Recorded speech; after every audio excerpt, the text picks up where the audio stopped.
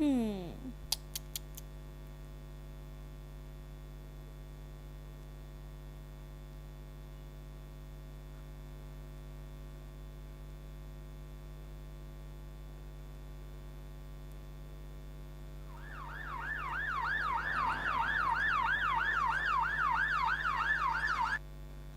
Alright, I have little bit here because I want to try it and it's good. So let's continue. Chat. So underground. I'm at a crime scene. The victim's phone has been uploaded. You can start have a look, detective. I call you in a minute. What's happening? Jerome Jacket says whose phone you fingered through. Pulled his wallet as well. Sweet looking kid. 16 years old, looks like he's a resident right, of this tower block. So what's the latest? So with Percy Bronson and PC McGuire, they were first on the scene with paramedics. I've got them taking witness statements now. So what's our first move here, Reynolds? Please conduct a thorough sweep of the murder scene. On it, just finish up this crime scene swap. Look what we found. The mask, possibly gang related, get forensic to sweep it for DNA and intelligence to identify its origin. Absolutely doing that now. Any other footage of the crime scene you can share? Sure, a police drone was dispatched to the scene and arrived at the paramedics. Scotland Yard are trialing them for red alerts across London.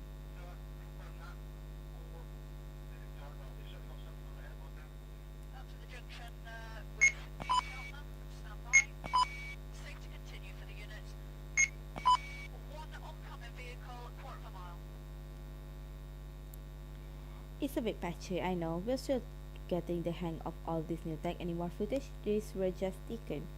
Okay. Hmm. And progress on collecting witness statement? Boys, yep, we've got them. Unfortunately, no one actually saw the incident. Most reported hearing multiple assailants. One witness believed he heard the victim shout Redman, though that could quite as easily be Deadman. It's funny, 30 years ago, witness statements were all we had. Now they're the least reliable form of evidence. Anyway, here we are. Here they are. Clear. It's it seems clear that there was an altercation before the fall. I heard the boy shouting, Red man, Red man. Thinking to myself, what this boy shouting Red man for? Then me hear a strange thud. Neighbor screaming, knew something had happened. I didn't see nothing yet, but I could definitely tell there was more than one of them chasing that boy. I mean, you could hear the wrestling about, the commotion. Sounded like a gang of them. No, no. To be honest, I haven't seen anyone. I just heard all the commotion and came out and sounded as if someone was in a fight or something. But that's not unusual around here. So Okay, intelligence. Intelligence, please identify Lucas. He made some threatening comments on the victim's phone. Here's his picture. Sure, I can send it, but you can call me Sophie, by the way. And Detective DCI Sophie is going to call you from the crime scene. Hey Sophie, how are those records for Lucas coming along? Here we go. Lucas Toby Grant, 16 years old, once seen in the Young Offenders Program 2016. Not a huge amount, but more than usual for such a young person. Thanks, off. Every little helps. Please identify the origin of this chromas. Oh, that is creepy. On it now. 5, 4, 3, 2, 1, 0. Okay. Oh, it's a pretty standard costume mask. Um, so by a lot of retailers, increasingly common among South London gangs. And we've seen this mask featured in a lot of drill music video. What on earth is drill, Sophie? God, you really are a Tashira. That's my name, obviously. UK drill. It's a subgenre of grime and American drill originating in Brixton around 2012. Typical drill artists are affiliated with gangs and or come from deprived neighborhoods where crime is of a way of life for many, but simply it's London rap music. Okay, cool. Okay, got it. Okay. Hey Sophie, please check your arrest for any violent crimes in Peckham on the night of Jerome's murder. On it in 5, 4, 3, 2, 1. Okay, sometimes come back. A 14-year-old boy was treated by paramedics in Peckham on the night of Jerome's murder. He believed he was a victim of an acid attack, but no injuries consistent with acid burn were found. Strange. Wait a second, there's more.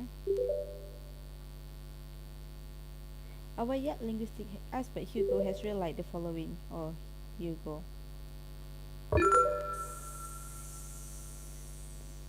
Social acid is being coded in the slang with cocktail and spray paint. Please be vigilantly on the lookout for this press on information. So what am I supposed to be doing now? I start by using the chat app on the victim's phone. See if there are any coded reference to acid. Remember, in this game, one clue leads to another. And what originally held no significance can become the smoking gun. So just curious, but how long you've been working in intelligence? Oh, going on 9 years now. Wow. Funny story. I had your daughters from my bedroom when I was 17. And got 5 arms units to respond to a code red bearded man handing out suspicious package. They all turned up at Santa Workshop in Leicester Square. Definitely traumatized some kid who faced 10 years for the hack. Was facing 10 years for the hack, but when old Fowler heard about it, he offered me an internship instead. Been with Intelligence 17. Who's Fowler? Superintendent Fowler. He's what runs the show. Trust me, if you've made it this far, he knows who you are. But that all become clear in time. Okay, I think that is all. Okay, so please bring in Lucas. Something tells me he knows about Jerome's murder. Where are we with the trust now? 3, 2, 1. We've got Lucas. He's in the interview room A. Let's get to it, Detective Reynolds. Okay.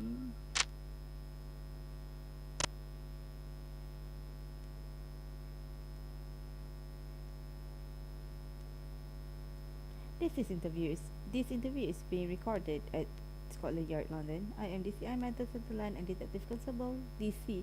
Cheryl Reynolds is running things at their yachting. Lucas, could you give us your full name? Lucas Toby Grant. Thank you. And your date of birth? The 9th of the 1st, 2005. Thanks. As you are Lucas, your classmate Jerome Jacobs died last night, falling off Stafford Tower. We believe Jerome may have been murdered. We just have a few questions to ask you. Is that okay? Okay. Thanks, Lucas. Please take us through what you did on Thursday, 7th of June. Well, I just went to school and came home, played some FIFA. That's about it already. Lucas, well, we have access to a virtual model of Jerome's smartphone. It's in your best interest to tell us the truth. Why you got his phone? That's not legal, man. You can't read through his message. Nah, man, that's illegal. Under Section 3 of the Digital Crimes 2017 Legislation Act, a detective can be granted access to the smart device or devices of a murder victim in an open internet. So I'm afraid, Lucas, that is perfectly legal. Lucas, we know you set out on Thursday night to attack the Spring Block gang. I didn't attack no one. Nah, man, this ain't right. I got my mom and sisters to look after, man. My mom's ill. I need to go home at dinner. I told you I didn't do nothing to Jerome. I barely know him. This is abuse, man.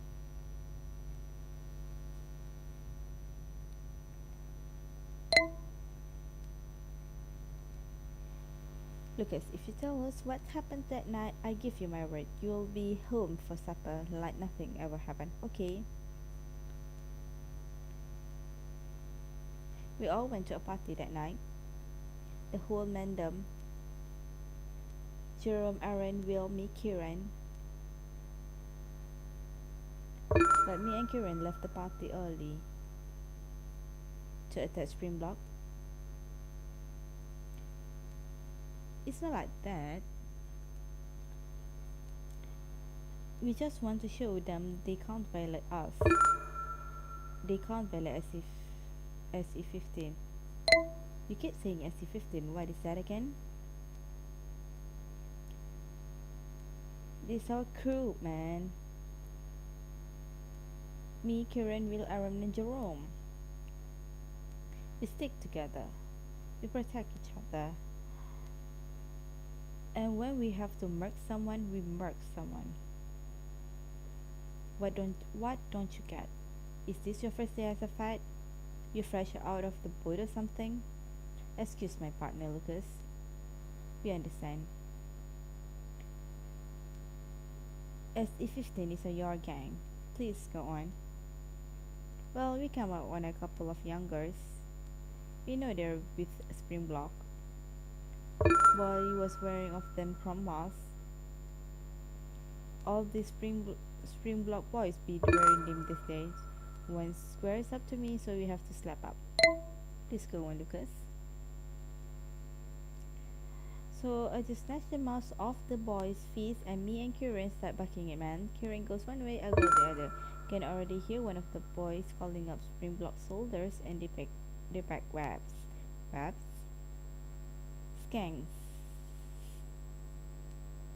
They got cons, right? Anyway, I keep running. Few minutes later, I clock Jerome walking on the other side of road.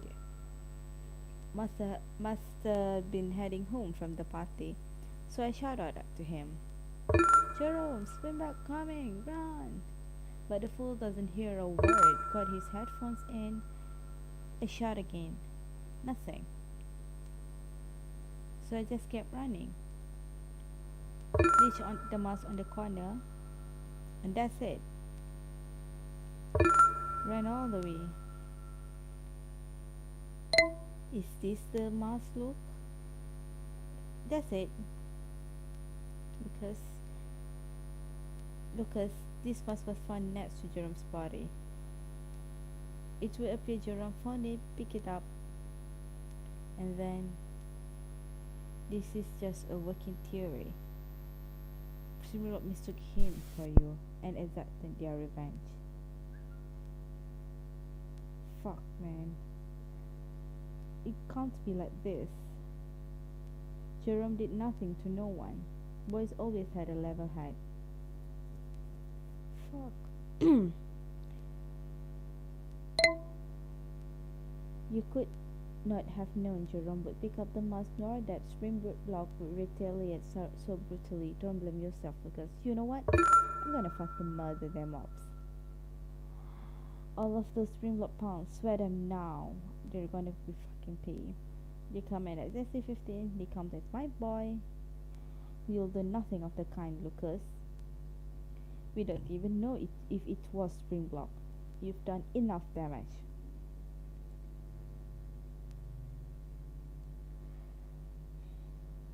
Can I go home? I wanna go home now. Please.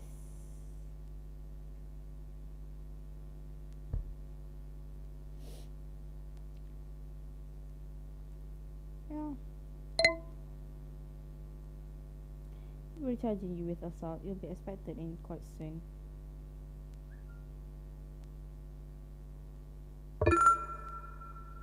Lucas, you may leave now.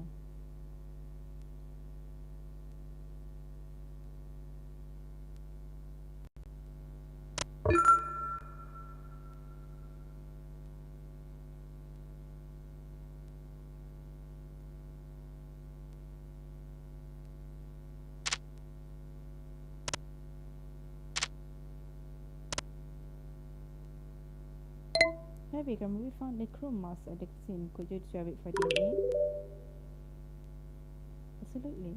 It's top of my list. Oh my god.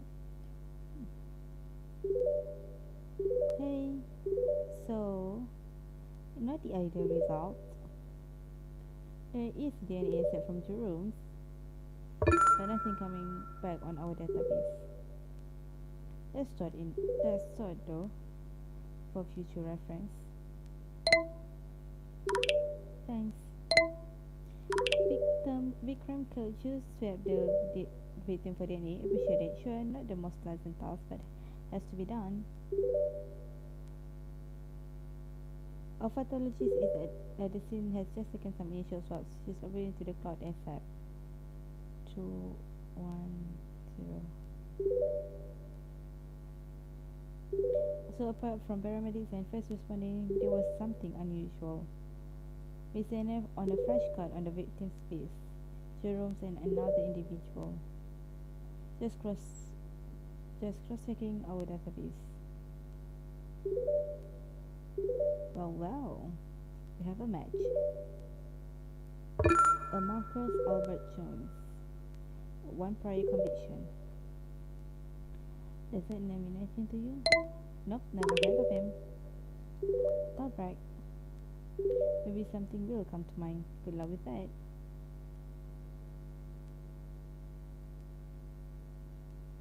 That is all, I guess. Yeah. Bronson and McGarry, please conduct a patrol of the Spring Block neighborhood. Jerome's friend Lucas has just implicated a rival gang in that area. Sure thing. Okay. We'll conduct a patrol and report back. Oh, you suddenly I'm gonna hear a joke. Go on. Crime in multi-story car parks. That is wrong on so many different levels. Okay, I think that's all. Interrogate, nothing. Clues, yeah, nothing. So victim's phone, let me see the chat first.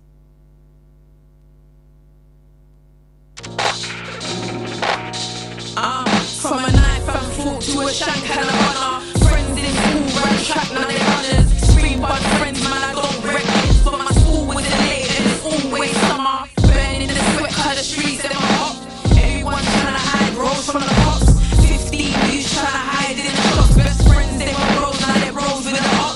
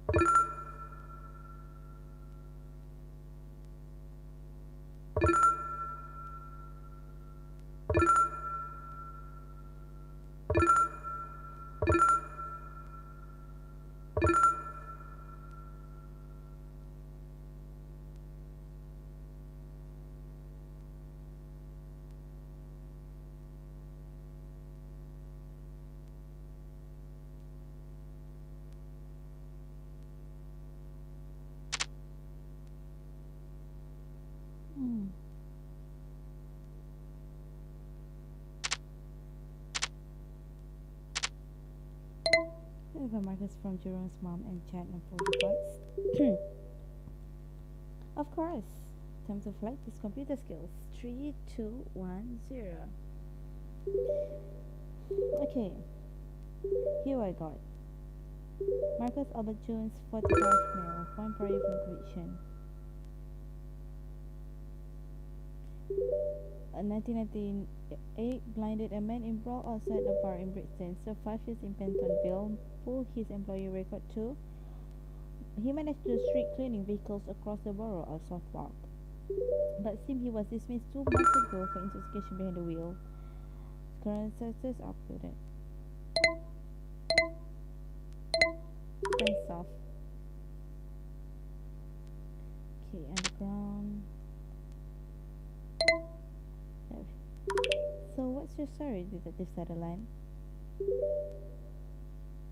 Look, Reynolds, I'm not trying to be rude, but this is not really the time for memory lane.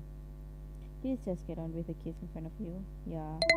Marcus Dennis has been traced to a cut on Jerome's face. Wherever he is, bring him in immediately. Spoken with Jerome's mother, Maya. He's not at home and his phone's off. I put out a citywide alert. We'll find him. Don't worry. 5, 4, 3, 2, 1, 0. Got him. Wasn't hard to find. He's sobering up interview room B, right? So he was pretty intoxicated. As far as I can tell, he thinks he's been brought in on a domestic abuse charge, but that might all be an act. Let's inform him of his stepson's death in interview and see how he rests. See you in there. How's the been doing now? Ready to get Marcus inspiration, is that there? You know the drill. Yeah, I know. And access the integration apps for your RS menu. Select suspend to anchor and you'll be physically linked into the room with him. I'll just be there. Of course, let's do these things. Yes, and intelligence. Maybe Kegi just ask him about his past and didn't go well. Yep, that's Sutherland. When he's working, not the most enjoyable company, but after a few pins, man, he won't shut up. He's a sweetheart, really.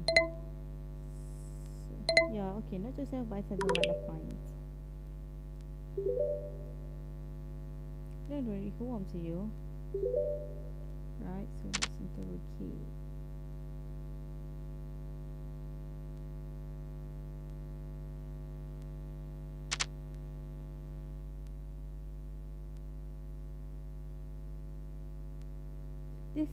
This interview is being recorded at New Scotland Yard, London. I'm DCI Michael Sutherland and Detective Constable Sir Reynolds is joining us via Yardlane. Marcus, would you give us your full name? Look, why the fuck am I here? Your full name, Marcus? Fucking hell. Marcus Albert Jones. Thank you. And your date of birth? The 30th of July 1972. And what is your relation to Jerome Jacobs? I'm his stepfather. Look, I don't know what that little prick told you, but he's a liar. And honestly, any issues I may or may not having in my house will be resolved in my house. So if you don't mind.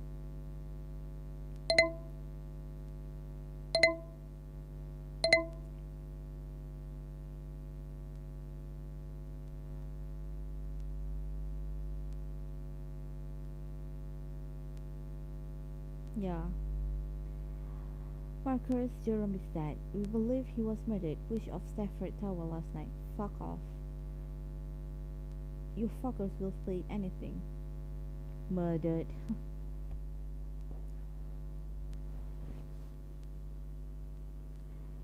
We're sorry to have to inform you. I don't understand.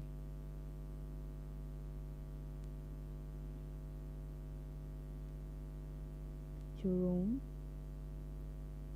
Sunderland gently notes. Okay.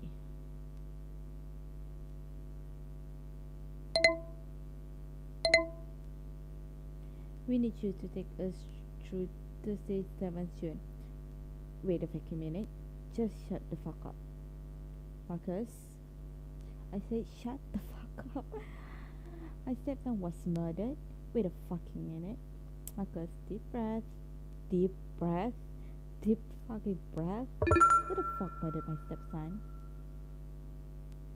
Off Stafford Tower. Deep fucking breath. Marcus rises from his seat, blushes through his head. Marcus, get a hold of yourself now, or you will be placed in a cell. Marcus, now. Every second counts right now. You must focus for Jerome's sake. Okay. Jesus Christ. Jerome, what do you need to know? Wait, how do you know it was murder? Have you got any suspects?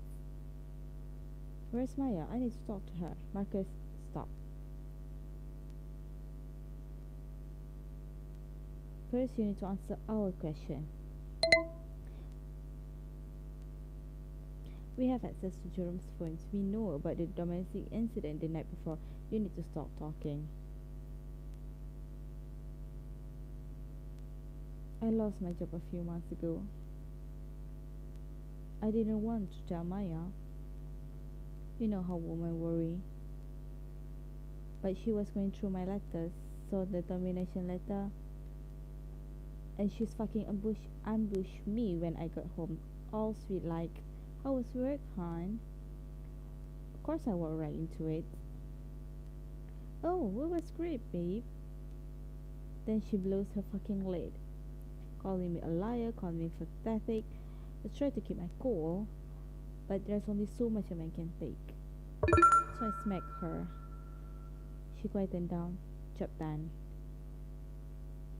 But then Jerome comes spilling into the room, shouting his little lungs off.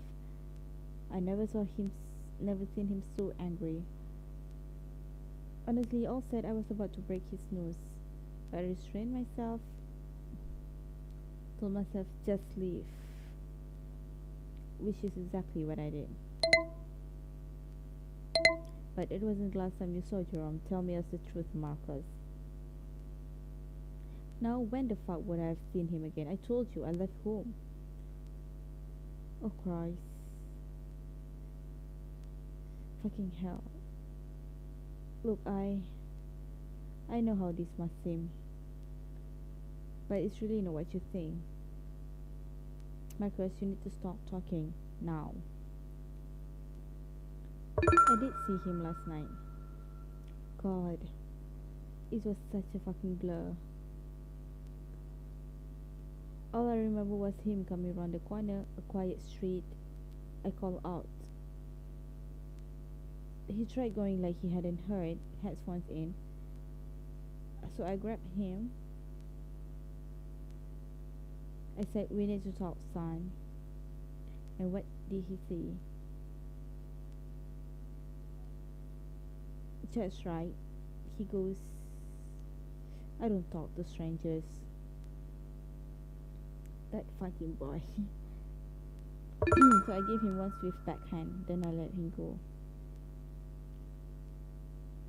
This is gonna sound strange, but the boy takes out a mask, puts it on his face, and just walks off. Oh, did I dream that bit?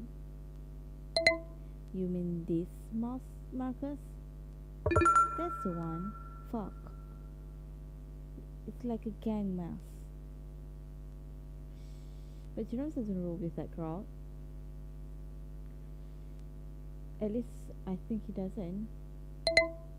One witness believe he heard Jerome's Redman before he was killed. Does that mean anything to you?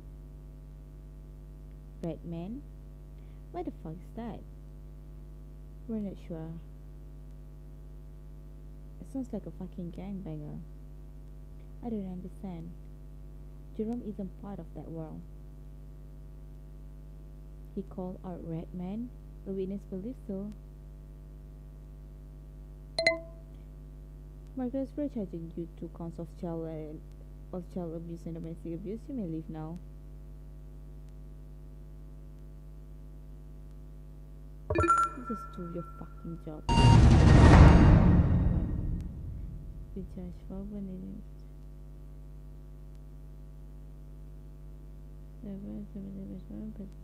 Community.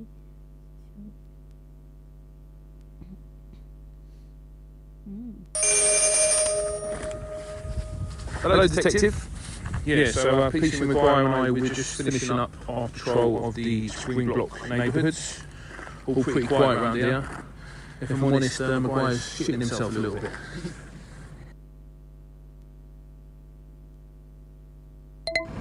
Right, so as I said, there's not really much going on around here, so we're going to head back in a minute. So did you hear that? Don't move! Don't fucking move! Stay where you fucking are! We've got a kid on the ground, he's been stabbed, he's holding his chest, got a guy with a knife. Don't move! Don't! He's running. Call an ambulance! Maguire, we need to split up.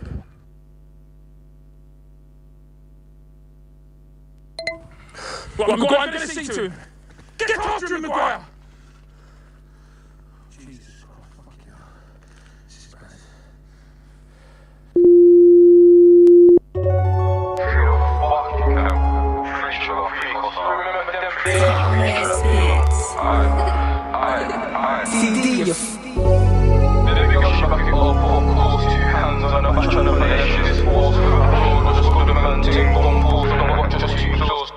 I look, top bottles for the laptop members, remember riding out with a hoodie for the man, just entrance, step on.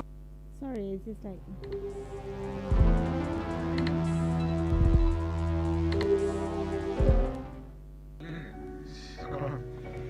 Photography, we need to come out now as well. I'm recording. Yeah, calm. Why are you shit? Yeah, calm. Yo, we got a picture frame and TV.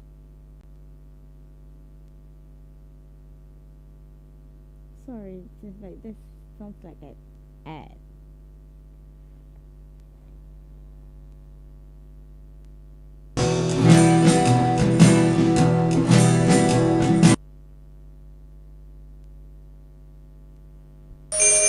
Yeah, hi Detective.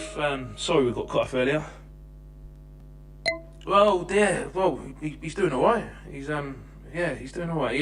The knife hit a main artery, pretty bad, to be honest. But somehow I managed to stem the blood flow until the paramedics came. He's in a stable condition, critical, but he's in a stable condition. Unfortunately, Maguire couldn't apprehend the assailant. I understand he caught up with him, but he drew his knife, so not much he could do. He was forced to back down in the end.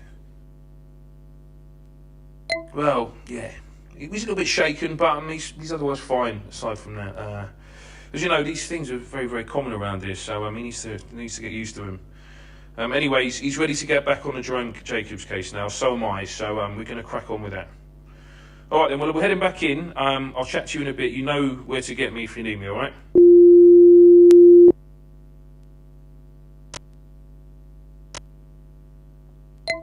So please come through all available CCTV on the night of the murder, especially around Stafford Tower. Sure. Facial recognition software has made this a lot of easy. Got a team on it. Oh my god. So our team got quite a haul. Oh, right. Anything of Stafford? Any footage from the form? The footage of Stafford Tower was not recoverable. These cameras are on much shorter loop and had already reset before team got them. I know, I really fuck up. Anyway, it's your first case. You didn't expect.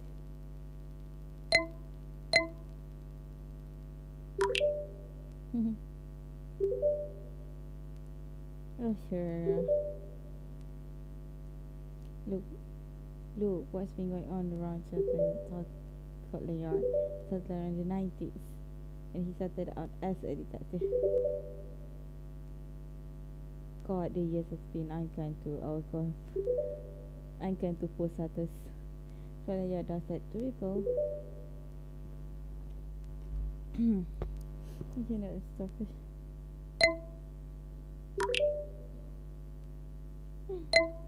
Let's order by automatic number plate recognition of all available CCTV footage. Shit, yeah, good move.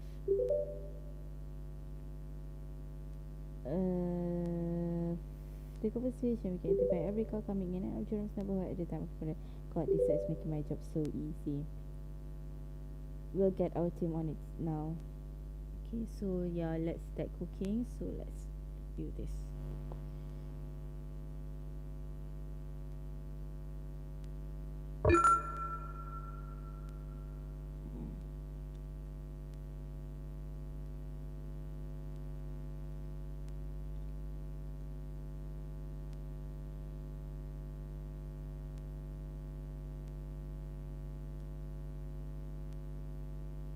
Do we have time of that?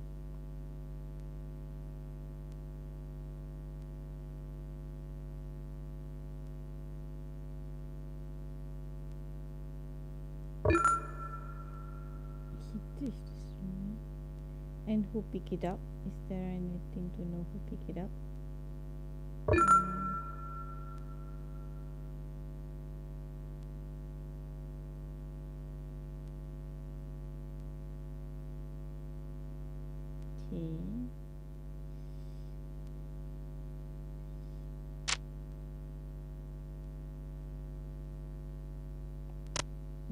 Forensic first. Hey, Bigram, please complete a postmortem to this is your own records. Well, on the way, Shara. We'll let you know. Yeah. Yeah, let's put. Okay, so let's put that. Ransom, again, please conduct a community impact assessment and report back. What's that? What it sounds like? Assessing the impact on the community of the critical incident, mandatory after any murder. Okay, sure. We're on it. Ooh, 2 hours. Oh my god, so 3 hours. So that's cooking as well. So can we go to victim's phone? Oh my god. Okay, so I think this.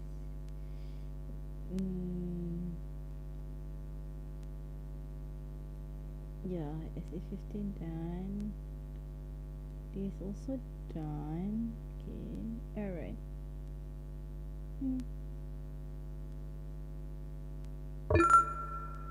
Sure, oh, Joe's girlfriend.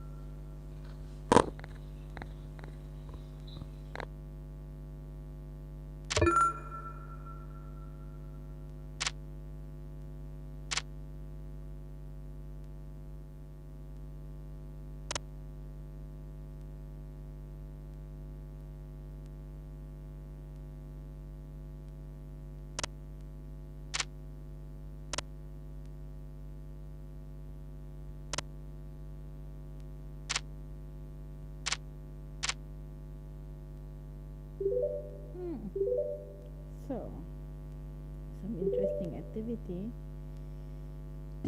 Of course, a flurry found is police right after murder, but half an hour before, black mass with tinted windows enters the neighborhood. Now, the vehicle is received a middle-aged woman, woman, but undercover ops team has logged it as a criminal vehicle. Associated with Beckham-based gang known as Springbok. Look fine, Sophie. So replace the Veterans Group and Tarot. Believe this photo is of her. It's a dorbs. On it. Can I? Okay. Sarah Stevenson. DOP 05 for the Beckham is the room have parental contents.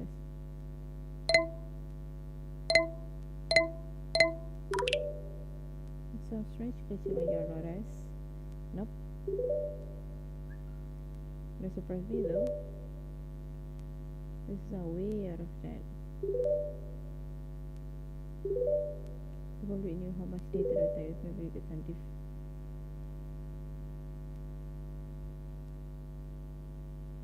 Hey, so will you please identify the game member Kane from Jones Chess FM for records? Sure, give me a minute. I have already slot machine Kane several times. Named Elijah Dang. Understood to be the leader of Springbok gang and a major player in cocaine trafficking. And he has no criminal records. What we do for one photo on file. Scary looking dudes. So could you please investigate the veracity of Lucas' chicken fight murder anecdotes? Yeah, I read that. BBQ sauce law. We'll look into it, babe. There are no reports of a chicken shop owner discovered a dismembered body in a food waste container, and no reports of gratuitous use of barbecue sauce in an attack. That said, there are multiple cases of violent attacks in proximity to Peckham Chicken Shop in the last few years, mostly gang-related stabbings, nothing specifically tied to Elijah Dang or a Springbok, but however, many of these cases are still open. Clearly, something traumatic happened to Jerome shortly before his murder. His chat with Aaron is very troubling. We need to identify when and what.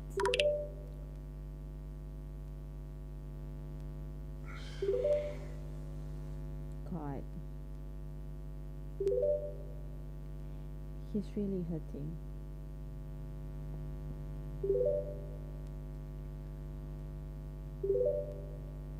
Unless we identify when this incident is likely to have occurred, it's a sustainable methods with Francis too. The squad forensic psychologist on staff who can tell you about the incident just based off Jerome's burial.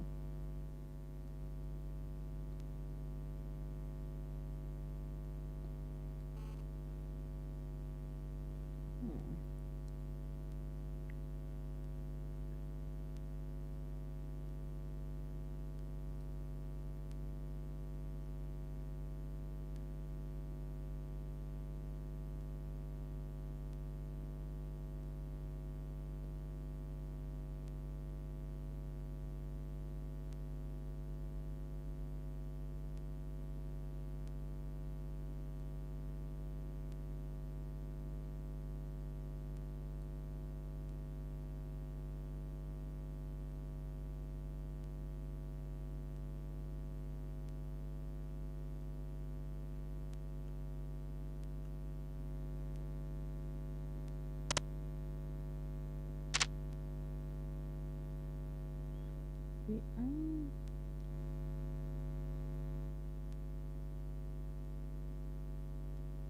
script.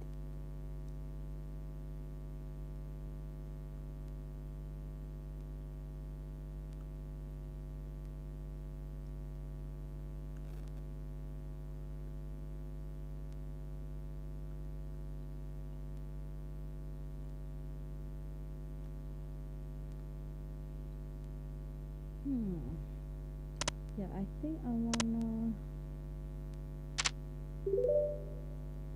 completed. Chemistry of 0 to 26. Impact to the victim skull has revealed velocity of the fall and its mean height from that. Early tensile is high. We're pulling pins from those railings now. Now this is significant.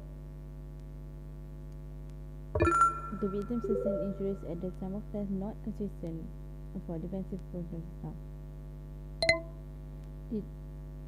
Defensive wounds rule out suicide or accidental death. It will appear so. Anything else? Yes. We found more bruises on the victims not sustained from the fall, but this did at least a week prior to death. Bruises on the neck and chest. And lastly, the victim had very little alcohol and no drugs in his system. I know he went to a big party that night, so I thought that was interesting.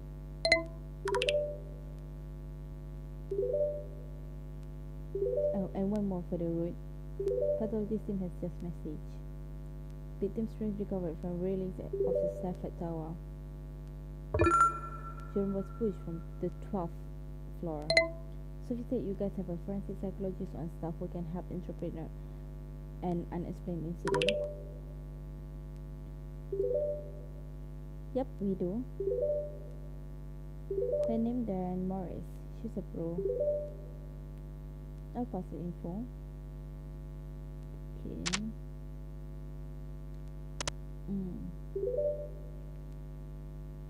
We have concluded our community impact assessment. It's not good. In fact, it's probably the worst I've ever seen. And this community has been through its fair share of trauma.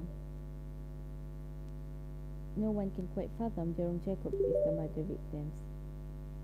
I don't want to heap any more pressure on you, but the situation out there is fragile, to say the least. Okay, boys. Anything that assists the investigation? The name Kim came up several times, always under harsh voice. An infamous local gangster, it seems. The Peckham boogeyman. Worth investigating. Okay, boys. Thanks.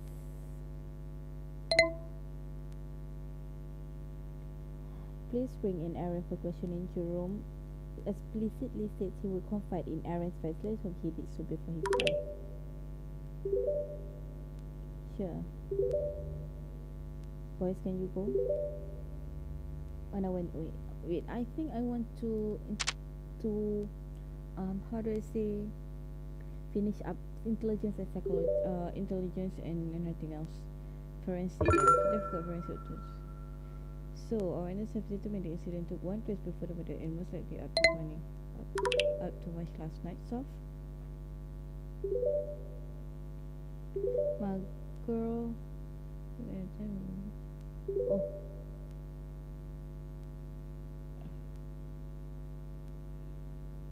The premise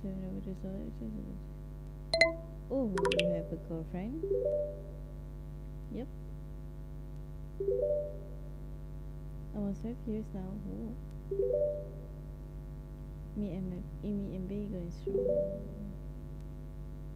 What's about you, Shira? That's special center.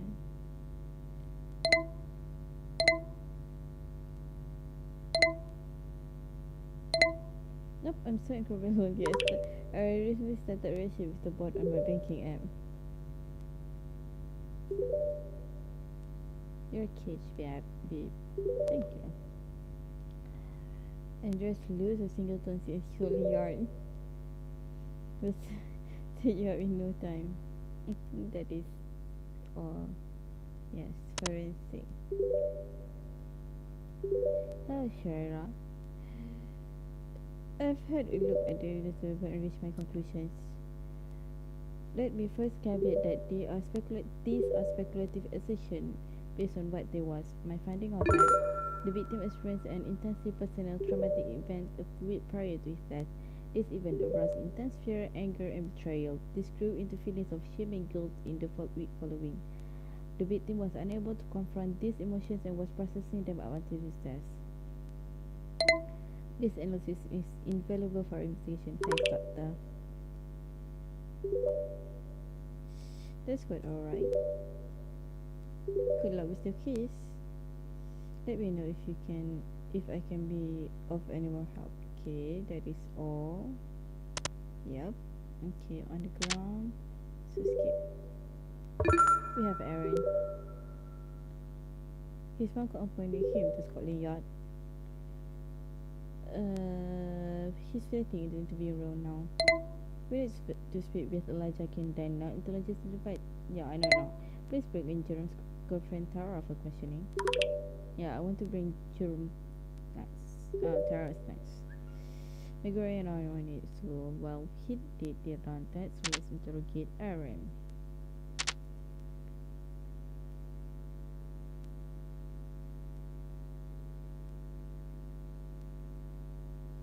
This interview is being recorded at New Scotland Yard, London. I am DCI Michael Sutherland and Detective Constable Shara Renner is joining us periodically.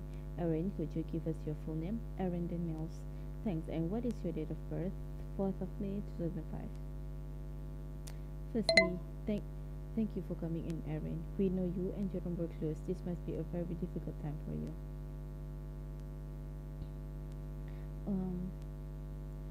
Thank you. Could you please start by telling us about your relationship with Jerome? He's my best friend. Been best friends since starting at Peckham Academy 5 years ago.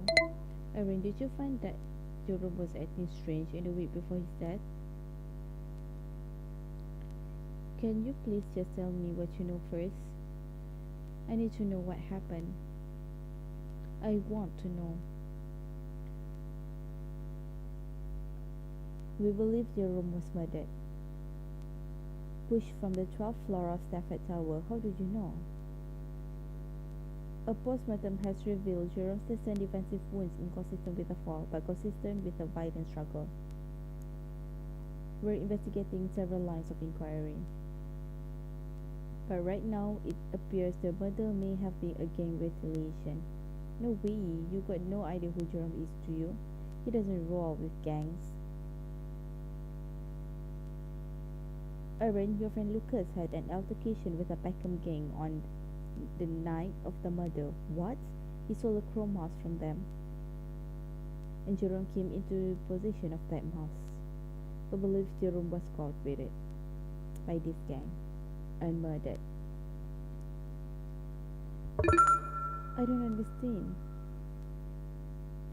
So was Jerome acting out of character in the days before his death? He wasn't himself at all. What do you think happened? I don't know. He wouldn't tell me. But I have never seen him like this. You have to understand Jerome. He's different from most people. Never unhappy or irritated. Always in a good mood. Always lifting other people up. So when he comes into school that day looking like he did, it was so clear that something had happened.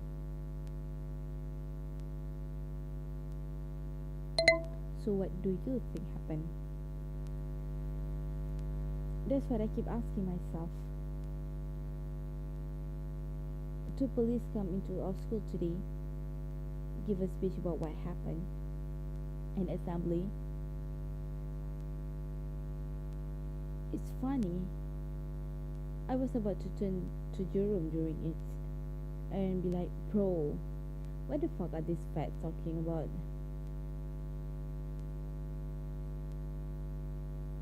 How do you manage to get pushed off a tower, you waste man?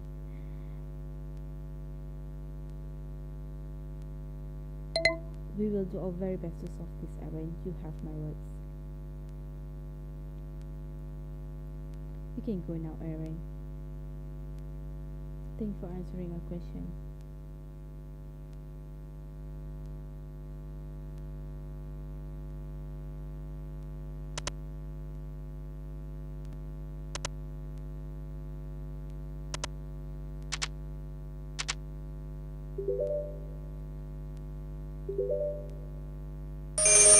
Hello, detective. It's PC Bronson here. I'm with PC Maguire. So we're at Jerome's girlfriend's house. Her name's Tara. We've spoken to her parents. To be honest, I don't think we're going to be able to interview her today. It's going to have to be a postponement. She's really not in a fit state to answer any questions. Apparently, she hasn't been out of bed for the last couple of days. Yeah, I know. Listen, there's nothing to worry about. Her mum has assured me that she's going to bring her in as soon as she's ready to speak, but it's not going to be today. Look, we're going to head back in now. Give us a shout if you need anything else from us, okay?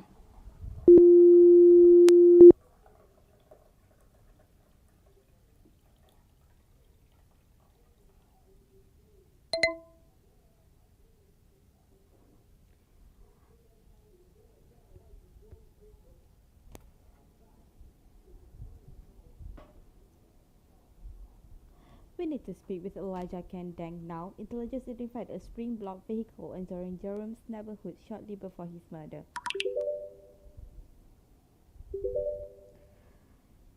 You want us to go? That's alright. I've got this one, boys. Found him. Strangely easy, almost as if he wanted to be brought in. He's in interrogation room E. Have you seen this footage of Marcus, Lucas, and Jerome? Yes. I had a look. It certainly corroborates their statements. Marcus is intoxicated. Lucas is running with a chrome mask before ditching it. Jerome is holding that same mask only minutes later. Nothing of Jerome's fall or the commotion leading up to it though. Now you're getting greedy, detective. It's an unwritten rule in murder investigation. The CCTV footage you most want is the one you'll never get. Analysts determined Jerome's experienced a traumatic incident a week before his death. His postmortem reveals minor injuries at precisely the same time. We need to find out what happened here. Yes, I've seen the reports. That unexplained incident is now a central part of this investigation. You heard that, boys? We hear you. I want that to be at the front of your mind in going forward. Is that all? Yes. So let's interrogate Keen, I think. And this is Aaron. This is Keen.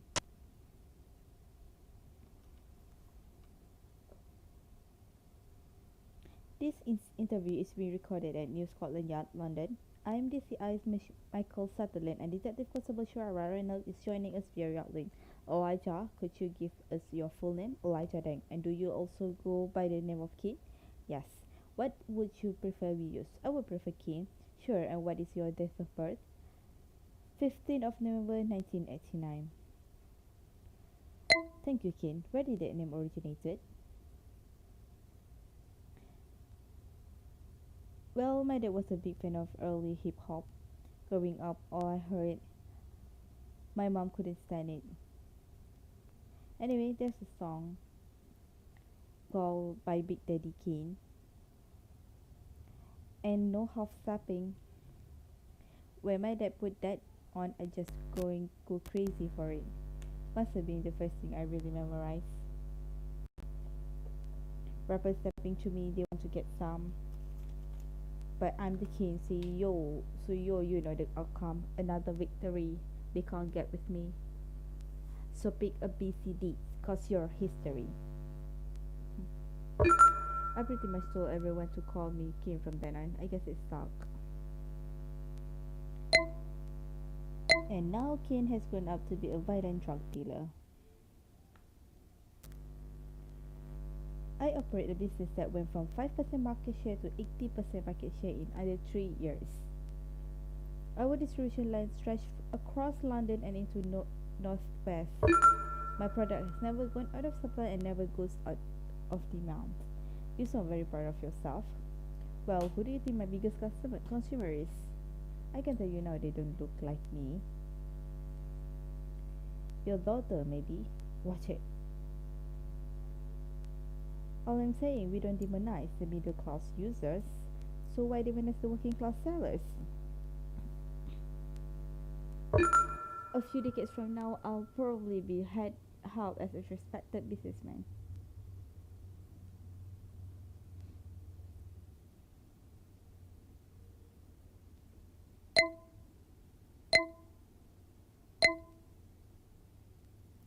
Why are you being so candid with your skin? Because I'm not threatened by you. Aren't you curious why I elected not to have a lawyer present? I know neither of you have anything that incriminates me. How can you be so sure, Keen? I'm a good talker, detective, because I'm a good listener. It starts right here. Watch these two close enough, and they'll tell you everything you need to know. All I've seen yours is desperation. If you're feeling so confident, why not tell us about the murder of Jerome Jacobs? The murder of who?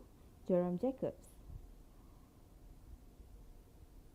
You ordered his death in retaliation for an SE-15 attack on your turf that same night. Oh, wow.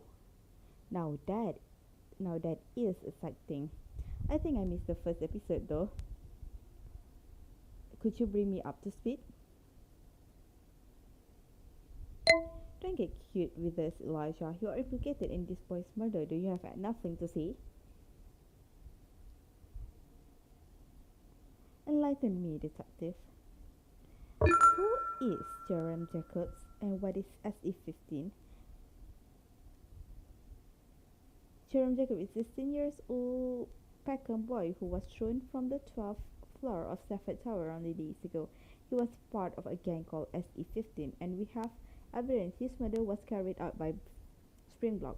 Firstly, I know every gang worth knowing this side of things. SE-15 is not a gang, it's a postcode.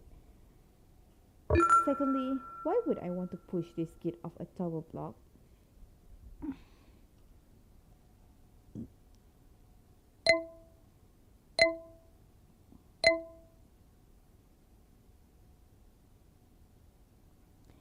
Because they attacked Springbok and stole a mouse from you? They stole a mouse.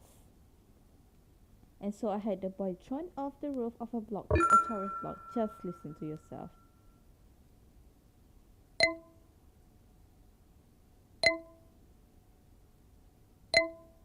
We conducted automatic number plate recognition on CCTV footage, identified a suspected Springbok vehicle entering Jerome's neighborhood shortly before the murder. I hate to break it to you officers, but you're likely to find a Springbok vehicle on every road in southeast London. We're bigger than Deliveroo. Tell us about Redman. We know he's one of your boys. You told him to murder Jerome, didn't you? Every time a boy in Peckham dies, you lot come knocking. Every time you come knocking, you leave empty-handed. Why do you think that is? It's because when I decide someone needs to go, I'm not going to push them off a tower block or step them outside a chicken shop. I'm just going to make them disappear. Totally and completely. Poof. Like they never even existed. And then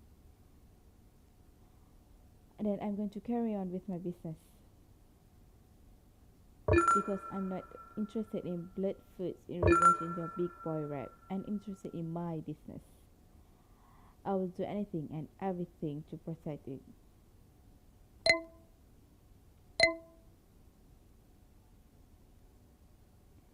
We could charge you for murder and illegal drug distribution. We have a recorded confession. Watch it over, Detective Reynolds. You may find you don't have as much as you think. Anyway, officers, always a pleasure.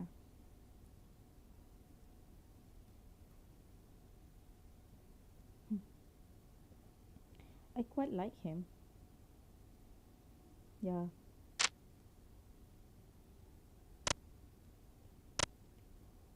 What did you guys make of Keen's interview?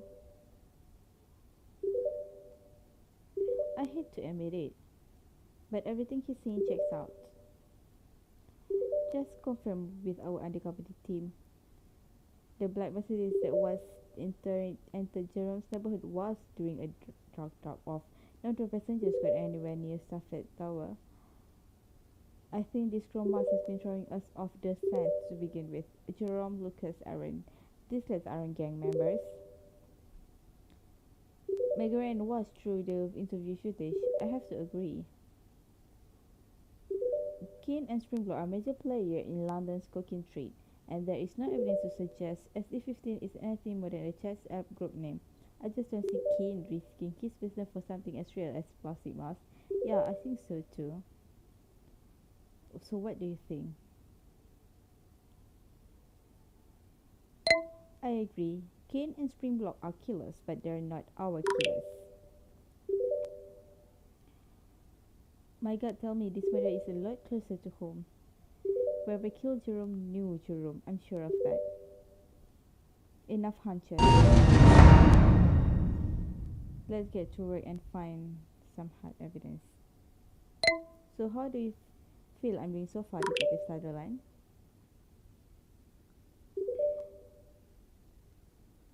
You're doing well, Reynolds. You have talent for this job. Thank you. Okay. The Factor Tower block fall of Teenage is not thought to be gang-related despite initial indication. Police said John record since intervention for gangland required to have since been called into. We're not ruling out any lines of inquiry, but now we know the victim was not affiliated with any gang, and such a gang reprisal is unlikely. So I guess the phones, nothing. Ooh.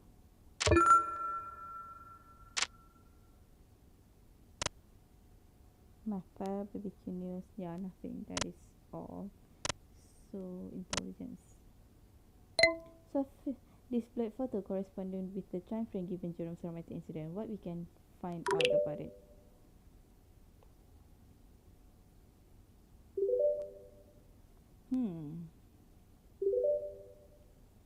Okay, leave it with me. I'll see what I can find out. So okay, so what is it on the ground? So good. Yes, so good. What's the first question? The worst. Well, the sheer volume of paperwork and the red tape required to bring in a case, the reality of that would not make great TV, but it's all necessary to demonstrate the integrity of the investigation. Sure, and what's the best part of it? The job. After months of hard work, watching the jury come back into court and deliver their verdict, emotion and adrenaline are so high it's hard to describe. I've cried after guilty verdicts alongside families who have lost their daughter. I suppose it's a rite of passage. I'm confident you will know that feeling. That means a lot, Sutherland.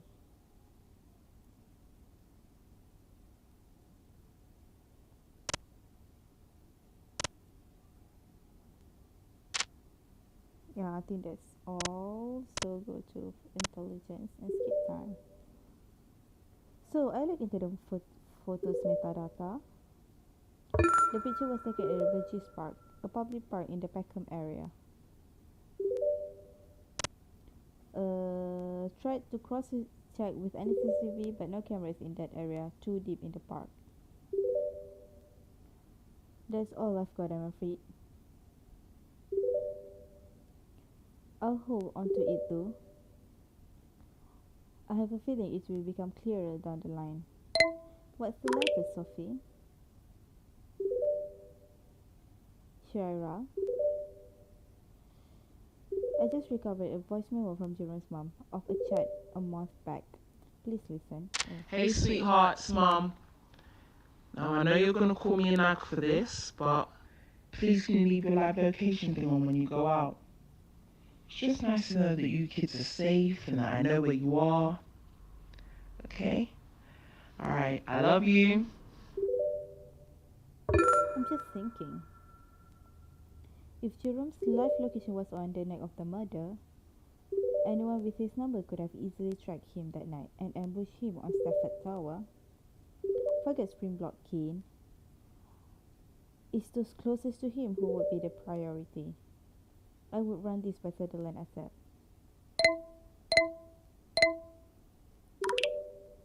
Okay, so I've to find Sutherland now. Listen to this voice memo of Jerome's mom. It's very concerning. Yeah, skip. Oh, fuck. Oh. Detective, just got your message about Jerome's tracking data on his phone.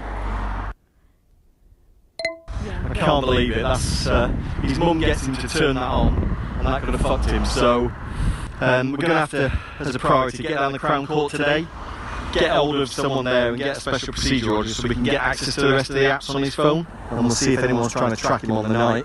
But anyone basically linked to him on his phone could have been tracking him. So let's do that as a priority today.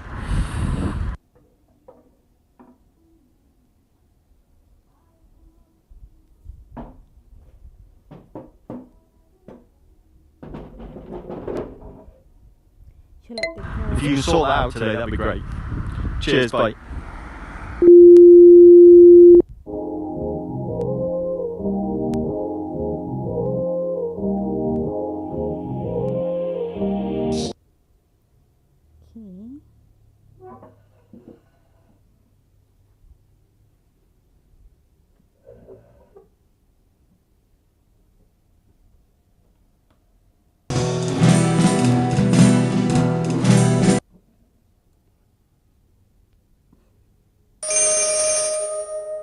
Hello. How are you? Well, I just got us access to the rest of the apps on Joan's phone, including the social media app and the live location one. Amazing. Don't worry about it, it's fine, it's what I do. Actually, it wasn't even that bad. I spent what felt like hours listening to their on-hold music, but their playlist is pretty decent. So, I think I need another coffee. I've been up for what feels like 48 hours. I have so much to do at the moment, I don't even know what the day of the week is right now. So I'm going to go make another cup of coffee and I'm going to let you get back to your work. Also, I've taken the phone off of airplane mode, so there's a chance that there'll be a few messages coming through from, the morning after his fall. Just let me know how you got on and if you need anything. Right. Yeah, that's everything, I think. Speak to you later. TCY out. Bye. Alright. Nothing new. Photos also nothing new. But mapper. Oh. So.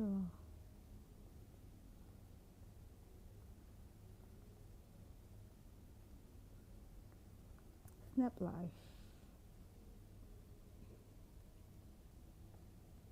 Is that it? No calls or notes. So.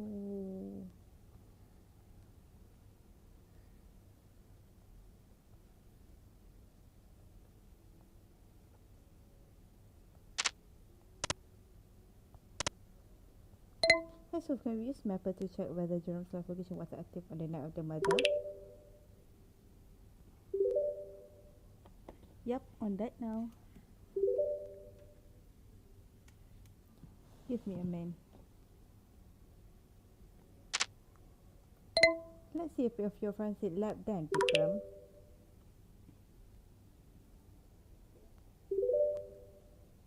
Haha, okay. It's not terribly exciting. One section around.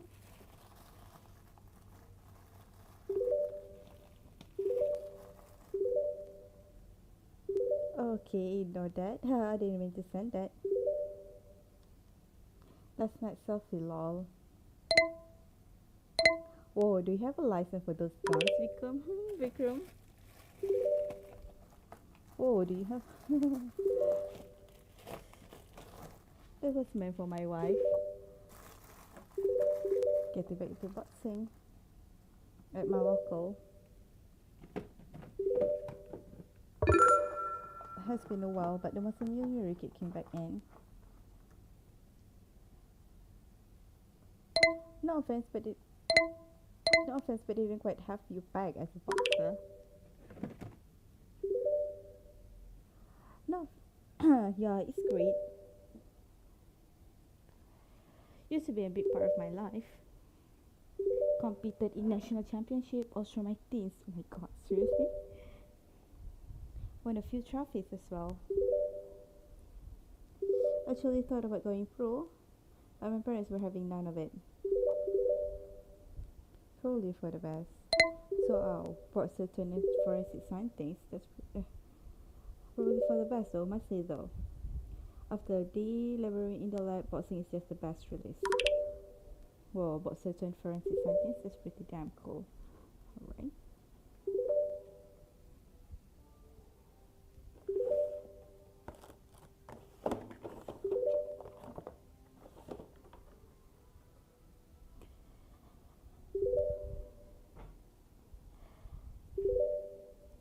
That's what I try to tell my teenage daughters, but I'm still uncool in their eyes.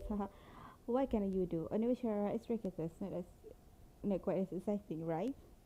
Yeah, I know. Sorry. Okay. Jerome did have a live location enabled as did several of his contacts. I have recovered the location data and labeled it night of murder. You can see it all on the mappers. Amazing, thanks. No problem, Han. By the way, some of his contacts active on Mapper that night had their location disabled, so not being able to see their movement might be worth looking into them. As even with their location hidden, these individuals could have tracked Jerome.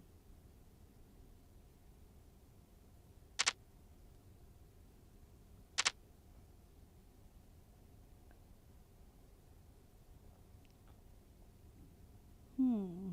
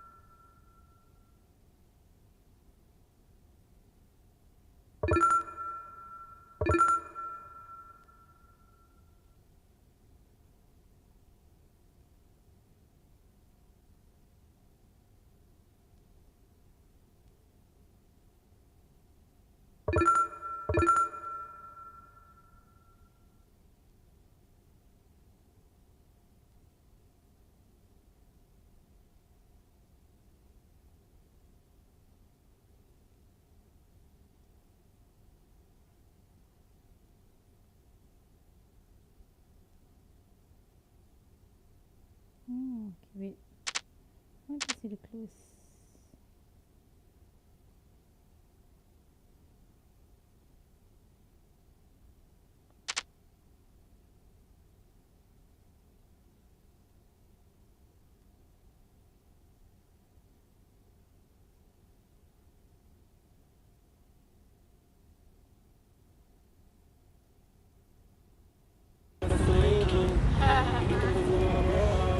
Yes, big.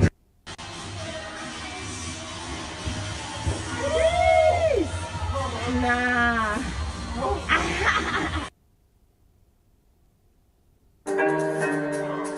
Oh, V.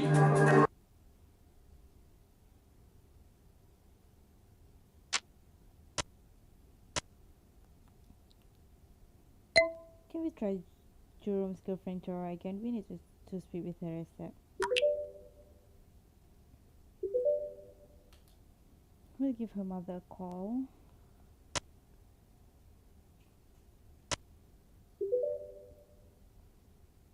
She's in a fit state.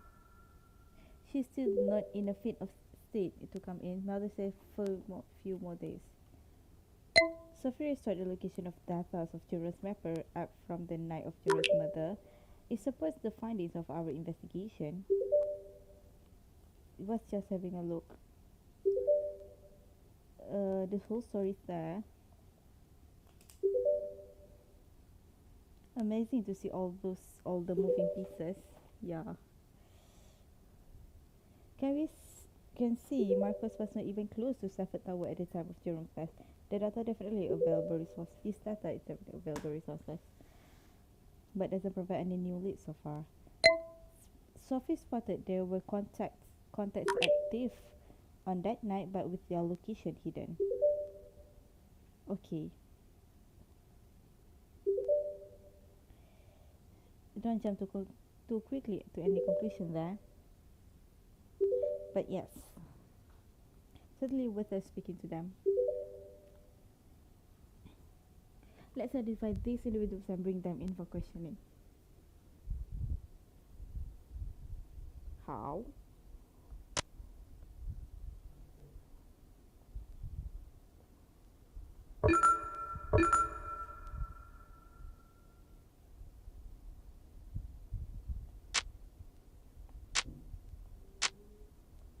There are two mappers contact of Jerome's whose were active the night of murder but had their location hidden. Please can we pull their records?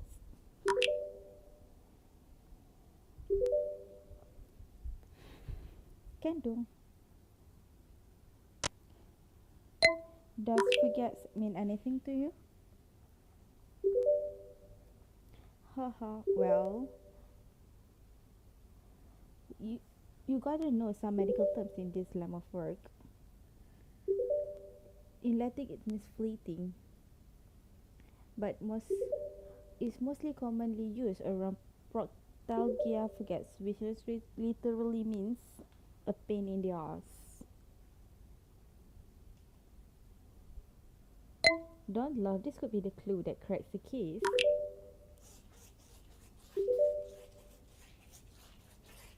If it is, I want all the credit.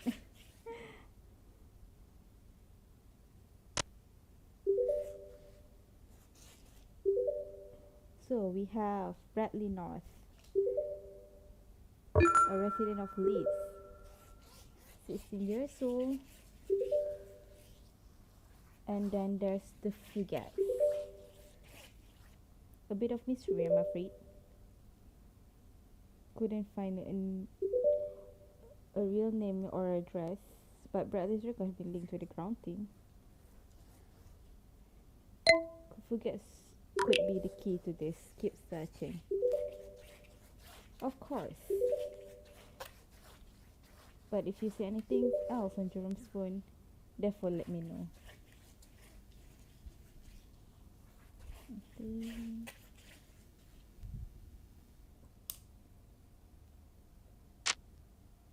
Please find and bring in Bradley for questioning. He lives in Leeds. Sure. The individual in question lives in Leeds. Do you want us in this now?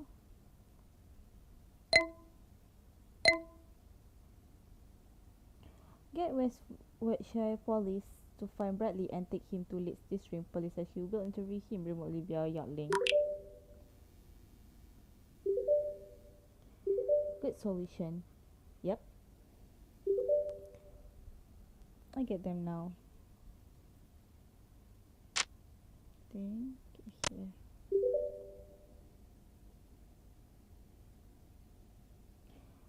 I just spoke with police officers. They visit the address, but apparently Bradley North no longer lives there for the last year or so. If you never believe the mother Winnie North took the kids to live out with her sister, but not sure where. Okay, we'll get intelligence on it. I'll see, we'll get intelligence to investigate the North family's current address. Okay. We have police officer visit Bradley address. Apparently Bradley North and family have not resided there for some years, possibly living on an aunt now. Please identify their current address. Oh damn. Okay, I'll get a few people on it and let you know when something's come out.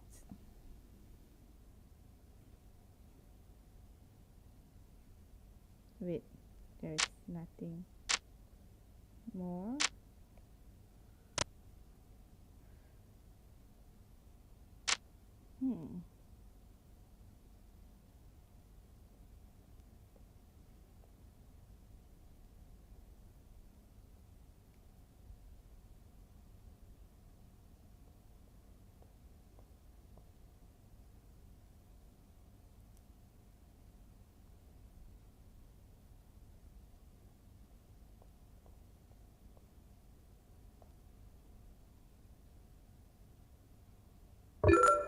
Interest contract Jerome's family.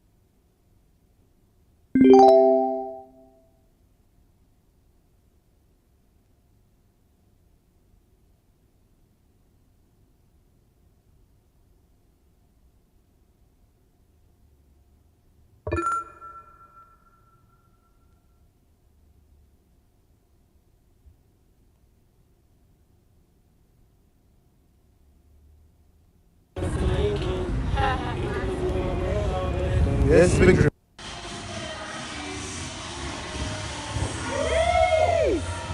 Nah.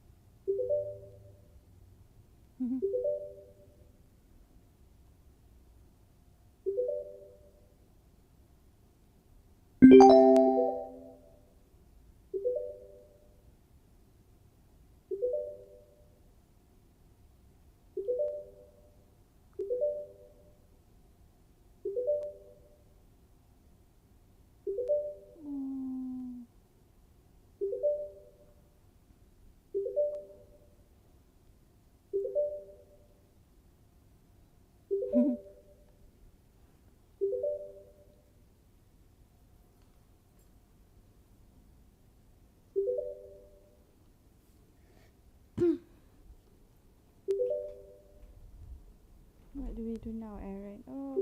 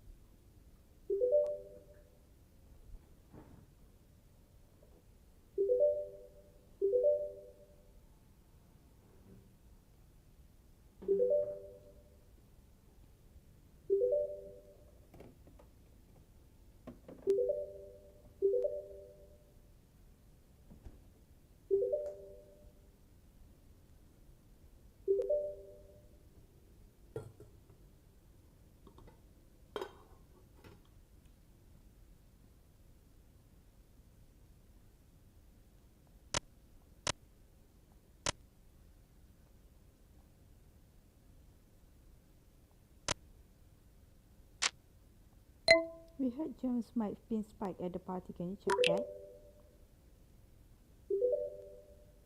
Sure.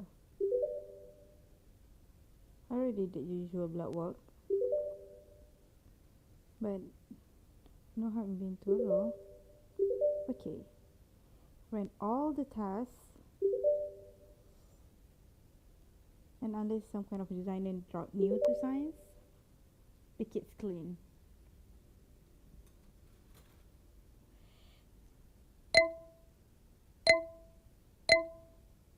Thanks for double checking, Vikram.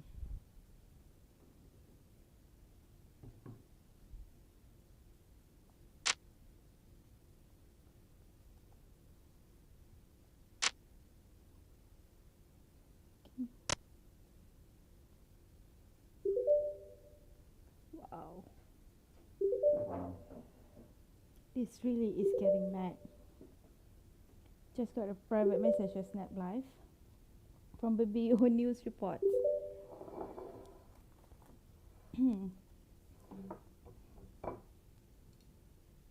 Hi there, I'm a reporter from BBO News. We're doing a feature on the death of Jerome Jacobs, and we'd love to talk to you about the WKJJ's campaign. I'm free this afternoon for a chat. That's Anushka. Met bro, I guess I should talk to her? Yeah, sure, ma'am. Yo, don't mention my name. Got enough facts watching me. Shara Reynolds. I'm gonna message her back, I think. Say I'm free to talk now. Oh. Hi, is this the lead detective working on the Jerome Jacobs case? Yes, it is. Hi there, this is Anushka and I'm a reporter with BBO News. We're doing a piece on the Jerome Jacobs murder. You might not be aware, but a social media campaign demanding answers for Jerome's murder has just gone viral on Snap Life, and I'm sure you're very busy. But could Scotland Yard give us a statement on the status of the investigation? Okay, thanks.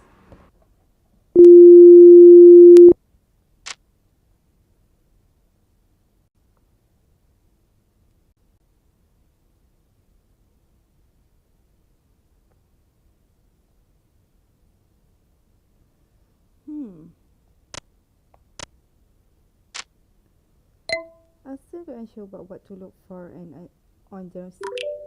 Any thought? Jerome Jacobs' campaign is still popping off on social media. I'll keep checking on the Snap Live for clue. That seemed to work last night. Last time, right?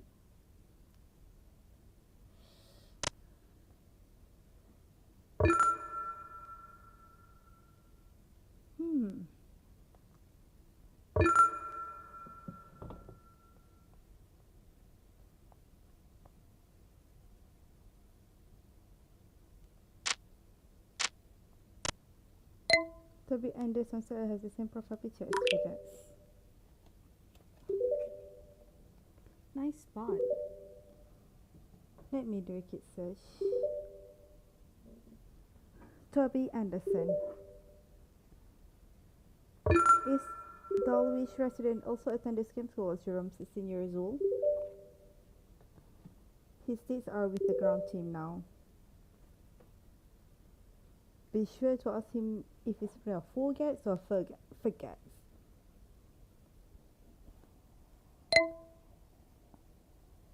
Will do. Thanks, Sof.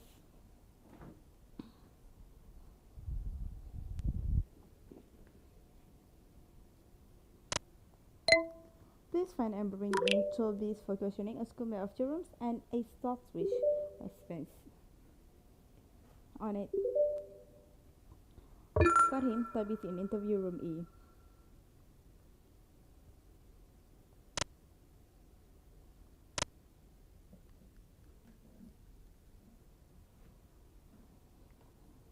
This interview is being recorded at New Scotland Yard, London. I'm DCI Michael Sutherland, and Detective Constable Shara Reynolds is joining us via Yardlink. Toby, could you give us your full name? Toby Anderson. Thank you. And your date of birth? September 2nd, 2005. Thanks, Toby. Please tell us about your relationship with Jerome. We both go to the same school, Peckham Academy. I'm in a different year to him, but we know each other. sometimes play football together. I always thought Jerome was sound.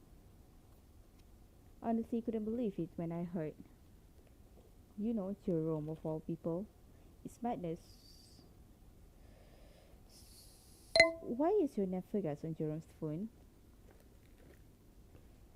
Fugax? Yeah.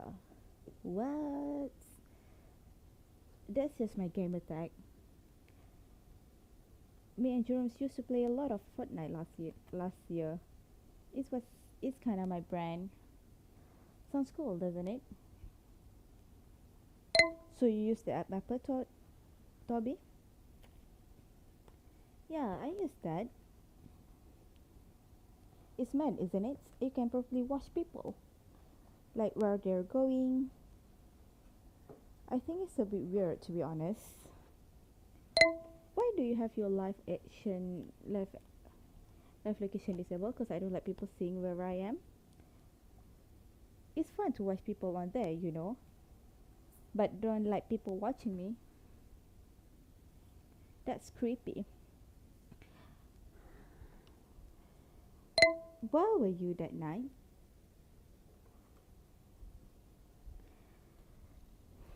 You guys think I was involved? Wait, is that why you brought me in? That's mad, bro. Man, I cannot wait till my meets this. So what? Am I like a proper murder suspect? Don't get carried away, Toby. We just need to establish your location that night. That's bad. Okay, let me think.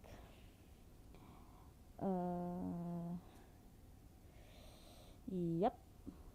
I know what I was doing that night. Went around my girls. I know because I remember hearing about the Stafford Tower Fall next morning at breakfast. Her parents told us because we didn't know it was during Jerome then. You can ask them. Okay, thanks. She was in a real bad mood that night, as I remember, my girl. Math teacher, Mr. Graham, shouted at her in class. Made her cry. Why he has to act like some red man? I don't know. What did you say? Huh?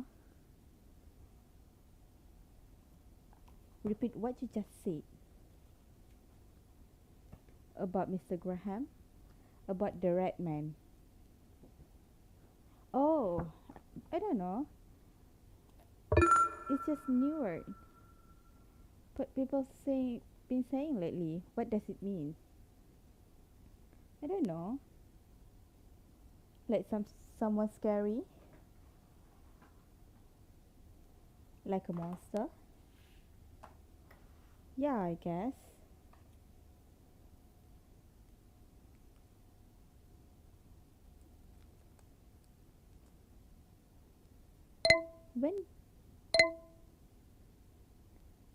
When did you hear this word, Toby? Just the other day. It's a new world. It's a new word. Before or after Jerome's death? I don't know. Maybe after? What's going on here? Witnesses heard Jerome shout Redman before he was thrown from Stafford Tower.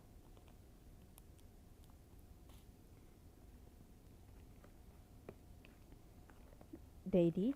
You can go now, Toby, thank you for your help. You know, if I think about it, people weren't saying that word before Jerome died.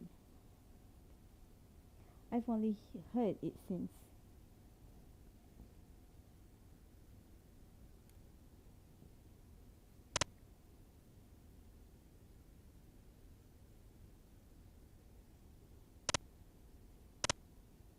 Did you follow up on Toby's alibi? I did, Chess. Spoke with his parents and his girlfriend's parents. They both confirmed he stayed at hers that night.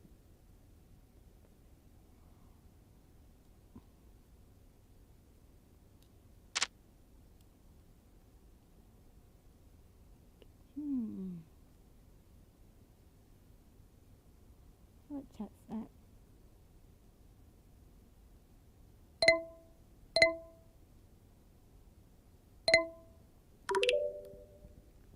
Your campaign has thrown up some new leads. Nice, go ahead. Did Jerome have a dodgy deal with the... We've read that Jerome's grade might have been inflated by his history teacher, Mr. Harker. Might have led to some foul play.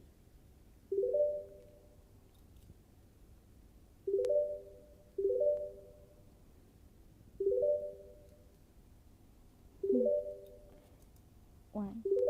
Okay. One, that's insane. Second is Mr. Parker, not Mr. Harker.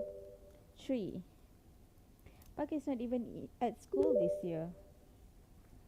And 4. Jerome didn't need to bribe a teacher to do well. He just did well at everything. More than we can say for this fool. True that.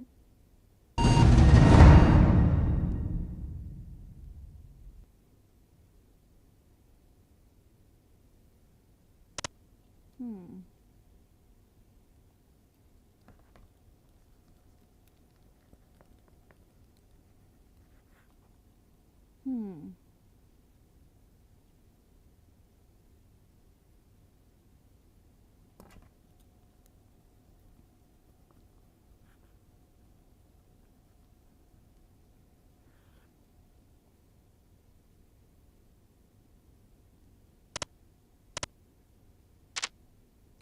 Have you seen the BBO news report? It's an editorial piece on Jerome's murder and a grassroots campaign that has just been gone viral. I have indeed. It's good news, boys. The top brass have just called in that Jerome Jacob Investor will be getting special dispensation and a guarantee of continued funding. Nice. That's great news.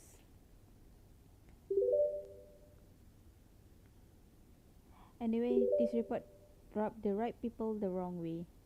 And now Scotland Yard actually wants this thing solved.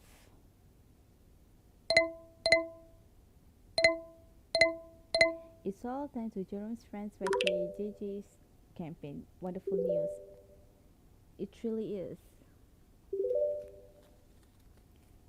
Police work is always a battle for resources. Great to know this investigation is secure.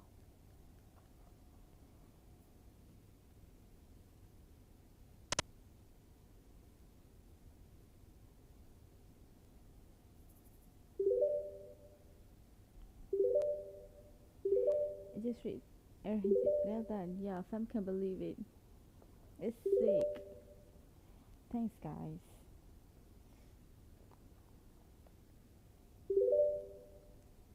You good, bro? Yeah. Just Darren's mom just called me. His funeral's tomorrow.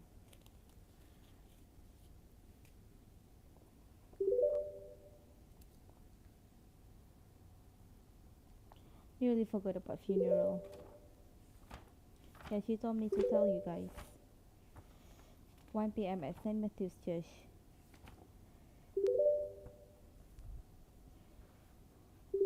Aaron? You can borrow my bro suit. Kieran. It's calm. Thanks. Bro, you should feel blessed. We put Jerome on BBO News. Whole country is seeing this now. No way we're not going to get justice for our boy. Nah, I feel you, man. Just a bit tired is all. See you guys tomorrow. Safe.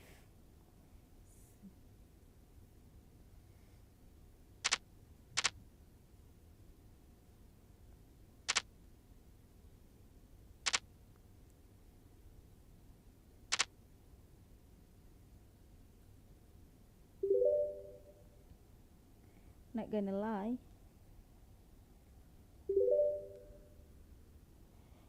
Seeing them put Jerome on the ground like that, and Jerome's mom crying, screaming. I don't know.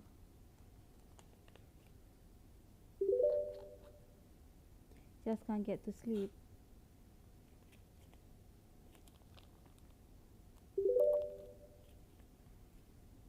Yo, anyone there?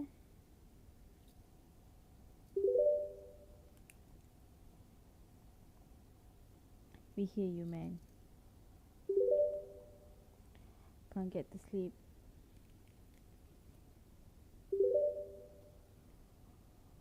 Not so many VKJ posts on Snap Live at the moment. So what do you think we should do, Aaron?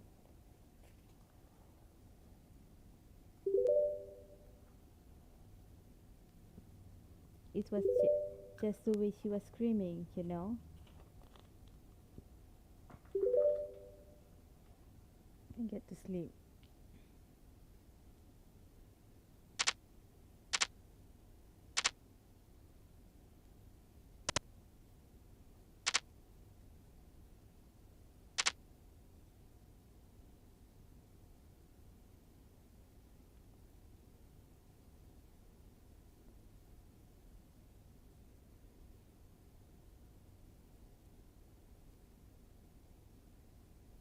Mm.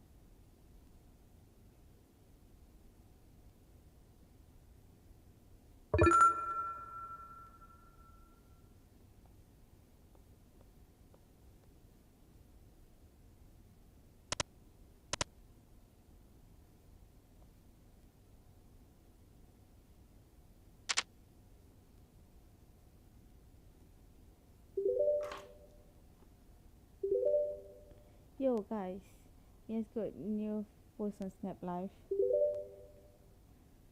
Save the rhinos. What the fuck is this bitch talking about? What happened to Justice for Jerome? I guess you move on. Bitch, when you post the BKG, posted because the BKG was trending. It's not trending anymore. We don't need her. We can keep the WKG war going. I can print more t-shirts. It's over.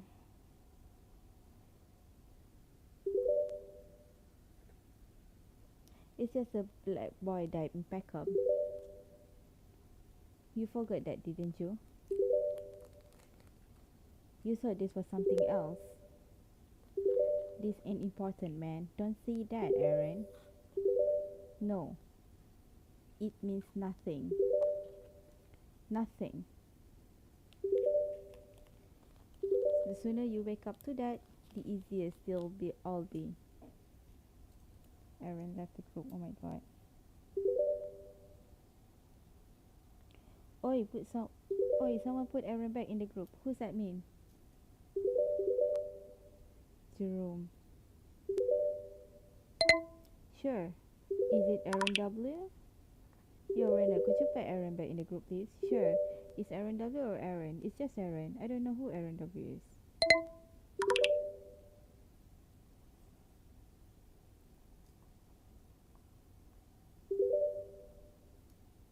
Aaron, please don't leave the group.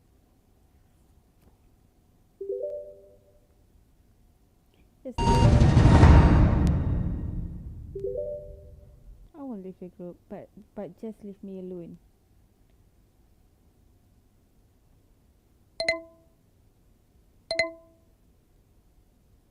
Boys, your WKJJ campaign is helping us secure funding for our investigation. The BBO News feature had really real impact. Congratulations. Really? That says fuck yeah, this is what it was about. Look, Aaron, it does mean something. That is banging.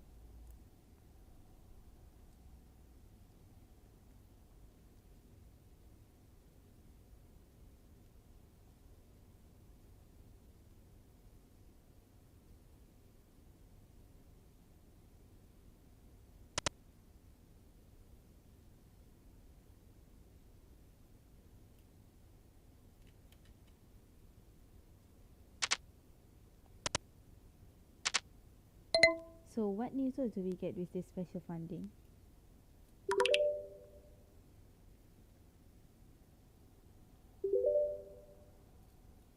Bias thoughts.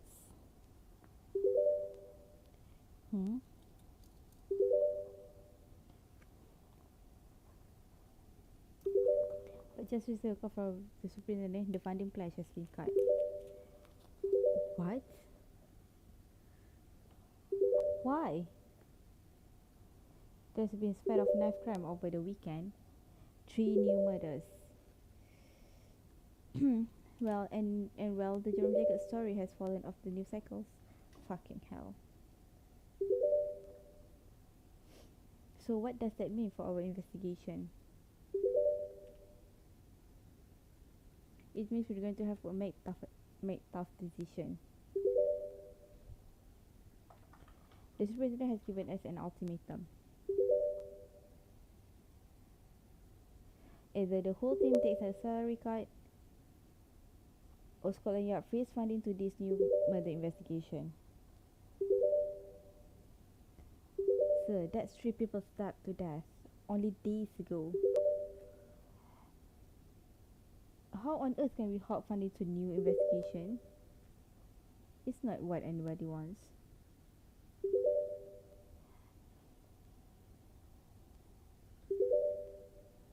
Look, Detective Reynolds, what do you think?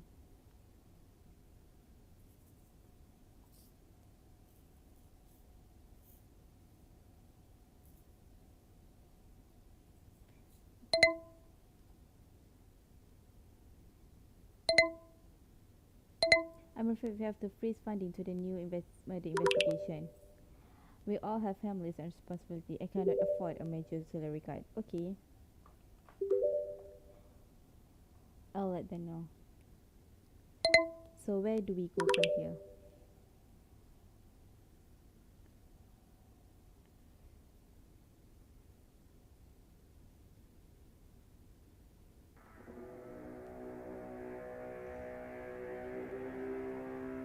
Listen, I've got something to say about Jacobs.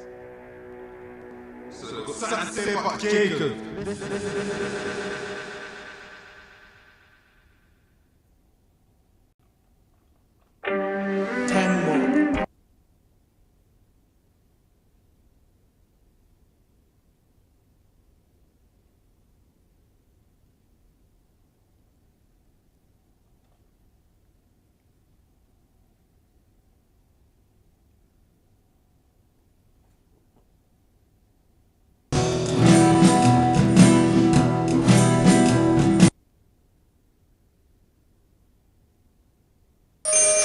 Hi, this is Anushka, the reporter with BBO News. Well, I think we now know who killed Jerome Jacobs. Go on. There is an individual boasting about it on Snap Life. I just feel totally sick watching it, to be honest.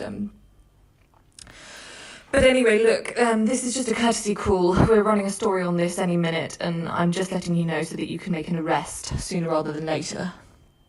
His name's B. Driller.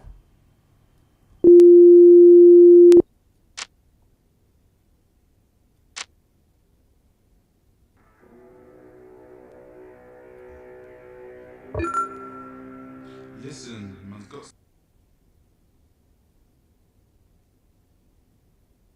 something to say about Jacobs. Sophie, urgently identify the rapper beat driller going viral on Snap Live. He appears to be confessing to Jerome's murder. On it. Okay. Just remember to our facial recognition software. He is already a person of interest in the nation, Bradley North. They locate my individual from Leeds, whose address was incorrect. Well, have we located his correct address? This is urgent, Sophie. Not yet. Have added the task to priority and put a few more people on it. We'll find it.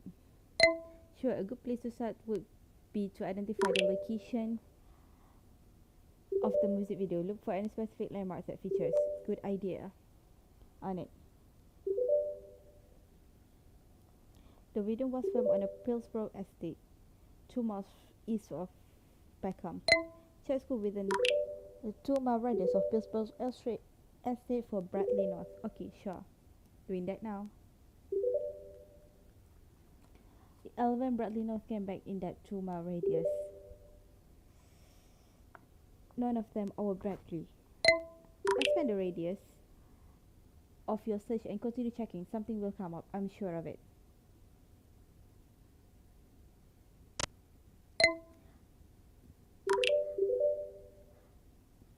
A person of interest, Bradley North has released a troubling video on Snap Live. He appears to be taking responsibility for Jerome's murder.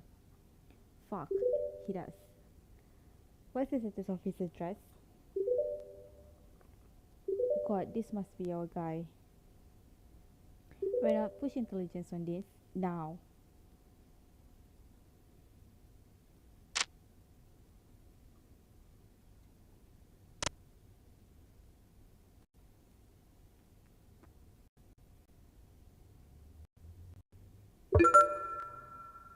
Are you seeing this? What the fuck is Speed Driller? What?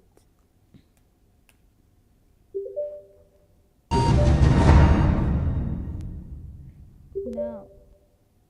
Just seen it. He's admitting to it.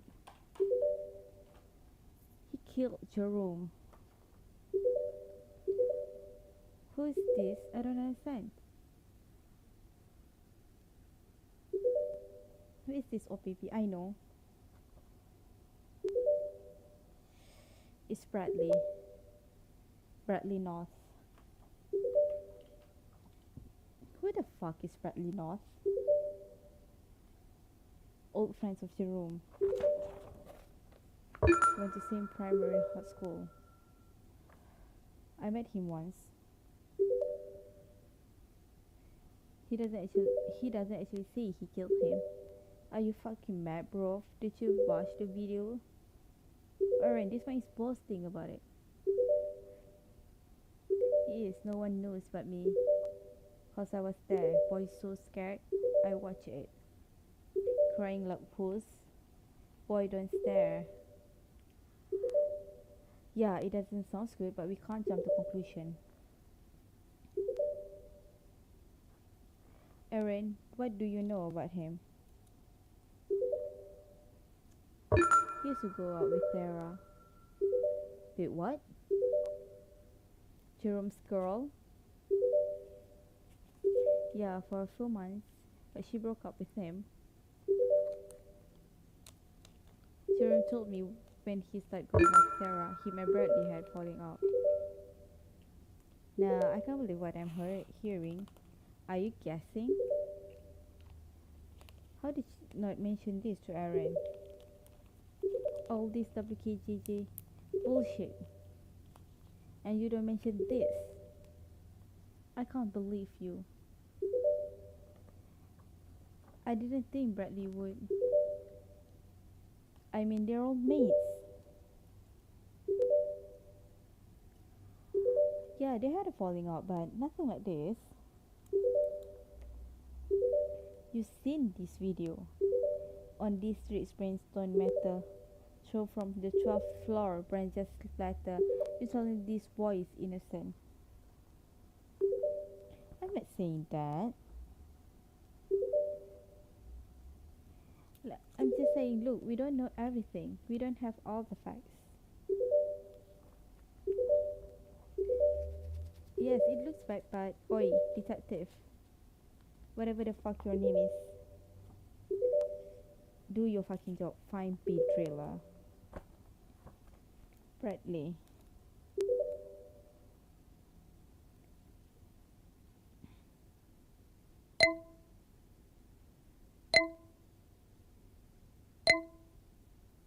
We're just trying to ascertain his current address. The family registered address is in Leeds, but we know that to be outdated. Leeds, yeah. John said he moved up north after primary school. Only come back down last year. How do you know all this? Yeah. Because Jerome's my friend.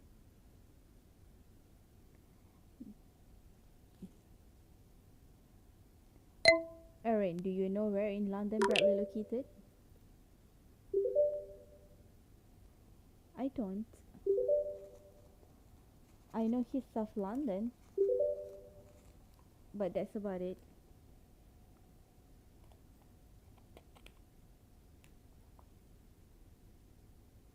Is that all, really?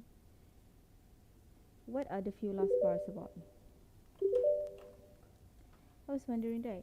Go ask the Redman what he saw. Go ask the Redman what's in his drawer.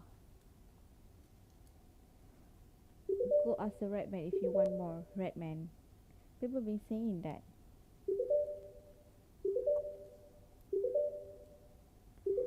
It's it's like next man. I've never heard it. Baseman. To be honest, I've only heard it a few times. But what does he mean? Go ask the Redman if he killed Jerome. Why we need to ask the Redman? Bro, he is the Redman. Like an MC name. His MC name is Bridrilla. Could be like Jekyll and Hyde. Huh? We read it in English. One fam, but two side. You know?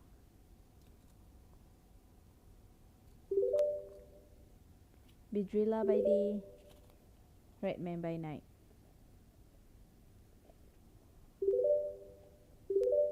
Well, could be. That's probably it.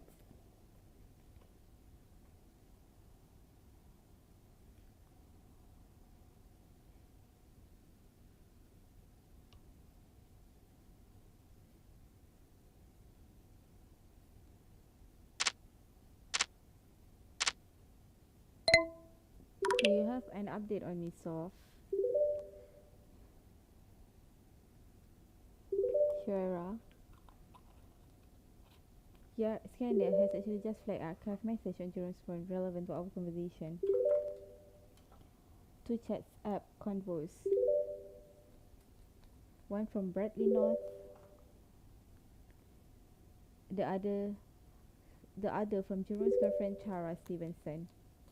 I really should have picked up on this earlier, but after I phoned, the data is less visible. Shall I restore this message now? Yes, we need immediate access to those conversations, Sophie.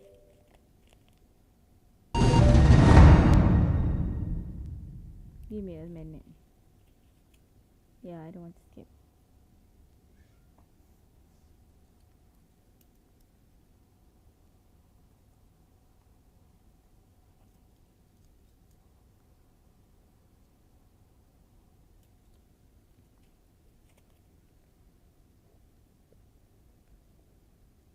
Wait, how can...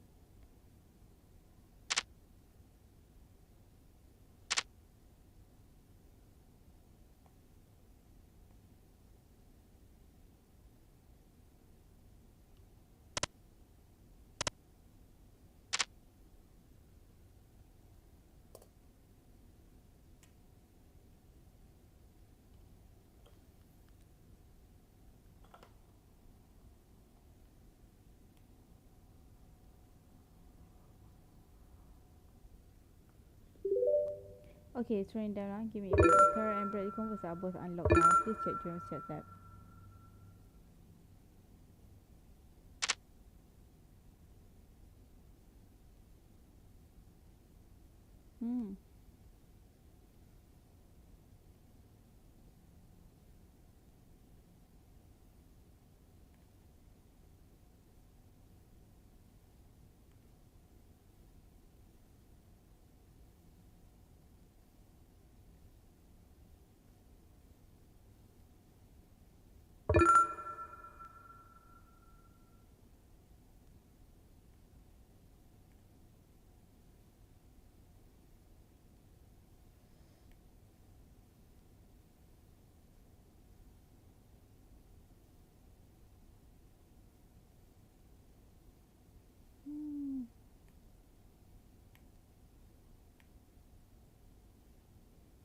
see.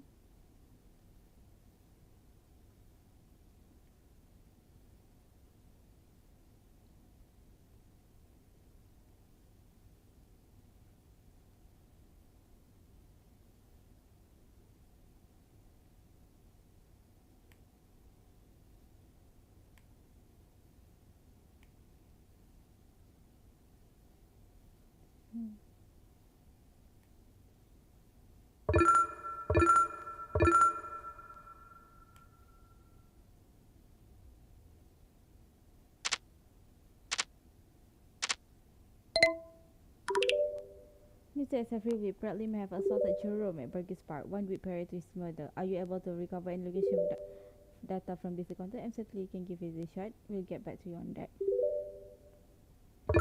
Aren't you lucky one? Both Bradley and Jerome had their location active that day. Post the metadata to me first for you to review. Great voice off.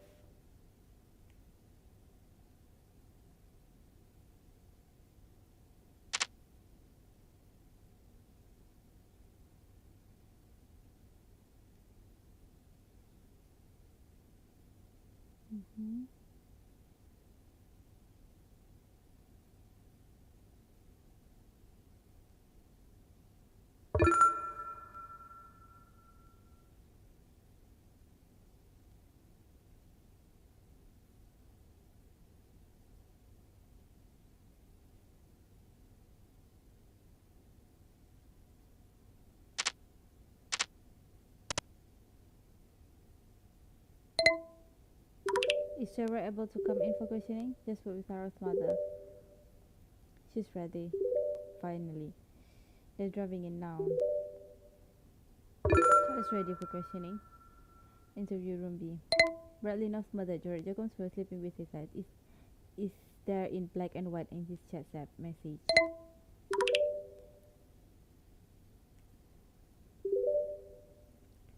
Hold on, I'm looking now.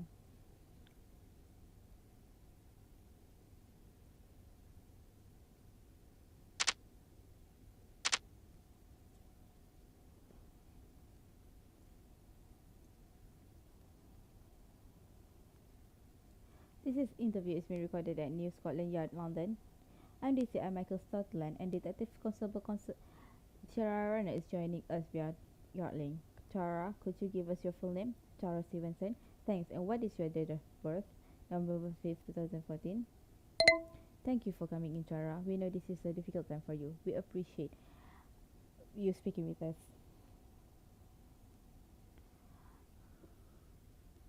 Sure.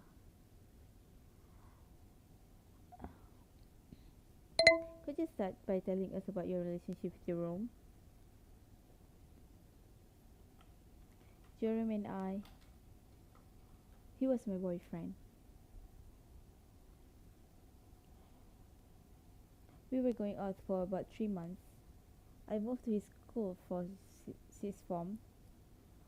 That's where we met.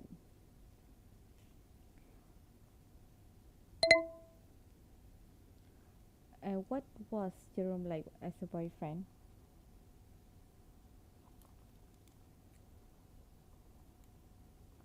He was like no one I've ever met before.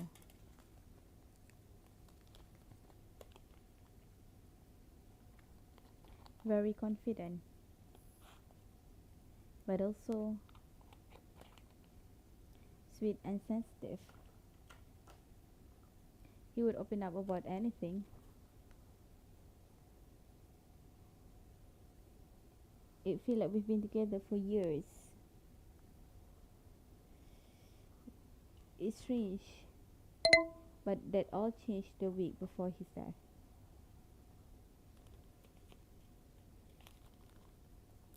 How did it change?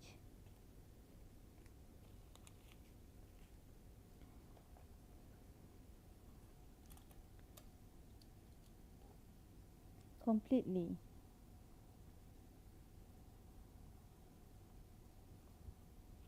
The more I think about it, it's like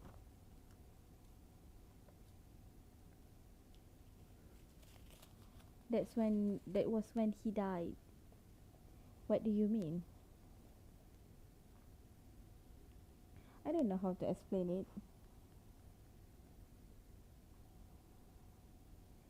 It's like the week before the fall. His body was moving around, still doing and saying things, but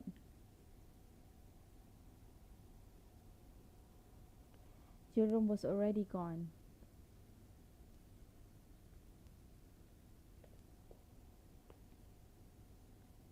What do you think happened, Tara?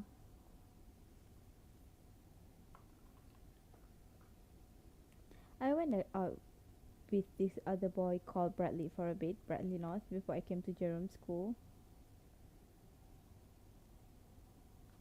Well, it turned out Bradley and Jerome were all friends, and when Jerome and I began dating, they fell out. Sure. Well, actually, they agreed to meet to talk things over at some park in Peckham.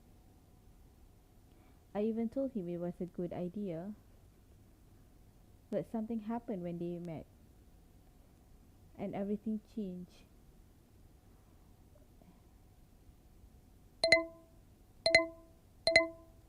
And do you believe this is connected to Jerome's murder? Bradley could be intense.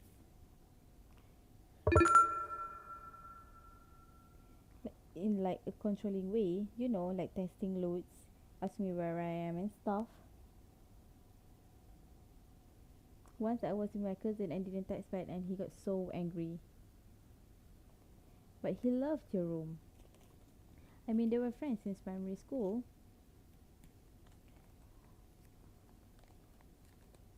Jerome told me that once, when he was 5 or 6, he did a wee in class.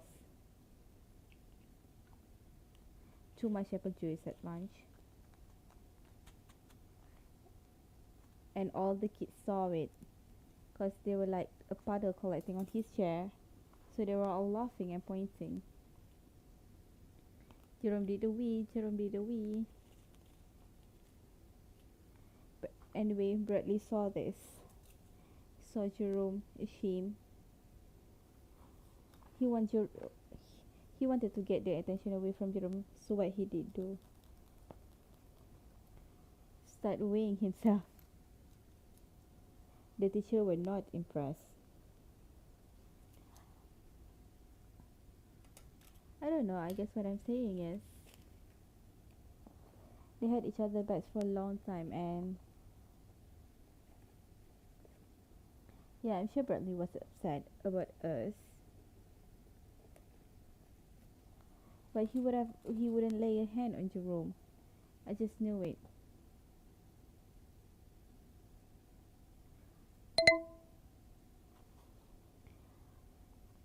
I just know it. What is Bridilla Jacobs about then? I think you need to ask Bradley that. Only he speak for Bridilla. I know all the trolls in Slapland think he's posting that he is some kind of violent killer, but to me, he just looks scared.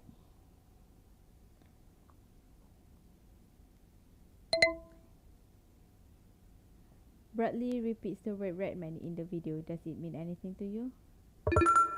It doesn't.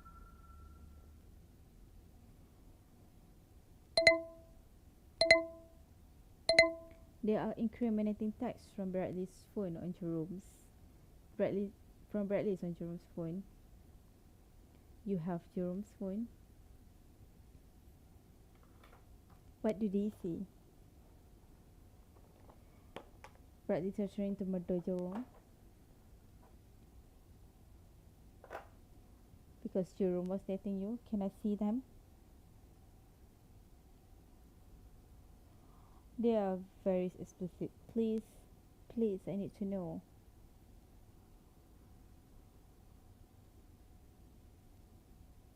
Jerome, what the fuck, Bradley? What the fuck? Yeah, fam. And it was just the beginning. And next time won't be my face. It will be a shank to open up your belly. You sleep with my bird, this what happens. Jerome, please stop. I just feel sick. Bradley, don't worry. Once I end your life, Jerome, you'll feel nothing. If you try to hide from me, I'm a coming for Tara first. Jerome, don't. Leave her out of this. Bradley, you best to prepare then. It continues like that. No. Tara, we believe Bradley murdered Jerome. He pushed him from the 12th floor of Stafford Island Tower in this premeditated act of revenge. No. Oh God.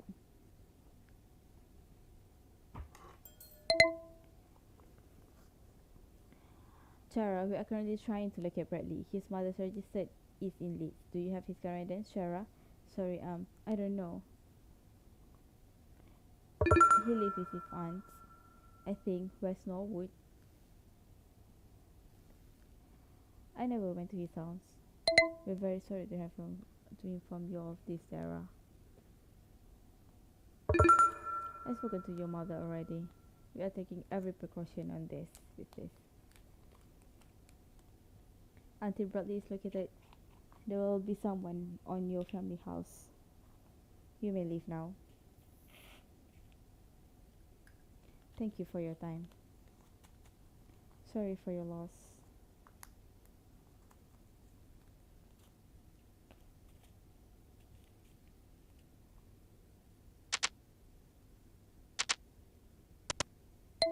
Just spoke up with Jerome's girlfriend Tara. She believes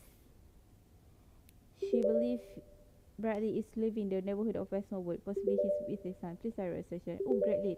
We'll direct us there and let you know as soon as we have something.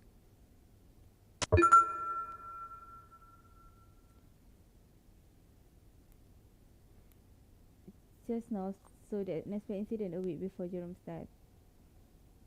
What's this? It would be so Jerome's close professor dress of love for his one of value and this incident to follow. Quickly explain Jerome's change character and we got it. The case not quite. We have motive for this love for it. With some information we have considered but nothing particularly tying Bradley Jerome's death as of yet, no confession. Jerome's died of confession, no, that's a strat. Met one poet prior to the death. Look, we're close. But we haven't got it yet. Let's get at it.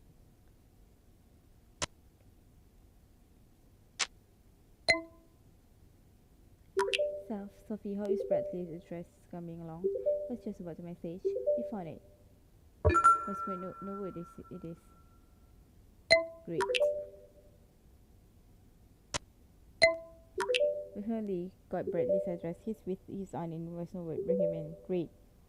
Boys, bring him in. I'll notify Crown Court. We're on it. Yep. Sutherland, he's our lead suspect. Please drop what you're doing and bring him in. Okay, Shiraira. Boys, come in and clear room interview room E. I'll go pick him up.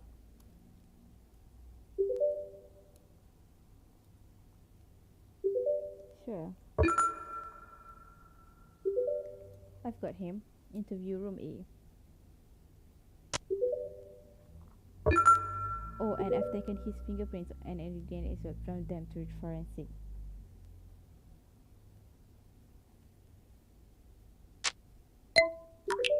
Sutherland has taken a DNA swab and fingerprints from our suspect. Please review this against the Jerome murder scene data for a match. Good thinking. I have a look now. Unfortunately, nothing we took from scene has a match Bradley's DNA. And any other DNA at the scene would have it degraded by now. Sorry. Wait, what?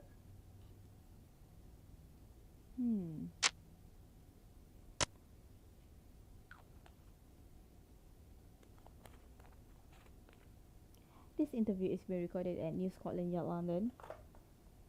I'm DCI Medical Sutherland and Detective Constable Shara Renner is joining us via Yardlink. Bradley, can you give us your full name? Bradley?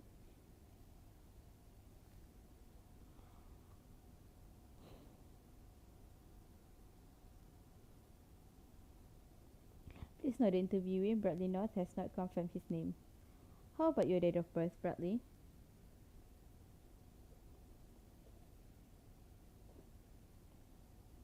Okay. Reynolds. Would you like to proceed?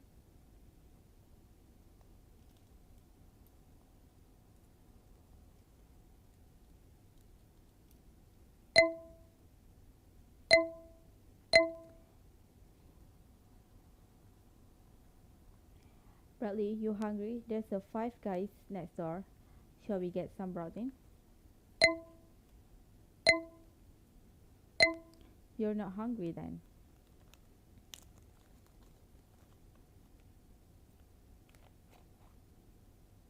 You know you enter our relationship. Did you love her, Bradley?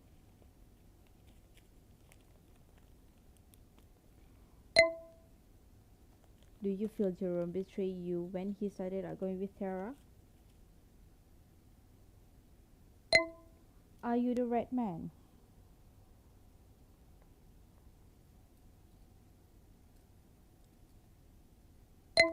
Do you hear Redman's voice in your head, Bradley? Does he speak to you? Did he tell you to hurt Jerome?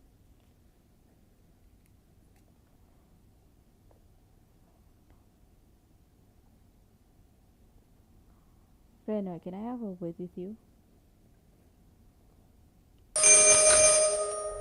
Well, Detective, that's given us fuck all in the interview. So all we've got is a bit of motive. We've got the bad blood between them because of the text message on Jerome's phone and the music video. But that's never going to be enough to charge. We can't put him in the scene. So we're going to have to make a decision. We're either going to have to let him go, or we're going to have to get hold of the magistrate and see if we can persuade them to let's keep him in for another 48 hours. It's going to be tricky. What do you think?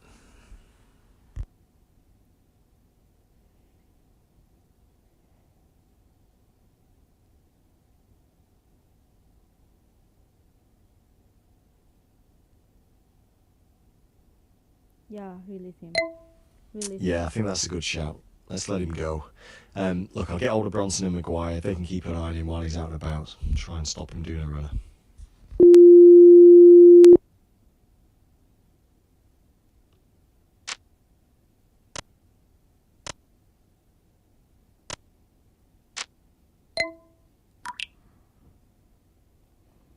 We don't have enough to charge Bradley now, so we've had to cut him loose. Can you do some more digging? There might something we've missed.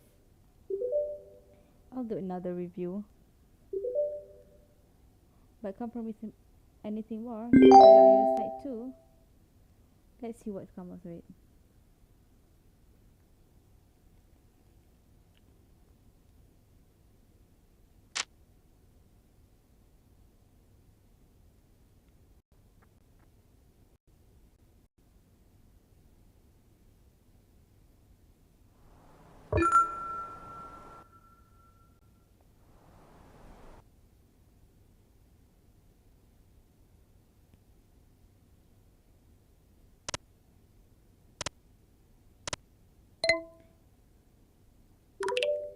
Bradley has just posted out a possible suicide note over what looks like be the teams. Urgently notify the team's marine unit of a possible jumper. Calling them now. Bronson, McGoy, when did you last see him? After he was released, we saw that he made it home. You're supposed to get behind. We were not assigned to seek on the house. Or we had to survey river? No. Go to his house. See if he's there. Marine units are calling. I need to go.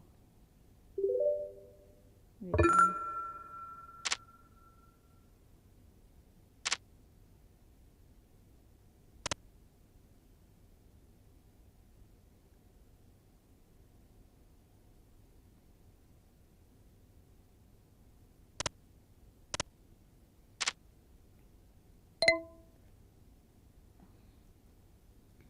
I need to go. They found a body, a black male. This is fuck. We're at the house now. We haven't seen him all day.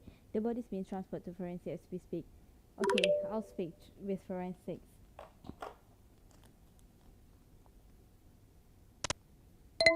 Vikram, a suspect we released earlier, Bradley North. We believe he may have been just pulled from things. Please check against the prints we just have. Well, okay, sure. Yes, I'm afraid the body matched the fingerprints and DNA taken earlier. It's Bradley North.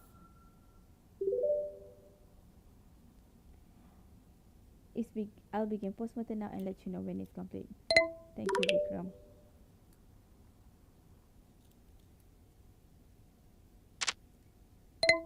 The body has been identified as Bradley. Our lead suspect is dead. Where do we go from here? Just got off meeting with the superintendent. He just reviewed Jerome Jacobs' case and has decided to close the investigation and open an inquest.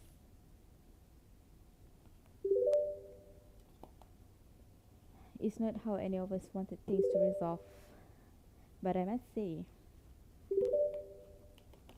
I agree with his decision. We needed a confession, and Bradley's snap life suicide post was that. DC Reynolds, PC Bronson, PC McGuire. I have been truly impressed with your conduct during this investigation. You carry yourself well, with commitment and integrity. I am confident in all your futures. Thank you, sir. Thank you. And thank you, DC Reynolds. It's been incredibly working with you both. We've learned a lot. We'll bring the director back to our normal stations now. So we'll be logging off yard on us, but do shout if you need anything. Thanks again. PC Bronson has gone online. PC McGuire has gone on offline.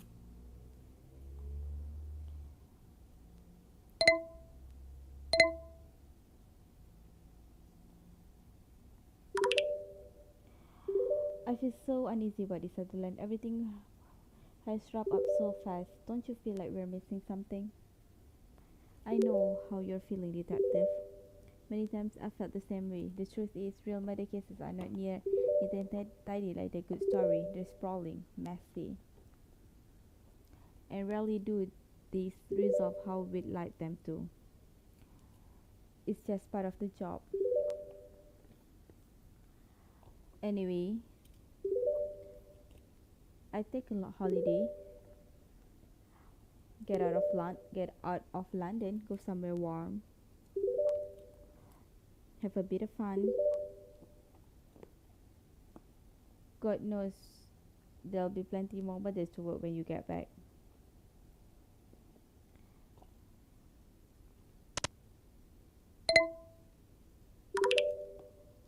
Just quote with Sutherland, the Jerome Jacobs investigation is being closed. Bradley was the killer.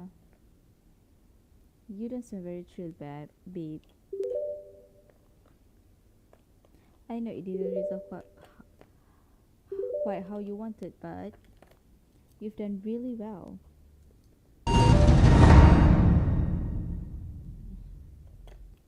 And you can take solace in the fact that Jerome's killer won't be able to hurt anyone else.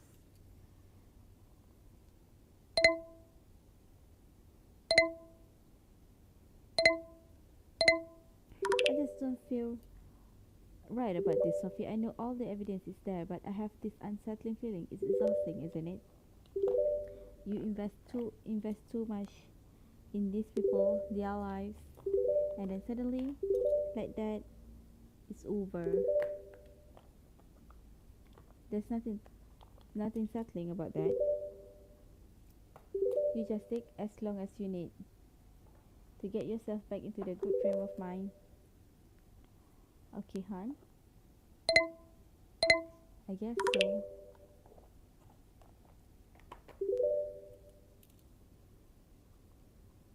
Just a few admin things. Access to Jerome's virtual smartphone will deactivate shortly. So if there are anything last minute housekeeping you need to do there, I'll take care of that now. Right now I'm being pulled on 2 new cases. So from here on out I won't be very responsive. But if there are any loose ends, Give me a shot and I'll do my best to get back to you. We'll do so.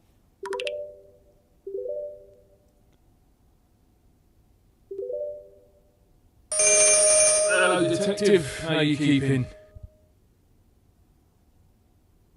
Yeah, no, I'm really sorry things worked out like this, actually. Massive shame about the boy Bradley. Hopefully on the upside at least it'll give Jerome's mother some closure, eh?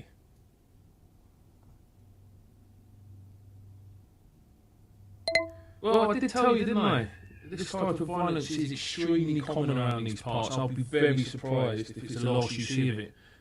Anyway, really just wanted to say goodbye, that's all. And, oh, yeah, Officer McGuire sends his regards too.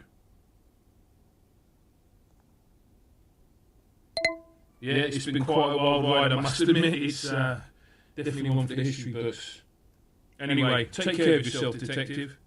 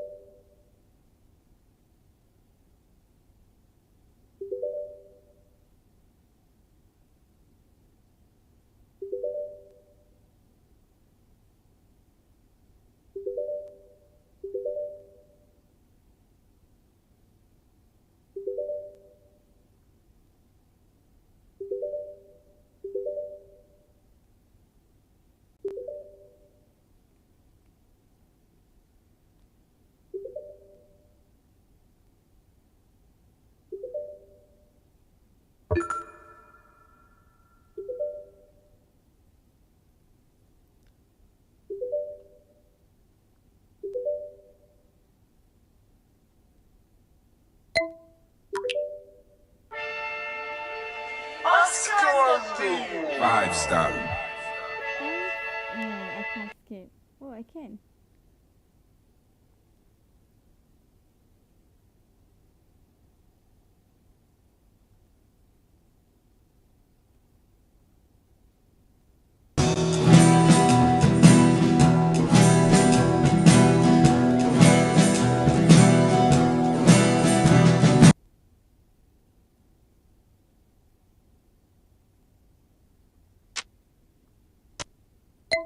Sophie, we need to talk urgently. It's about the Bradley tax.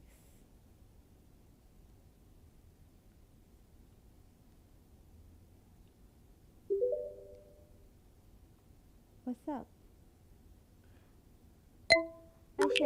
I shared the Bradley text with the boys and they allege the texts are written by someone else. The slang used is not genuine. I see.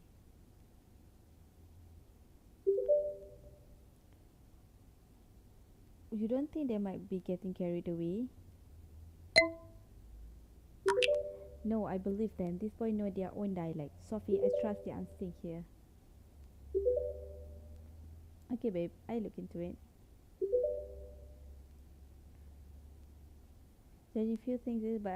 Juggling a few things here, but I'll give it a once over and get back to you soon. Thanks, Soph. I appreciate it. Yeah, I really, really appreciate it.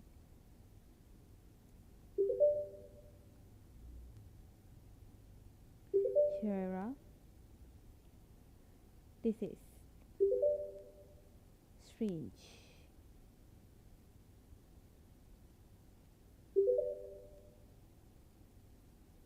I've been sifting through Bradley's chat metadata and have been finding lots of irregularities across the whole phone.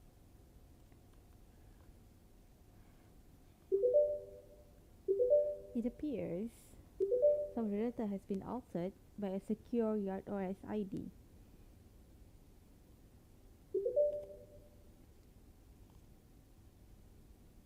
I'm going to research Jerome's virtual smartphone to the setting at the time of his murder. Let's both have a look and see if anything changes.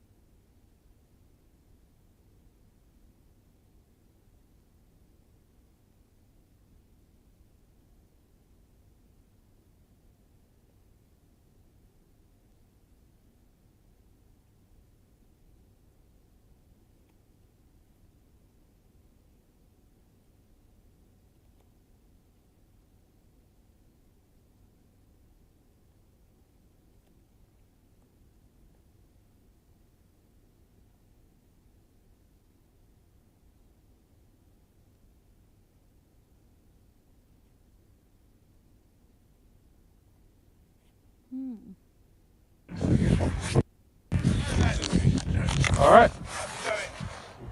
Okay. Yeah. Yeah. Yes, I'm PC Brunson. This is my colleague, PC McGuire. Right. Yeah. So what's going on there? What are you doing there? Just chilling, innit? Chilling, yeah? Yeah, chilling. Great. Perfect. So we've had reports of drug dealing. Okay. Do you know anything about that at all? No. Anything about that at all? No. Nothing at all? No. Oh, that's strange. So remarkably, you both fit the bill. What the fuck does that mean? Like, what's that supposed to mean? Don't speak to me like this. We're here doing our jobs, and we need to question you about this stuff, don't we, PC McGuire? We do, yeah. Exactly. So what's going to happen from here, you'll both be searched. If you find anything incriminating, you know what the score will be, all right? You got anything sharp on you? No. What the fuck, man? Who the Chill. fuck are you looking at? Don't fucking look at me, you Back off, Redman. Yes, it's going to...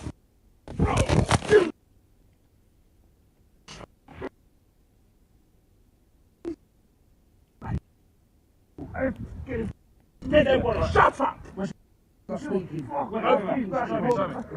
Take a picture.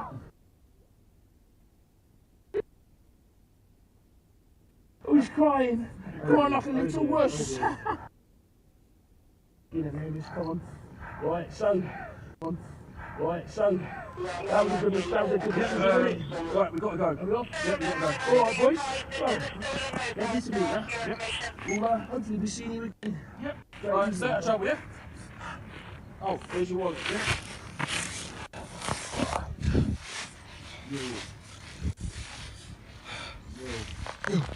Yo.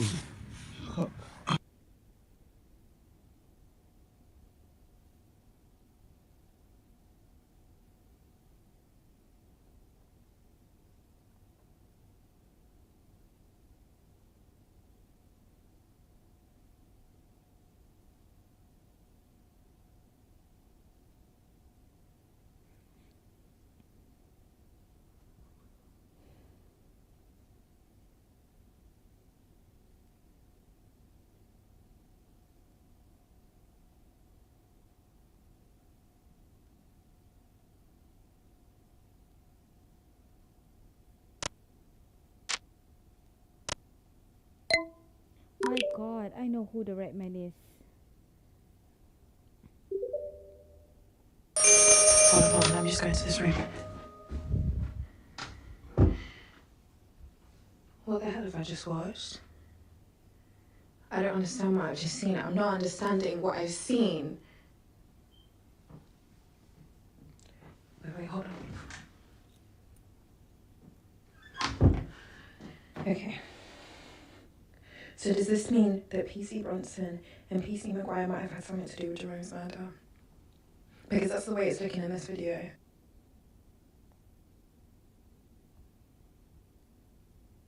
What the fuck is happening? Right. Oh my God. Right. Okay, I'm gonna need you to go to DCI Sutherland and let him know what's happened. I trust him and he's gonna know how to handle this, okay? I'm gonna do some more digging, wait. I'm gonna do some more digging and I'll let you know if I find anything. Alright. Bye.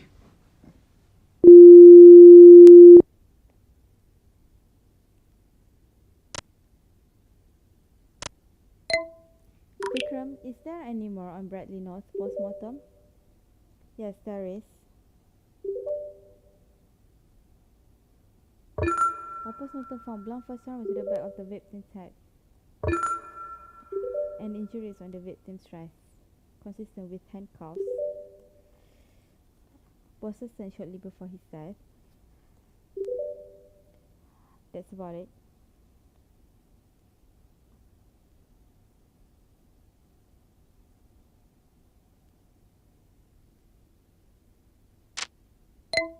Sutherland, we need to talk now.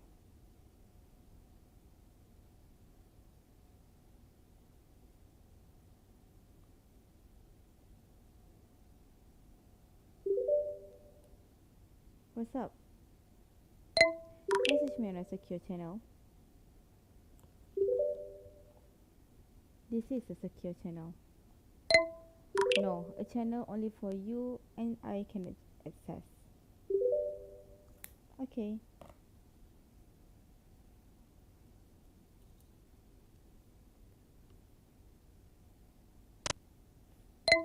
Sutherland? What's going on? Jerome's virtual smartphone has been tampered with. Sophie traces it back to 2 secure yard RFID. Check the Bradley text now. Oh my God, I am so freaking angry actually.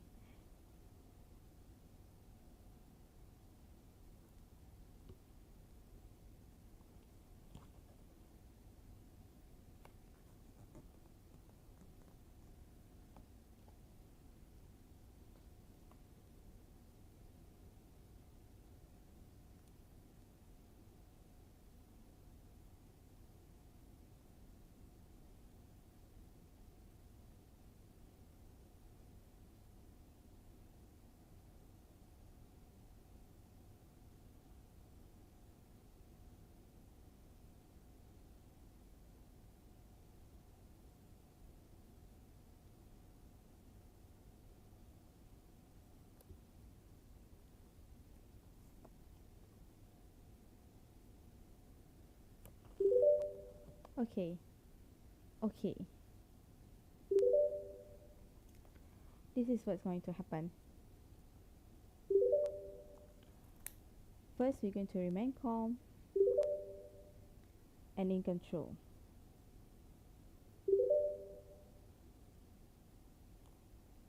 Then we're going to divert all attention to apprehending PC Bronson and PC Maguire.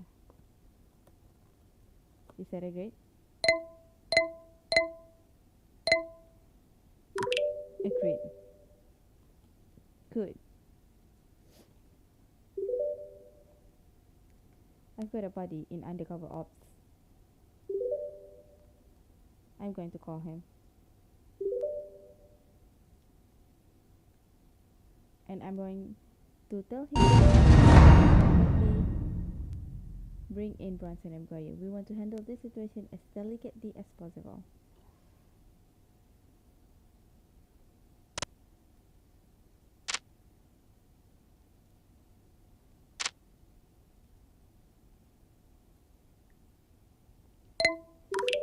You were right, boys. The texts were written by Bradley. They were written by someone else, two individuals. No fucking shit, they were written by someone else. It's what we're telling you. Who are they? Where are they? I'll straight them out for you. Seeing as you pound on the clock, what's going you're doing? Who are the individuals, Shara?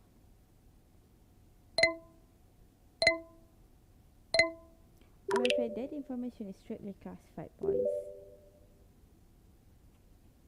Tell us now, we're going to start the BBO news. Aaron News reported there.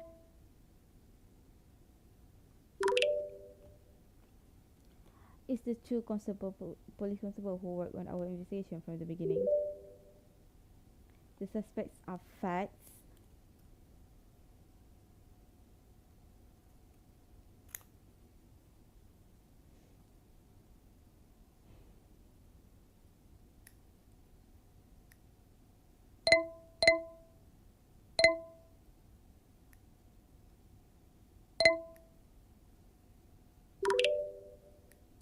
That's a video you need to see. It was recovered from Jeremy's phone.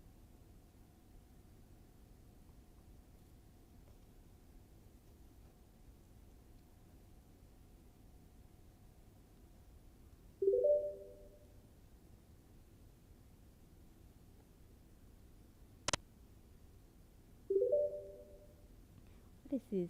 Jerome is filming and Bradley's next to him.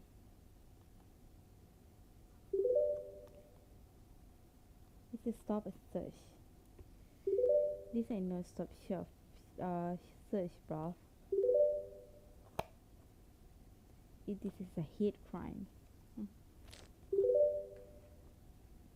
It's so vicious.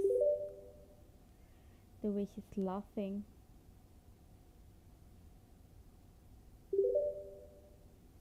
Oh God, this is it. It's what changed Jerome. This is what broke him. The Redman.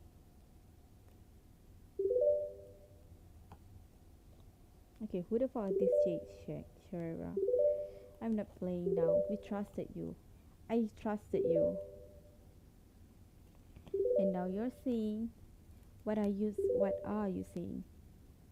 The police killed Jerome and pinned it on Bradley? Answer me. It's gonna be okay, alright? We're gonna get through it. Nah. Answer me, Shira. You think this is a joke? This is our friend. Oi, someone's going to Aaron's house now. You're supposed to protect him. I'm going. We trusted you. Fuck you.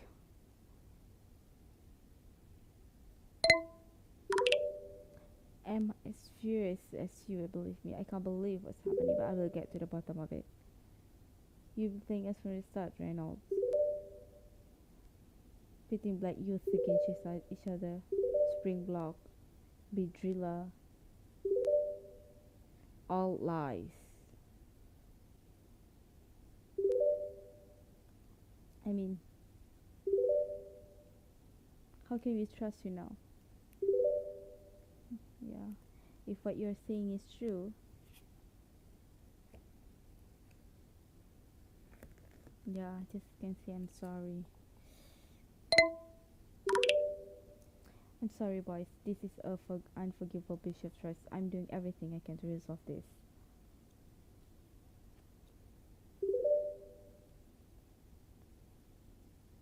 I'm going to check on Aaron.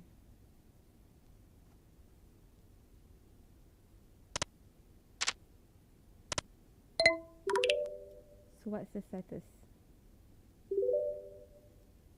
We got them.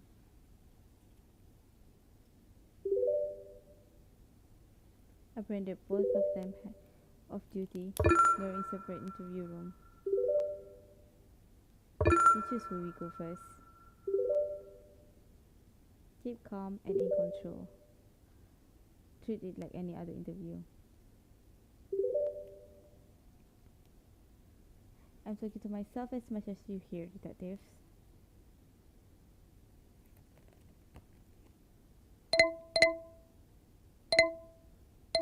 I'm on a Nev says wishes, but don't worry, I'll keep my cool.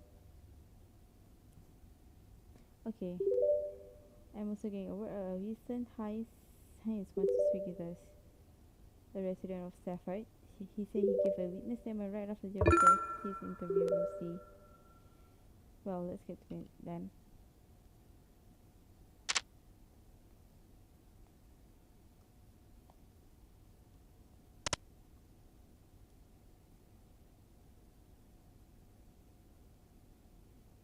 This interview is being recorded at New Scotland Yard, London.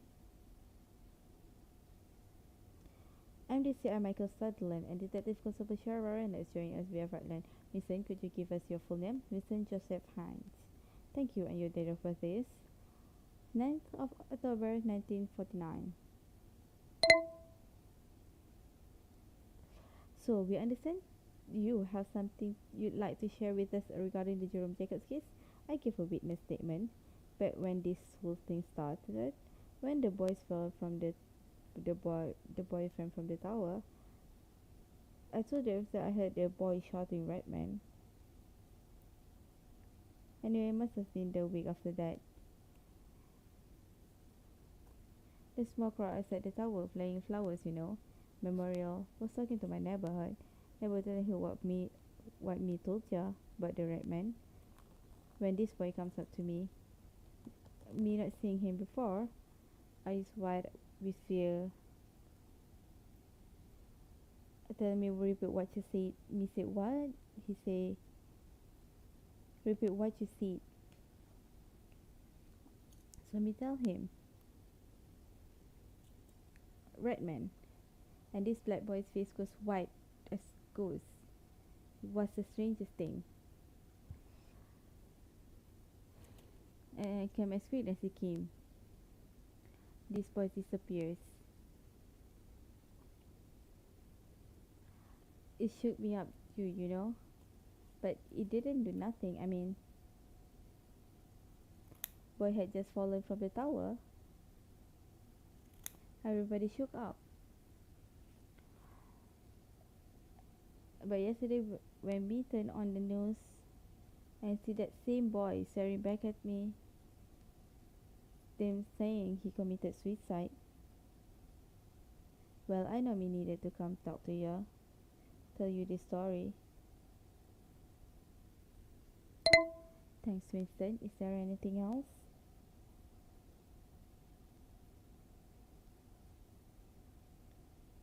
You two know, don't ya, who the right man is?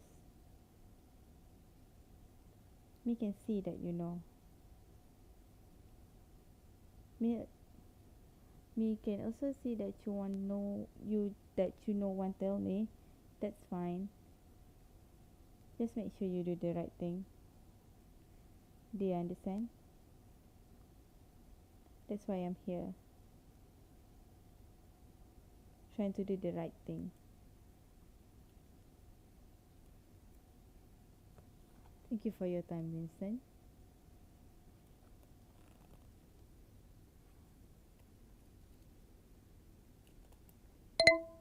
So that's when Bradley knew Bronson and Maguire was responsible for Jerome's death.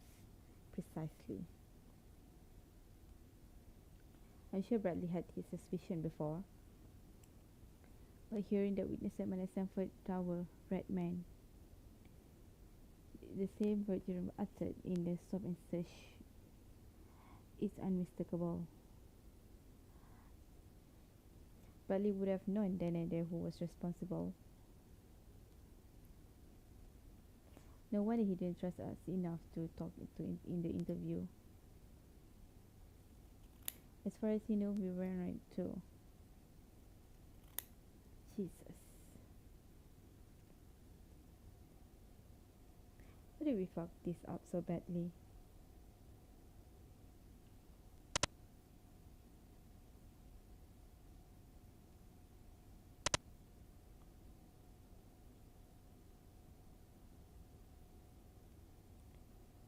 This interview is being recorded at New Scotland Yard, London. And this I'm Michael Sutherland, and Detective Constable Shara is joining us. Maguire, give us your full name. Constable Maguire, what is your full name? Andrew Maguire. Your date of birth? The 15th November 1991. We have a video to show you.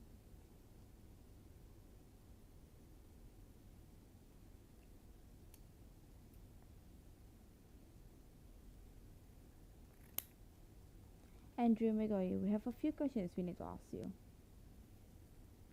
It's really in your best interest to answer them directly.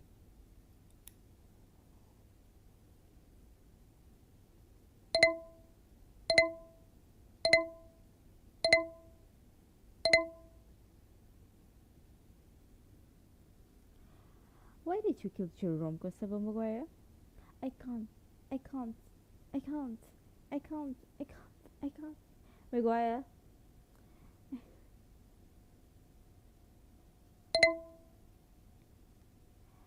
This is the end of the line, Maguire. It's over. You are going to tell us what happened. Okay. I'll tell you.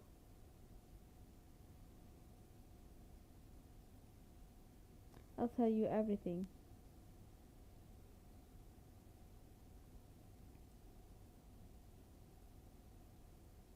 We were the responsible responding to reports of drug dealing in Burgess Park. No one gave us a description of the offenders. But when Bronson saw Jerome and Bradley, he was certain they were the guys. I activated my BWB as we approached, as they taught us in training. Please note Maguire has referenced body-worn video met police issue body cams. I don't think Bronson realized I turned my on. And then things escalated very quickly. It was horrific. It wasn't a stop and search. We followed no protocol. It was racist attack. And I did nothing. God. The thing he said to those boys. And why?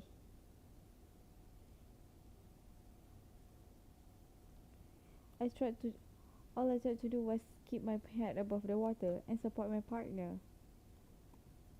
You violently subdued those kids along with Percy Bronson. I did.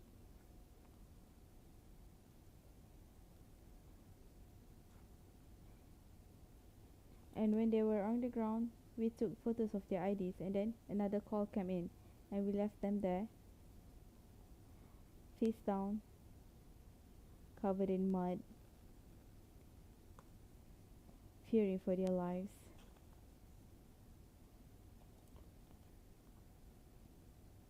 Bronson had a real springing step after that.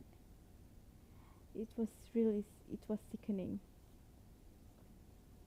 Then, near the end of our drive from Bronson, my BWB had been running during the encounter. He was furious. Like, that was the crime. We decided to review the footage before deleting everything. That's when we saw it. One of the boys had been filming the whole incident on his phone. Jerome.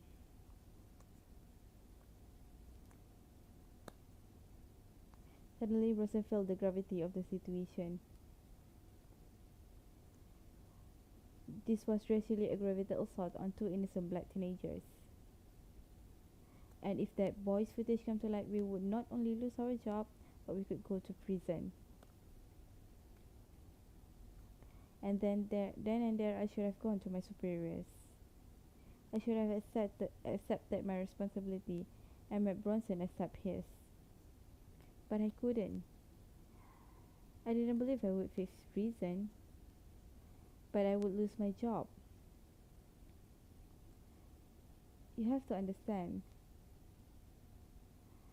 my whole life has been about becoming a police officer. Since I was a child, it's all I told people. And I finally made it. And now it will all be over. How will I face my family?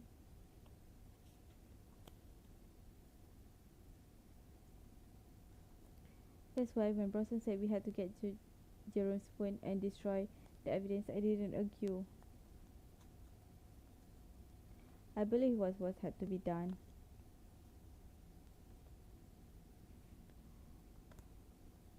Go on, Maguire. We knew Jerome lived in Stanford Tower from his ID. Over the week, we've begun to track his movement during patrols, and one night we saw him on Peckham High Street with some friends heading to a party, it looked like. Bronson said this was our opportunity to grab the phone when he returns from the night out. We sat on his block until the early hours, and sure enough, he appeared. Phone in hand, Bronson exited the patrol car. I followed. We got within 5 meters of him, and Jerome glanced over his shoulder and instantly broke into a sprint. We gave chase. Bronson shouted the phone. Jerome just screamed, "Redman!" He started up the stairwell. We kept on. Only on the 12th floor did Bronson get a hand on him. They tussled about. He kicked Bronson in the face. Bronson staggered back. And then I saw the phone, in his hand, exposed. I saw my opportunity.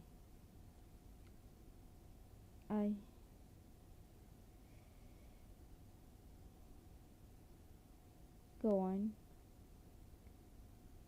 I lunge. Missed the phone. Made contact with his chest. Which knocks him backwards off the railing.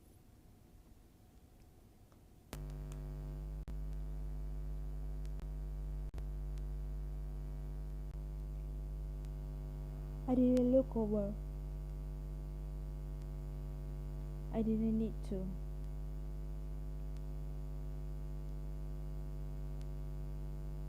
We began racing back down.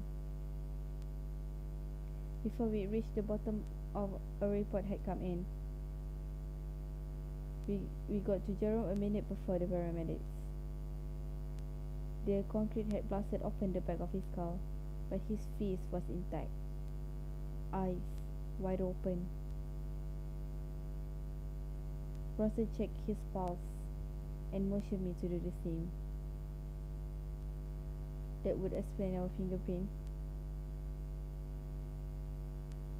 Then the resident began pouring down. We just went through the motions.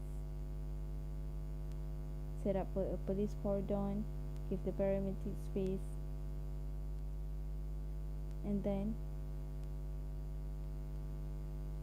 the screams of Jerome's mother in her nightgown. Paramedic told us to keep her away.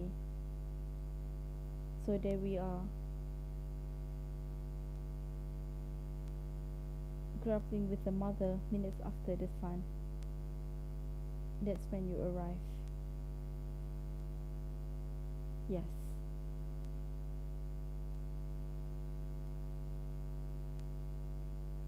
When our shift ended, Bronson came to my flat. I live alone. He began describing the next steps, already formulating in his mind. Not just to delete the stop and search video as originally, but to frame the other boy, Bradley, for Jerome's mother. He said we could manipulate text on Jerome's virtual smartphone. He said he had worked on previous murders and knew the flaws in the Aurora system. And all the phone data is stored and operates off the cloud. And that cloud data can be accessed and modified through the Aurora's backend.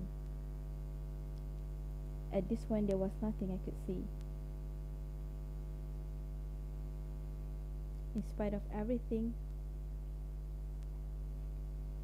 only one of us was a killer. The following morning, we met our edits. I deleted the video. Bronson wrote the text. He said he knew exactly how these kids talk.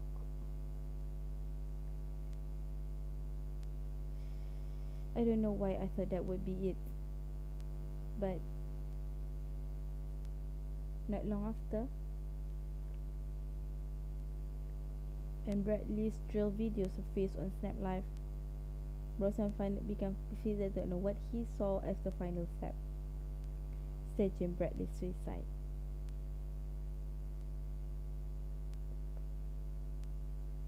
I pushed back. We were on our patrol car and I said, Bronson, I want out.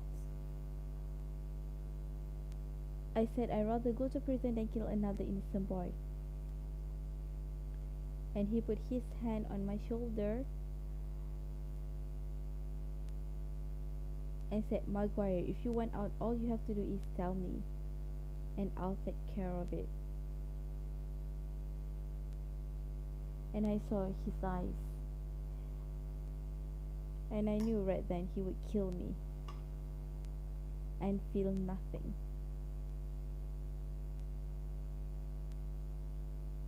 And so I said, let's do it.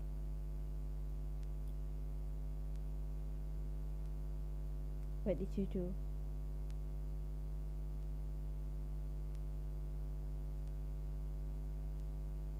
Bronson swiped a few grams of ketamine from police lockup. We already knew Bradley's address from his ID. We had an unmarked car. We were just about to act when you made Sutherland bring in Bradley. I could have cried with relief right now. And finally it would all come out. It will all be over. But then you released him. And well, everything went back into the motion.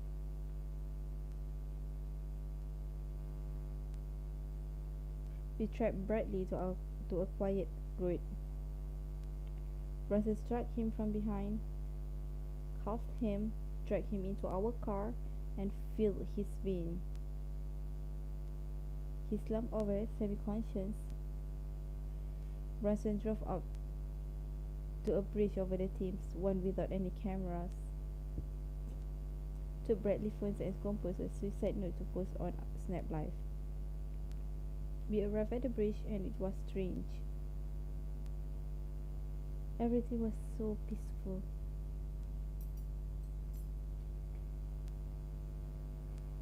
Bradley was awake now, but very docile. We let him out of the car, uncuffed him, helped him onto the latch, gave him a little push, and off he went.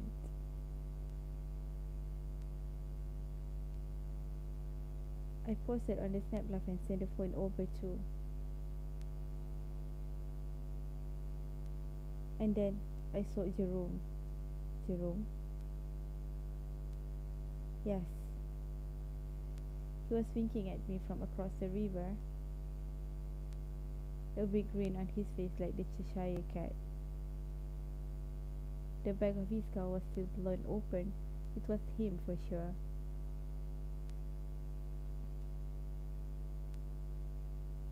Then we got back in the car, disposed of the handcuffs and remaining ketamine, and returned to work.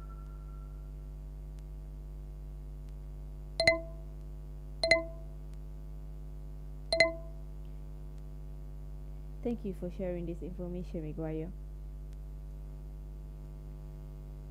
Let me ask you,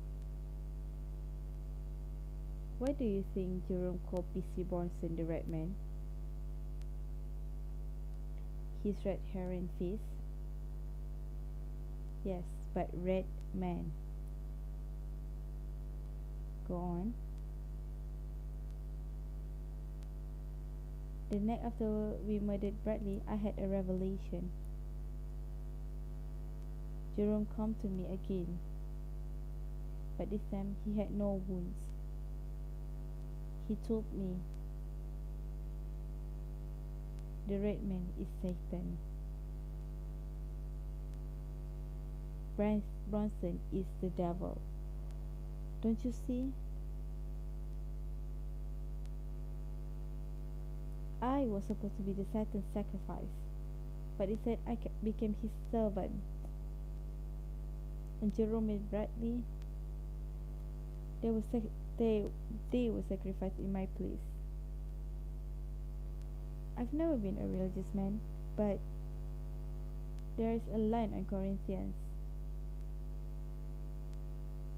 When you dance with the devil, you wait for the song to stop. Isn't that lock stop? And that's exactly what happened. I danced with the devil. I followed Branson. And now finally the song has stopped, and I must be sacrificed, so Jerome and Bradley can live again. I must be sacrificed for the resurrection. Only then can I be free.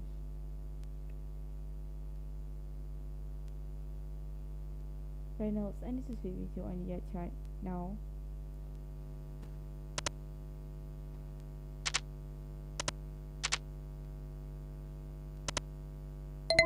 We got the confession. It all adds up.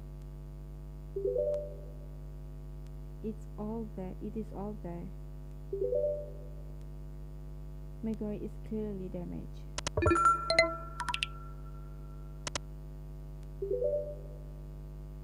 And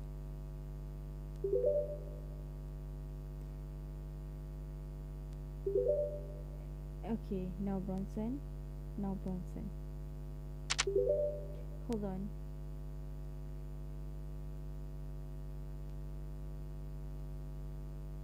Oh,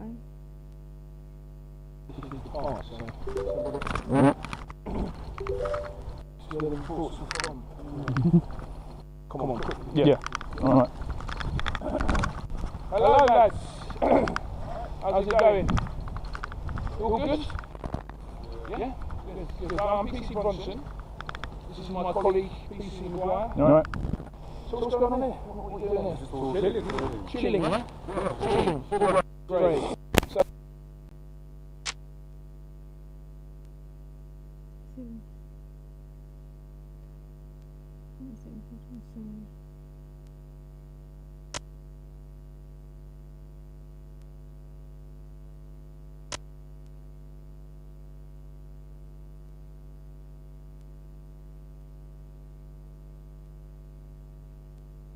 this interview is being recorded at New Scotland Yard, London. I'm DC America Sutherland and Detective Constable Shirara Reynolds is joining us via link. Bronson, state your full name. Mark Bronson. And your date of birth? 6th of June 1986. We have a video to show you.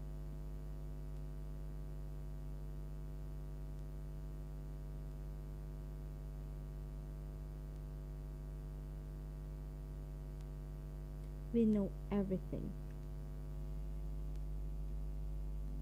Silence will not save you. Did you frame Bradley North for the murder of Jerome Jacobs? No comment.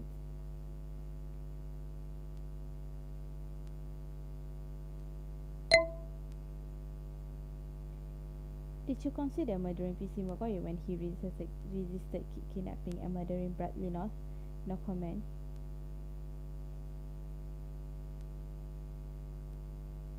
Cutlass.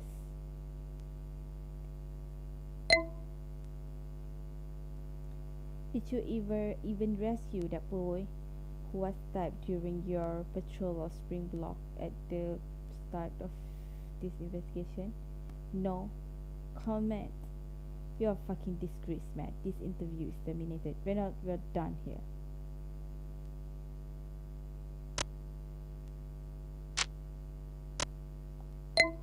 Nothing else for Bronson, but McGuire confession and different tampering is all we need. Let's jump in.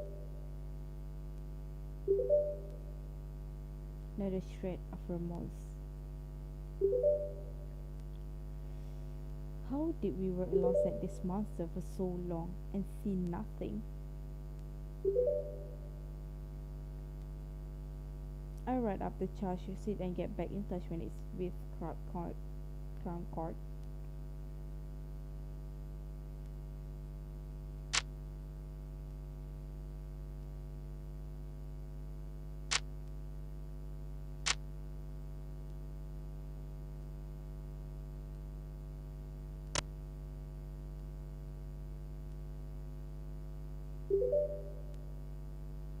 Watch the B-driller bit again.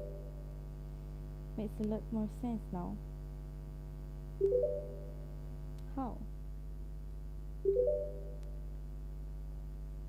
He's not talking about a fall, not at first.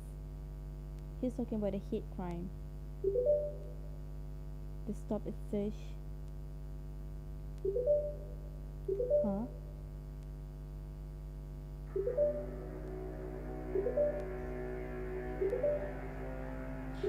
No one knows but me, cause I was there.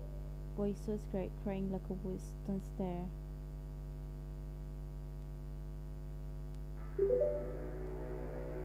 Oh shit.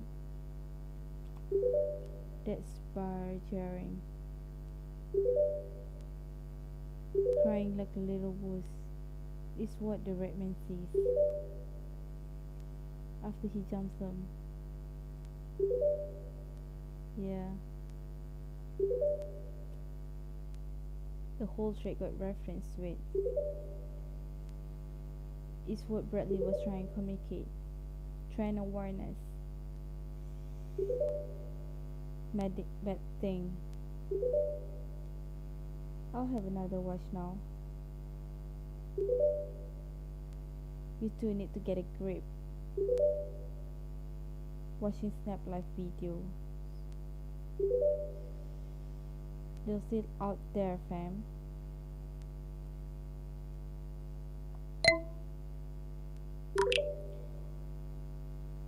PC Bronson and PC McGuire are in custody. We have a confession. I shouldn't be doing this, but watch this. They just want the phone. They just wanted the phone. All this killing and madness over a phone.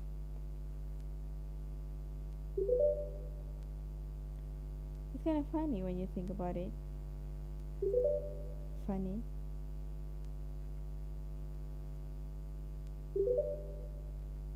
Yo, I'm so sorry about Bradley. I was wrong. You were in no op.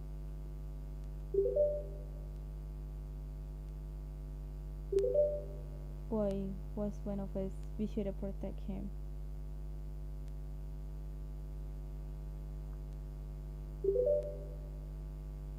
What was that at the end? About St. Jerome's schools? About the resurrection?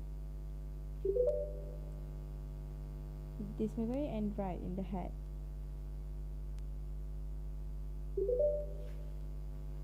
I almost felt sorry for him. I don't know.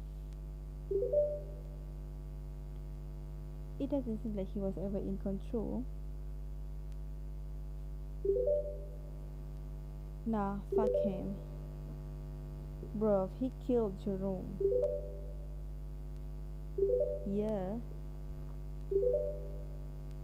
They gonna eat this boy alive in prison. Trust fam. So we gonna take this BBO news or what? First we charge PC Bronze and PC Bronze for the murder of Jerome Jacobs and Bradley North. Then we notify the press. What you waiting for them? Go charge them.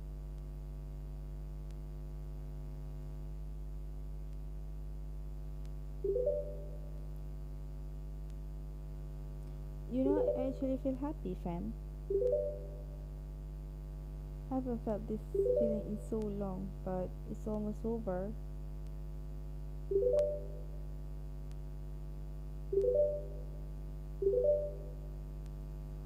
They confess and now they're gonna go to jail. And we can start to move forward. You know? Don't you think, Aaron?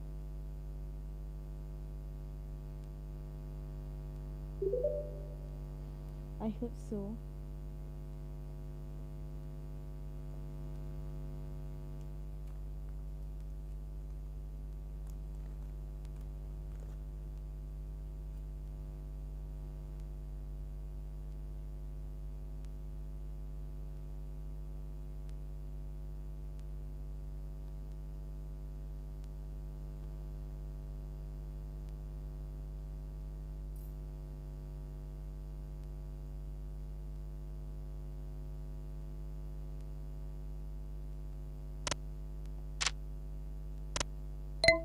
Have you charged them? Fuck. Everything's been put on hold. What? Megor has psychotic breakdown and is being transported to a hospital. This is not good. This is not good at all. Yeah, I know.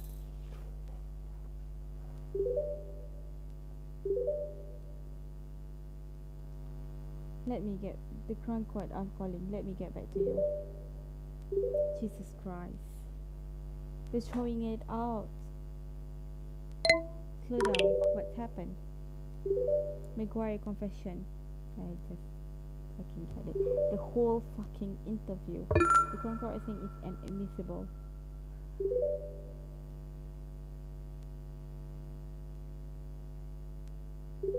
The police deemed the interview with victim Andrew Maguire has been deemed unlawful due to a breach of Section 12 of Police and Criminal Evidence Act 1994, page 1994. The mental health of the suspect was not considered prior to the interview. An officer on duty, Detective Michael Sutherland and Detective Shara Reynolds, failed to have a mental health professional assess the suspect. This interview can be submitted as fact.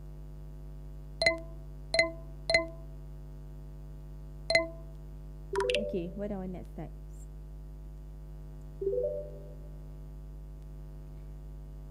God, it's all falling apart. The October have caught wind of what's going on. And definitely a lot of pressure to resolve this case. It's a strange atmosphere at Scotland Yard. Everyone knows what's happening but no one's acknowledging it.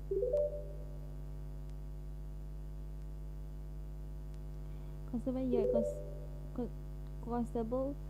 Scotland Yard Constable charged with kidnap and murder of a black teenager. That kind of headline could bring down a gentleman, a government resuming against the tide now Reynolds. Full side.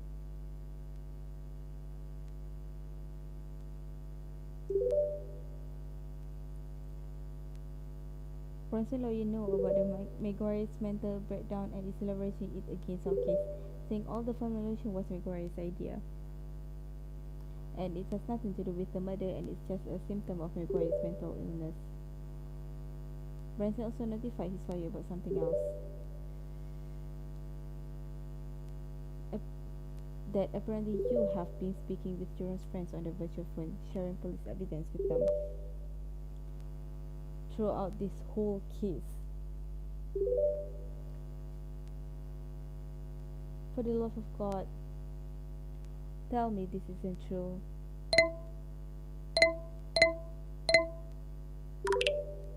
I'm sorry, it's true, but it was with the base of intention. Jesus Christ, Shiraira. What were you thinking? This undermines all the evidence we collected. Without that and the Maguire confession, we have nothing. Fuck. Superintendent Fowler is calling. This is getting out of hand.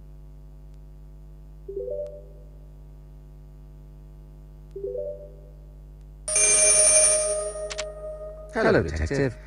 I just had a long conversation with Superintendent Fowler. Let me start by saying he's told me wonderful things about your talent, drive and commitment to serving your government. I must commend you on that.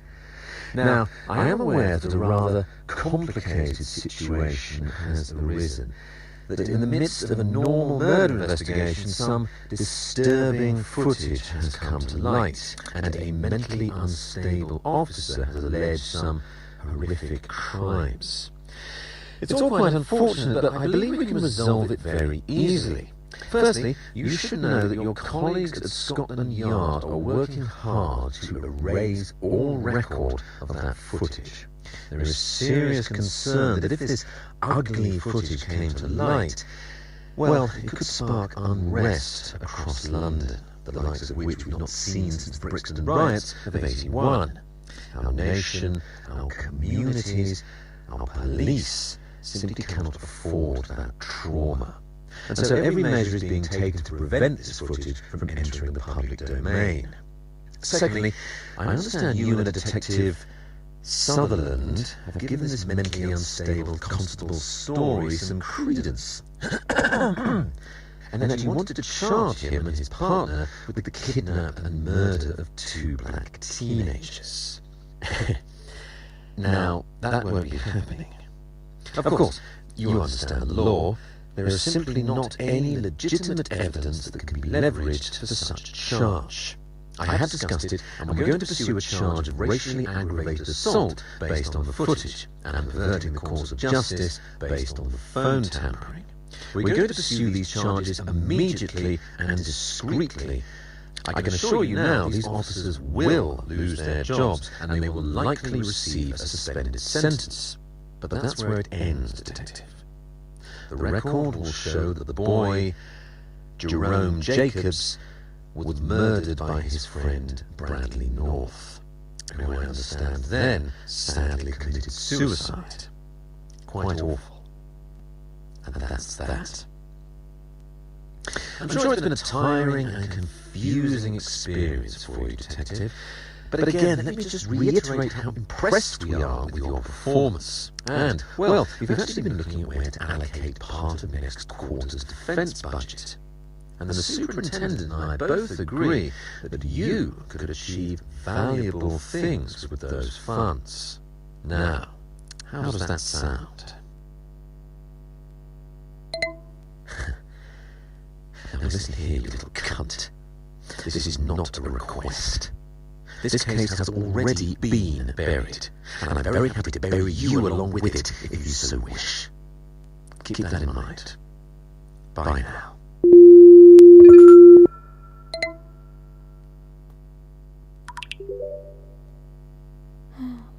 I just spoke with the Home Secretary. The rest of footage has been deleted.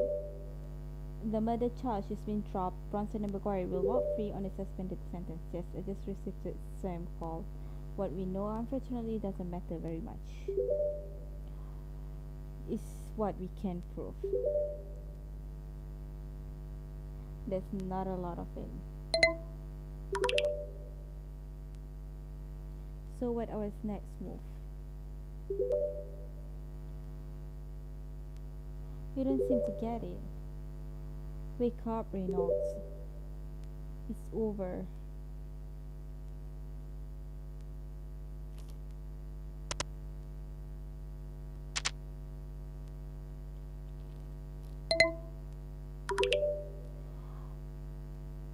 Oh my god, Gregory's confession has been thrown out due to his mental health. Scotland Yard has erased all copies of the stuff in search. Prince Gregory will walk free on suspended term. The film is over. What? Fuck, the video is not my phone anymore. It's not mine either.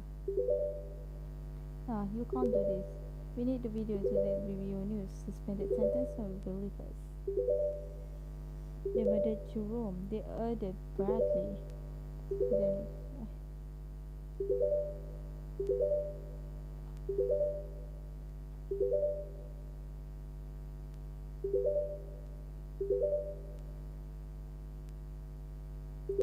done. What did my Bora?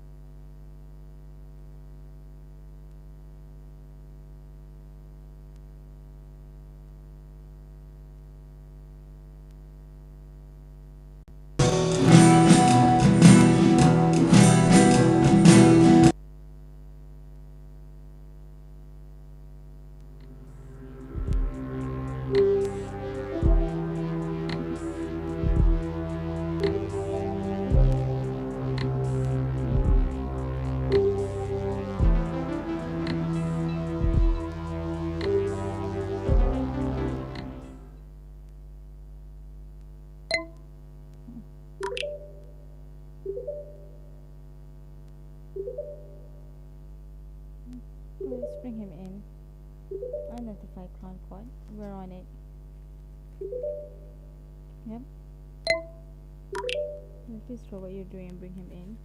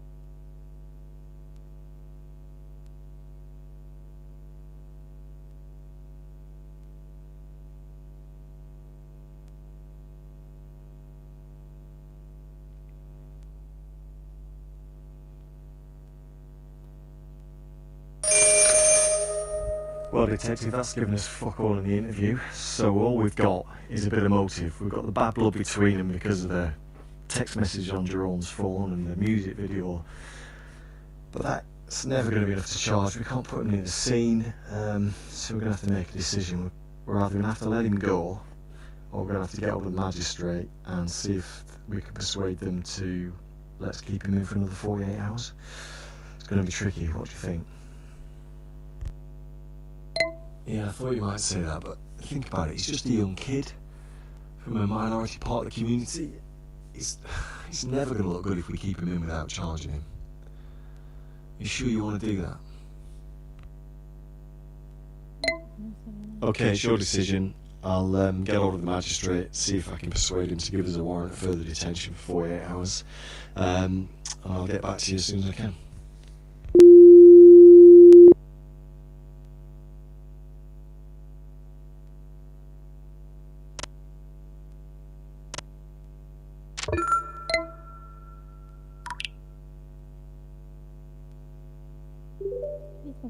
What did they say?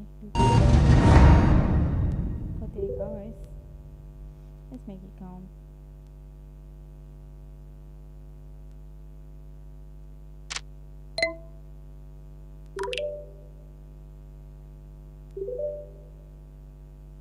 Keep thinking. I'll have a look now.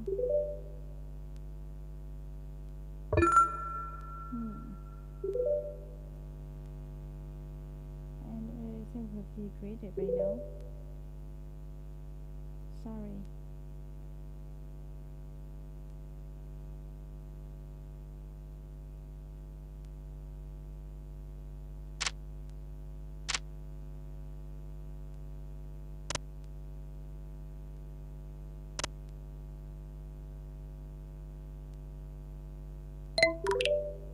So Bradley has a very interesting thought. We have 48 hours before we have to release them. Have you asked him who the right man is? We gotta apply some pressure. He ain't gonna just start chatting away to you. Oi, please don't be pussy like when you're irritated me. Tell him you know who the right man is, how he reacts. Nah. Say you got CCTV of him pushing Jerome off the tower. You should tell him. You got Tara in other rooms and you're gonna talk to her if you don't talk.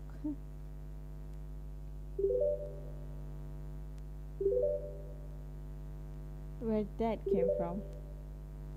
Little Kieran's that deep.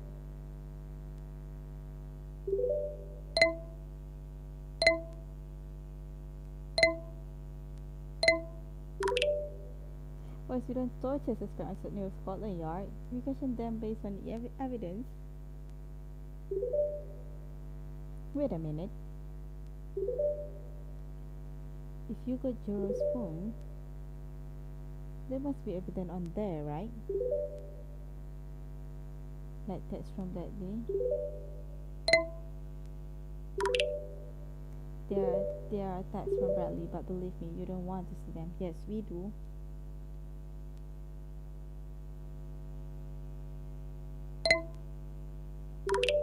I can't share them, it's against the law.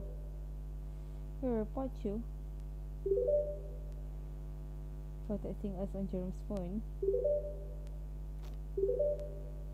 Good.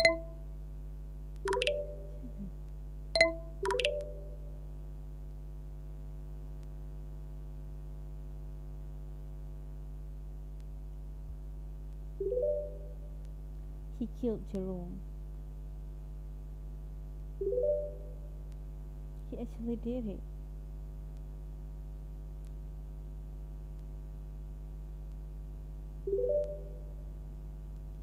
These were written by Bradley. Oh my god. He's right. Shara Reynolds. Someone has trimmed.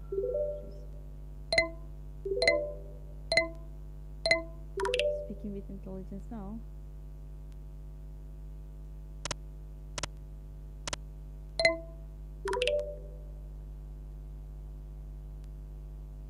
I shared the Bradley text with the boys and they alleged the texts are written by someone else. The slang used is not genuine. I see. You don't think they might getting a bit carried away? I'm not sure, Sophie. We should investigate. Okay, babe. I'll look into it. I'll get back to you soon.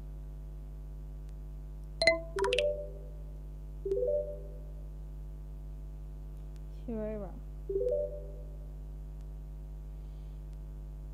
This is a strange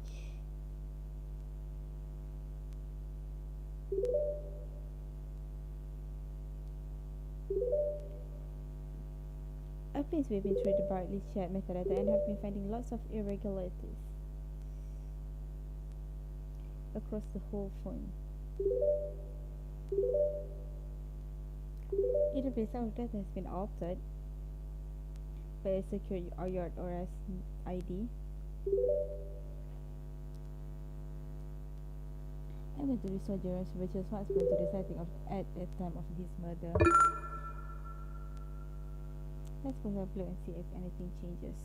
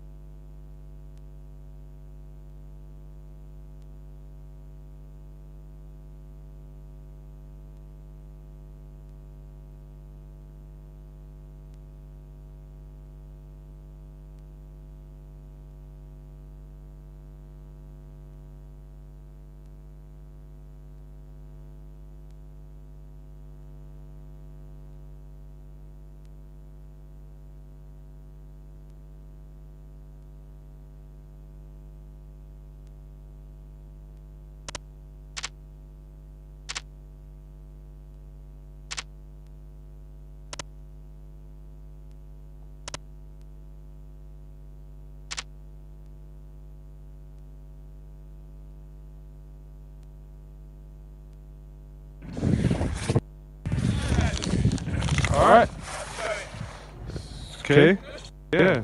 Yeah. PC Bronson. This is my colleague, PC McGuire. Alright.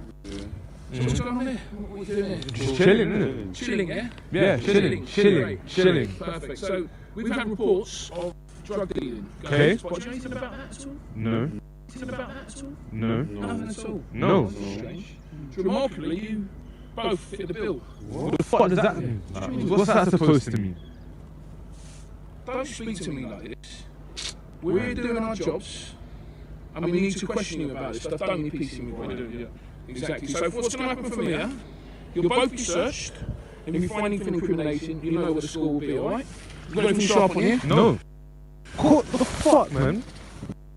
Chill. What are you looking? Don't fucking look at me, you. Back off, Redman. Yes, get on the.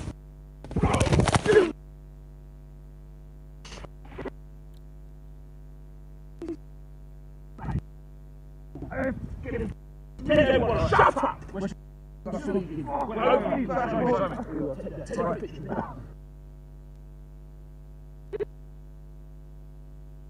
Who's crying? Crying like a little wuss. Come on. Right, so. Right, so. That was a good minute. Right, we've got to go. Yep, we've got to go. Alright, boys. Let me Yep. We'll hopefully see you again. Yep. Right, so that's trouble, yeah? Oh, here's your wallet, yeah?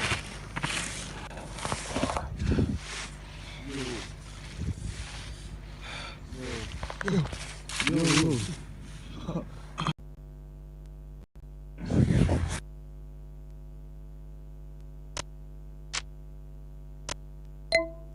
god, I know who's the Redman is. What the fuck have I just seen? What the fuck is this?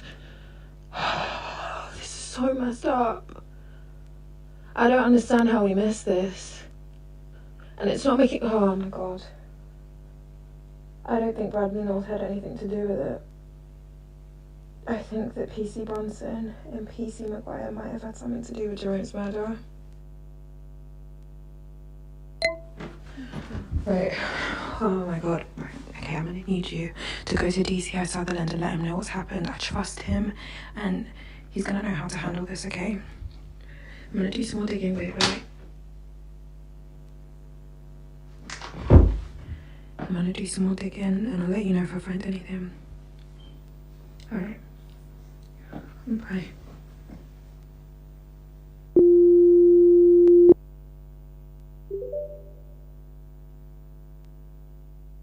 If a sender is a create duplicate virtual smartphone for you, me, and Sutherland. That way, if Bronson and Maguire are all looking, nothing will have changed on their end. Okay, thanks.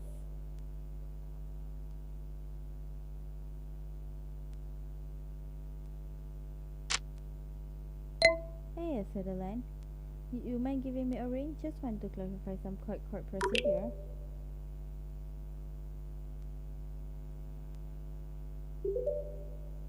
Sure.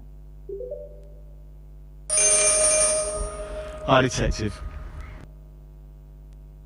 Hang up, then message me on a private channel.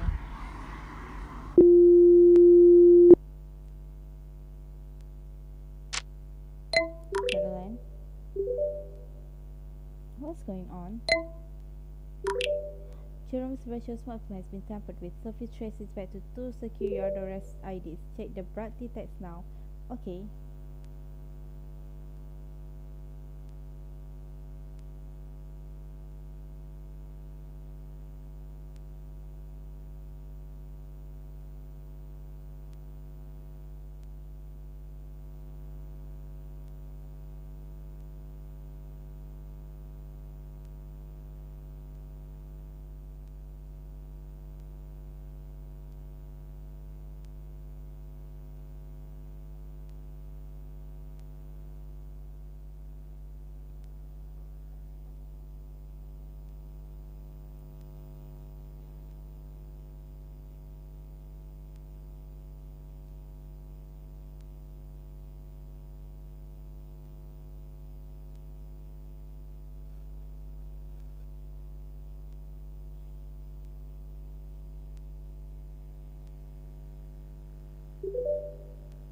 Okay.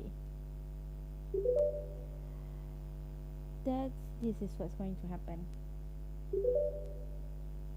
We're going to remain calm and think clearly.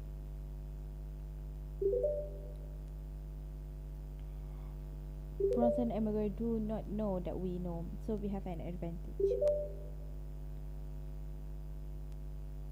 We should maintain status quo until we've spoken with Bradley again. Yes, this is the line. Good. Okay, just give me a few minutes. Let me think this through.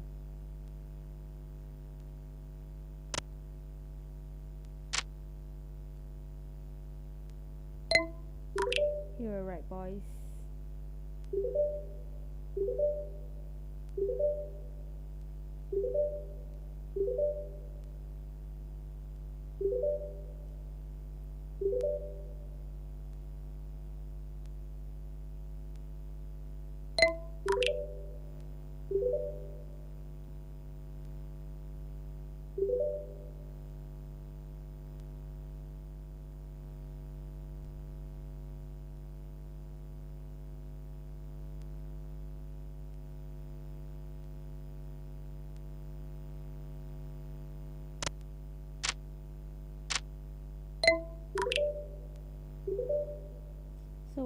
let's move. Okay. Bernard Gomez is something normal on our shared channel. I will respond accordingly. Then I will meet you in Bradley's interview room.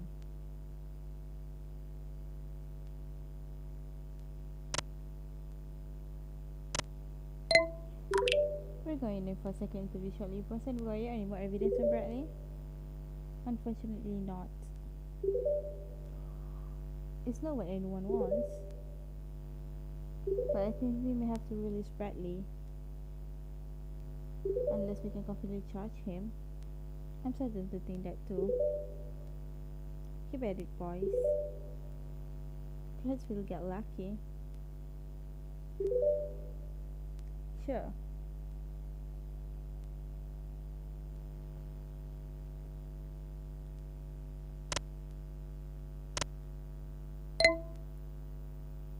We know you were framed. 2 police constables manipulate text to make you look like Jerome's killer. They also deleted footage of arrestly aggravated assault, PC Bronson and PC Maguire. PC Bronson is the right man, we know.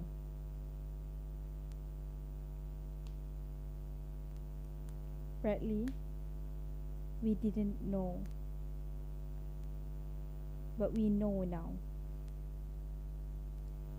We are horrified. We are sorry for accusing you.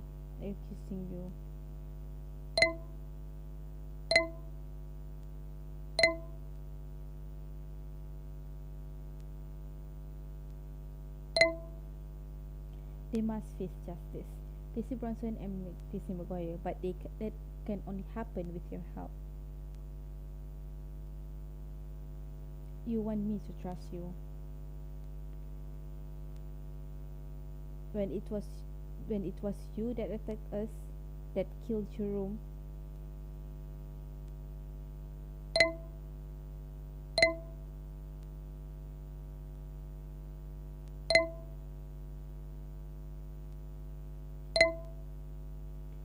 We will make them pay. Bronson and Maguire, they are the disgrace and they will face justice, I promise you. Tara.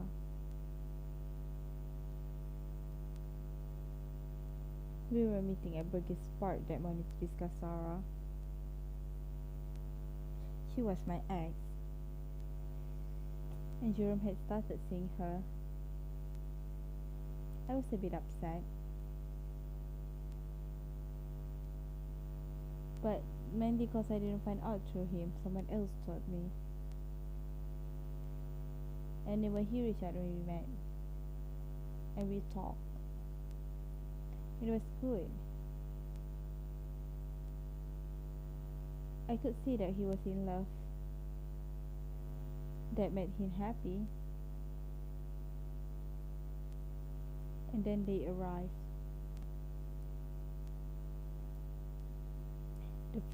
From the first word the Redman said, I knew we were in trouble.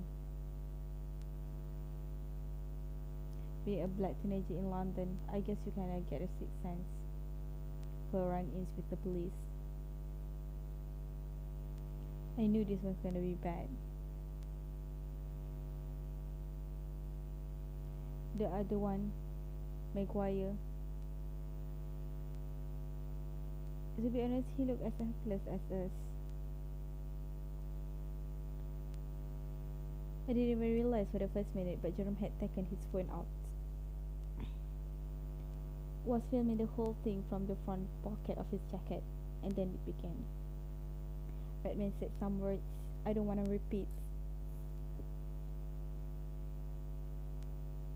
I never experienced nothing like that. Nothing like it. Afterwards, we were lost in a daze. We both went home. Later on, Jerome texted me and shared the footage. I was ready to go straight to BBO News with them, but Jerome, I think he needed to forget. So I said, let's leave it. Let's try to forget it.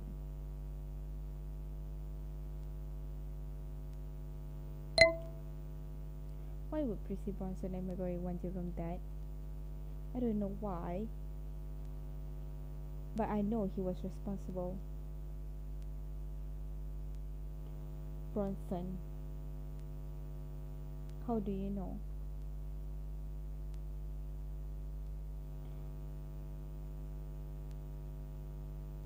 When I heard Jerome had died, I felt so lost.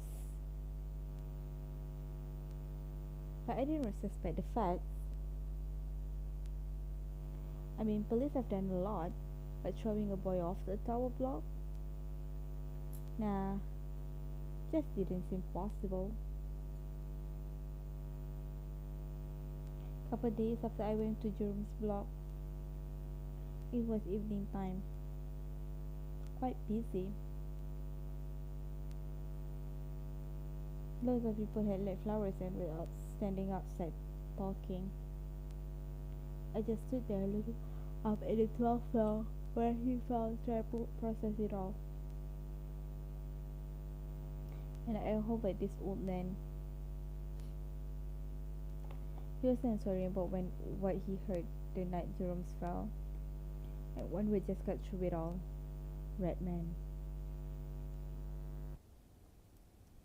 At that moment, I just felt I was sinking into the concrete. Jerome had been chased down and murdered by the Redman, and for all I knew, I could be next. I started to get paranoid, thinking that every fact was in on it. Didn't feel I could talk to no one. I really began to lose my mind. That's when I turned to my music. It's always been there for me. In the past, I just let all my anger and all my fear bleed in onto the track. It was only after I released it, I realized how the track made me look like I was responsible, but I couldn't see that at the time.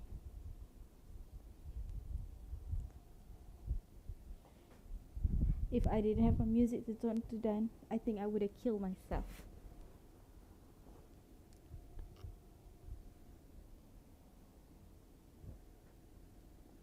Then you picked me up to bring me in for questioning. I thought, well, this is it. The facts are gonna do me like they did Jerome. Throw me into the river or something. I guess it sounds mad.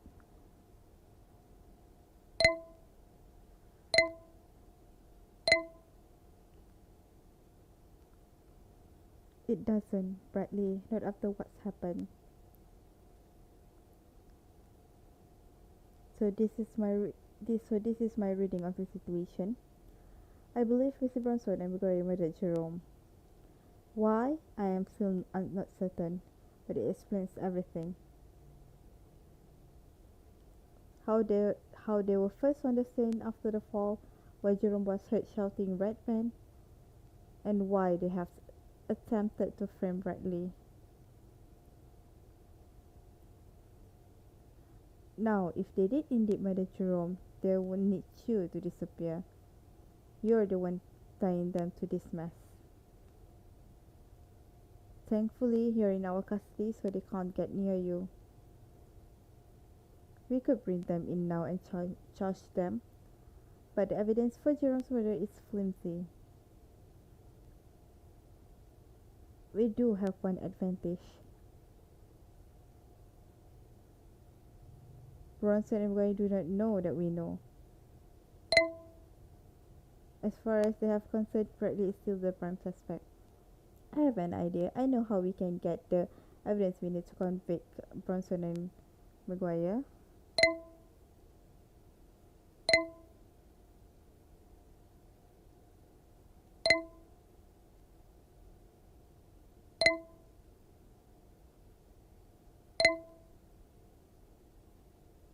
What if we use Bradley's phone as bait? With his live location on, we could draw out Bronson and Maguire and catch them red-handed. That's good. We know they've been looking on Jerome's phone, so if Bradley pops out on Jerome's mapper, that see it. We just tell them we've had to temporarily release Bradley and plant the phone on someone else. They'll see it as their final opportunity to disappear Bradley. We could catch them red-handed. We just need someone who can pose as Bradley. I suppose an undercover officer. Nah, if Bronson and Maguire are fats, they're gonna smell another fat a mile away. Need someone from the street.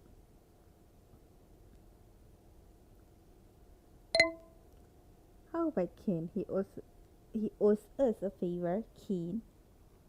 Ain't that the BBQ sauce killer? I mean, I guess that could work. Similar height and build. I'm sure he could handle himself. If he got his hood up, I think it could work. Whether or not he'll oblige is another question. I bet he would love to put some pigs in prison. True. I'll go find him. This could work.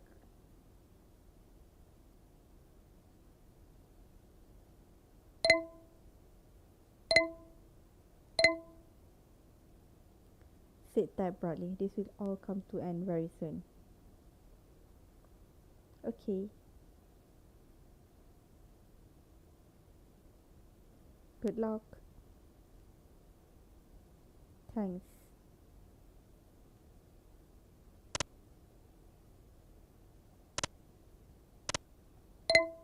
Let's do this.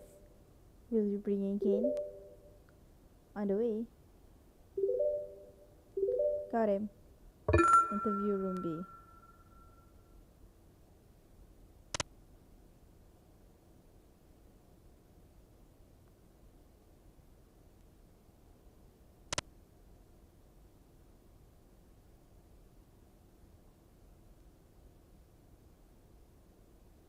Well, it isn't my favorite detective duo, Sutherland and Reynolds. Or should I say Reynolds and Sutherland? So tell me, how has the mystery of the tower block hole unraveled?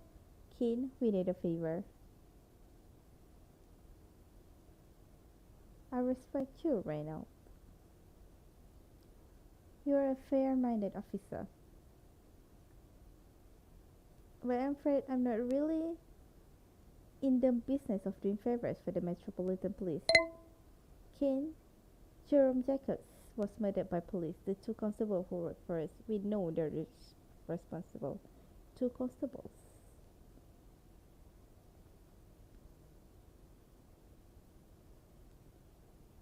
Why? We don't know yet.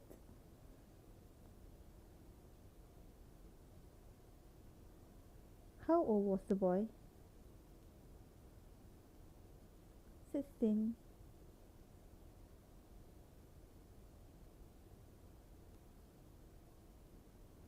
What is it you want from me, detective? These two police constables tried to frame Jerome's friend for the murder. We believe they now want this friend gone. Thankfully, the boy is in protective custody, but we lurched to plant his phone on Joe to draw them out. That's a pretty wild plan. Why not just arrest the two constables? If you know they're guilty, the evidence so far has been circumstantial. They could walk free. We need to catch them red-handed. Attempting to murder Jerome's friend. So let me get this straight. You want me to volunteer as a beat in sting operation to capture two killer cops? Yes. Sure. Fuck it. Why not? Yes. Great. We do appreciate it. Just to be clear, this is not a favor to you two. I consider it my duty to put the repulsive brag in their fucking pen. It's my pleasure.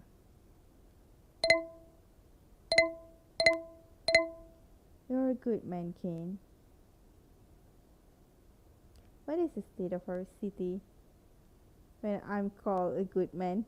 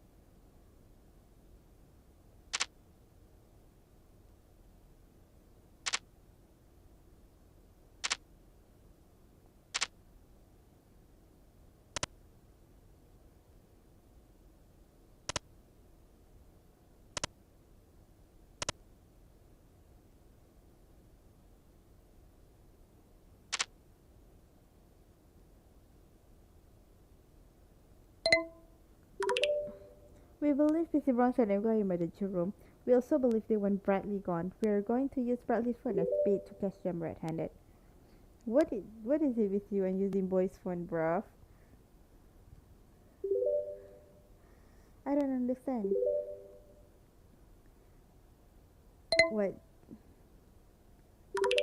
What you doing with the phone? Turning on Bradley's live location so he appears on Jerome's map mat and planting his phone on someone else with draw Bronson and Boyan. Who are you planting it on?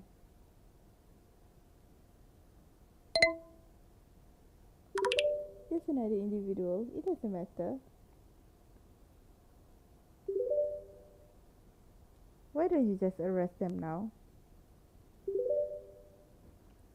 If you know they're guilty, arrest them. You act like this is one big game to you.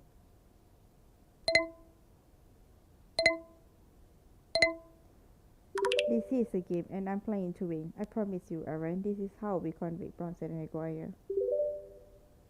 Enough talk. Get it done.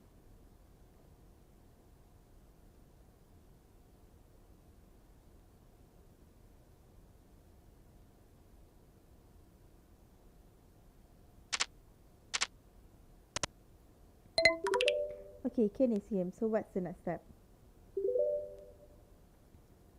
Okay, there are a few moving parts here, so we need to proceed carefully. First, we need Bronson and Maguire to think we've released Bradley. Of course, we can tell them as much, but it would be helpful if it didn't come just from us. Why don't we disinform the press? So I reported on IBBO News that we've released Bradley. Of course, yes. I'll contact them.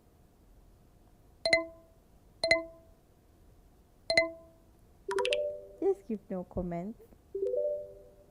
Okay, sure.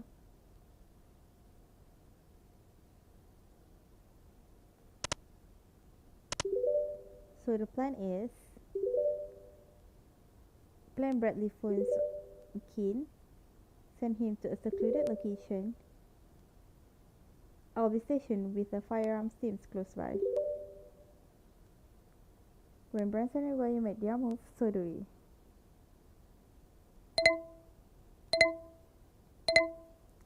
Will this definitely be enough to convict them? I really hope so, Reynolds. If you have any more ideas, I'm all here. Why don't we plan a wire on Bronson's and Barry's car? They make incriminate themselves on their way to kidnap Bradley. Yes, that's a great idea. We'll need undercover ops to plan it. Talk to Sophie. She can connect you to the encrypted channel.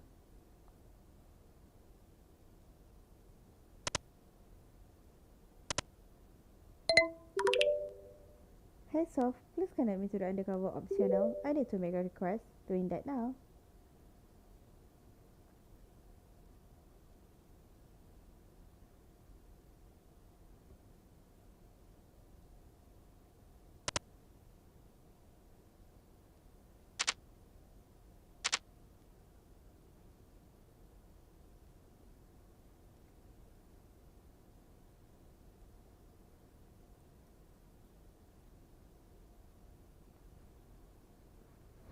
How long has it been actually? 4 hours.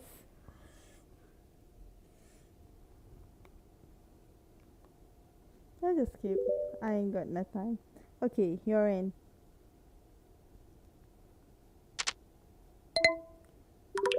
Hey, I need an undercover ops team to plant a listening device in a vehicle immediately. Whose vehicle? Mark Bronson and Andrew Gray, both police constable.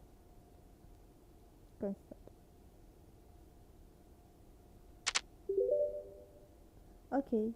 Oh. Done. The wire is planted. Yes, I know. They're calling it Operation Redman. Just head into Burgess Park with the firearms unit. Ken should be there. Tracking data show Bronson and Goy moving in this direction. It's happening. I'll link you to the listening device in their car. See if you can rehack it.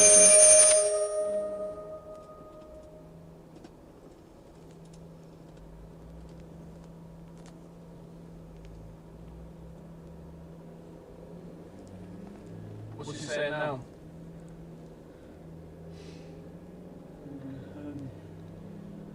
Still says Burgess Park. Alright.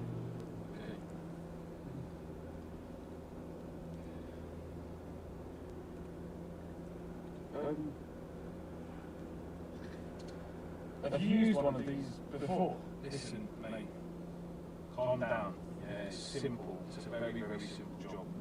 Find the main vein, stick it in. It's done. It's over. Alright? I mean, are you sure? Oh, for fuck's sake, shut the fuck up, will ya? Stop fucking speaking!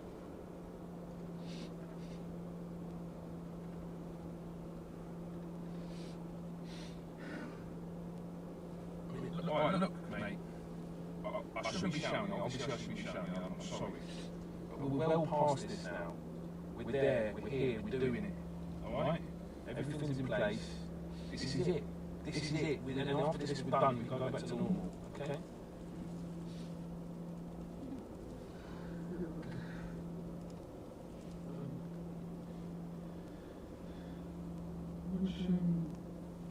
Which was it here? Well, there's one up by the Isle of Dogs. There's no cameras there, so we're going to go for that one, do it there, okay? Listen, mate, listen. Trust me. The boy's going to be so conked from Kennedy, he's not going to have an idea about what's going on. He'll have no idea what's happening, okay? And the fall, it's done instantly. It's over. Best way to go, if you ask me.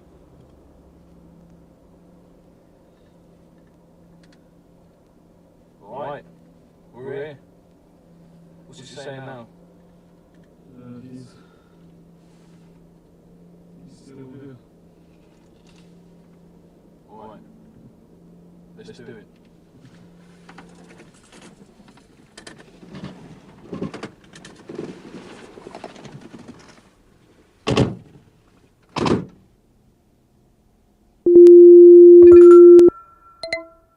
Just listen in.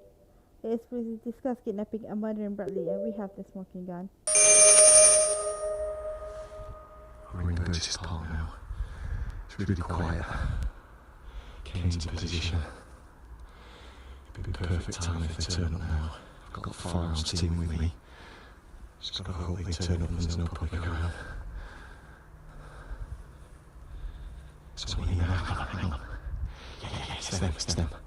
Okay, stand by. Just a little more, a bit closer, a bit closer.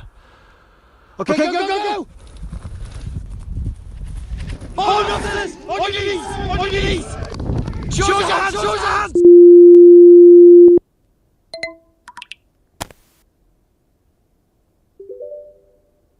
We got him. Yes. Fucking hell, that was nice. Maguire fell to his knees immediately, but Bronson nearly did a fucking runner. From this close to being shot dead. My god, what a fucking mess this all is. Okay, detectives. This is it. We got them in separate interview rooms. You choose who we go first. What the...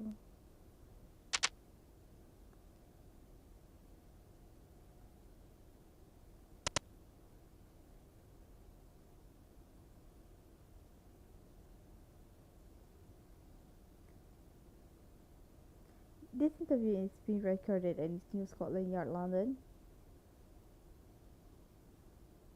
I'm DCI Michael Sutherland and Detective Constable Cheryl Reynolds joining us via Yachtlink.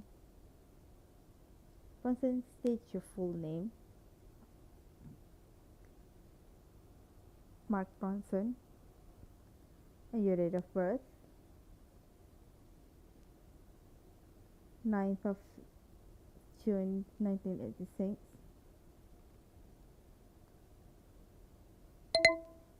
We have a video to show you.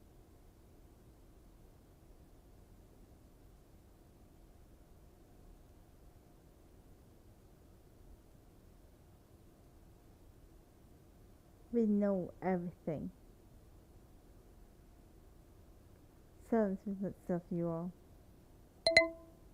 Why did you kill Jerome Bronson? No comment.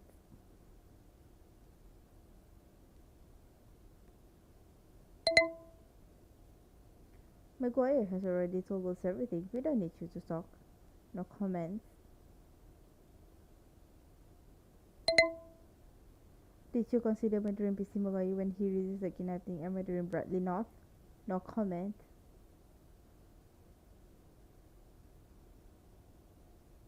Cut this. I keep asking myself, how could you bring yourself to do this? No comments. You're a fucking disgrace, Matt. This interview is terminated. We're done here.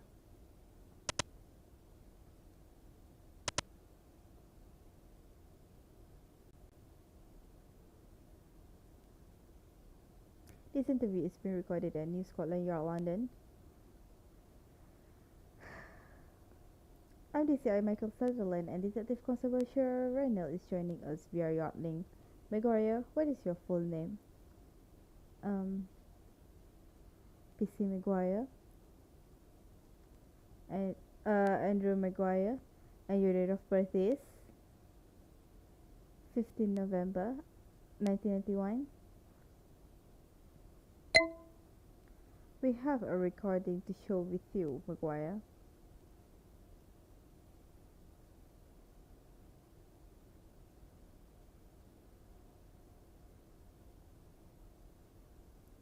Andrew Maguire, we have a few questions we need to ask you. It's really in your best interest to answer them directly.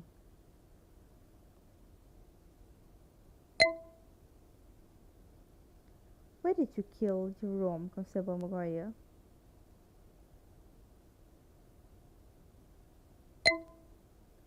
Let it out, Maguire.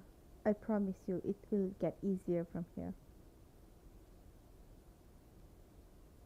Okay. I'll tell you.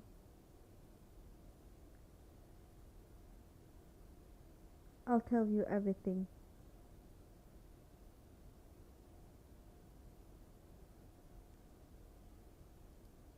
We were responding to reports of drug dealing in Burgess Park.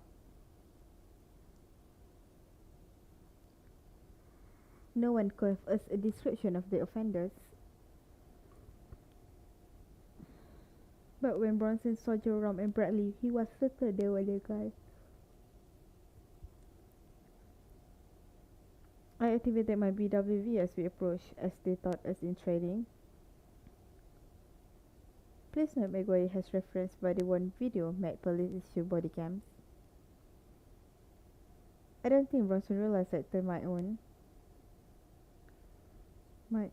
And then things escalated very quickly. It was horrific. It wasn't a stop and search. We followed no protocol. It was a racist attack. And I did nothing. God. These things he said to those boys. And why?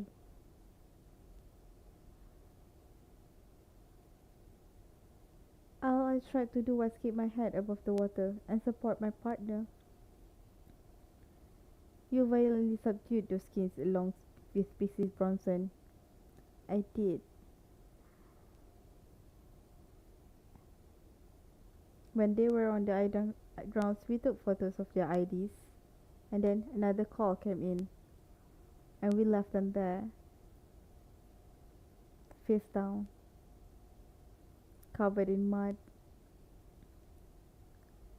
Fearing for their lives.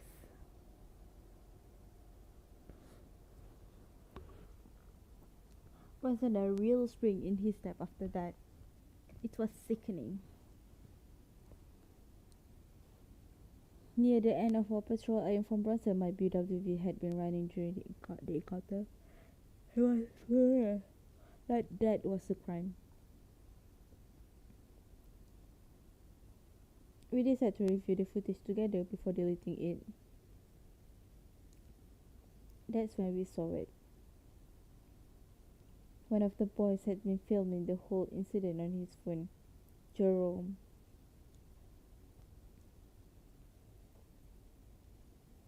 Suddenly, Bronson felt the gravity of the situation. This was racially aggravated assault on two innocent black teenagers. And if that boy's footage came to light, we would not only lose our job, we could go to prison. And then and there, I should have gone to my superiors. I should have accepted my responsibility and made Bronson accept his, but I couldn't.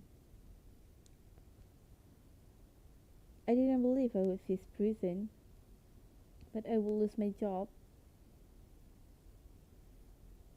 You have to understand. My whole life has been about becoming a police officer. Since I was a child, it's all I told people. And finally, I made it. And now it will all be over. And how would I face my family?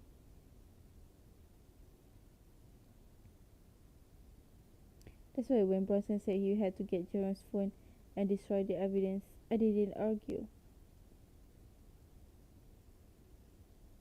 I believe it was what had to be done.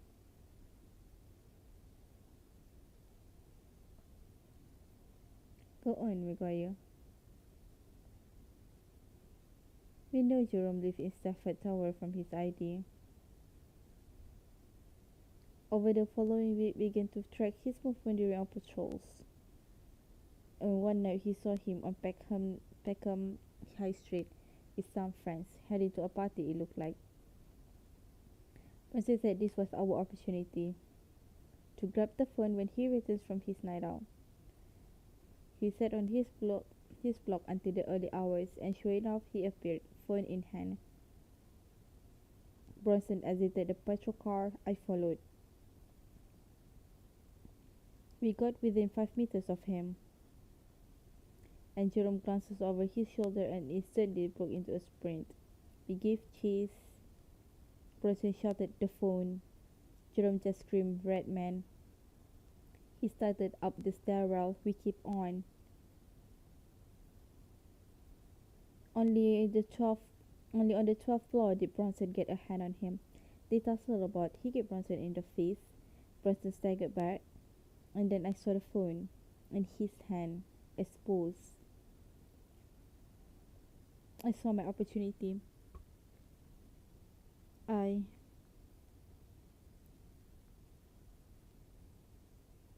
go on. I lunged. missed the phone and made contact with his chest, which knocked him backwards off the railings.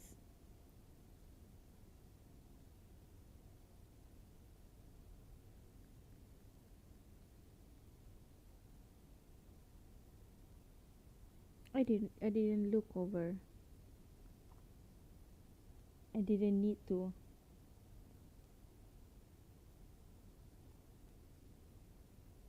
We began racing back down.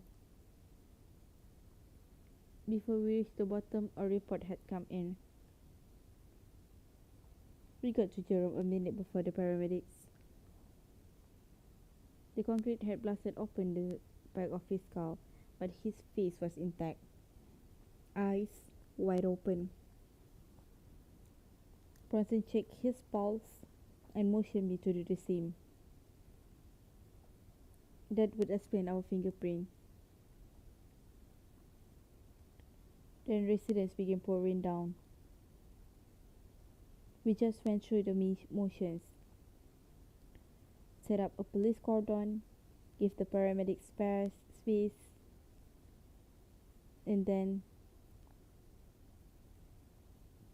the screen of Jerome's mother and her nightgown. Paramedics told us to give her away, so they were grappling with the mother minutes after the son. And that's when you arrived. Yes.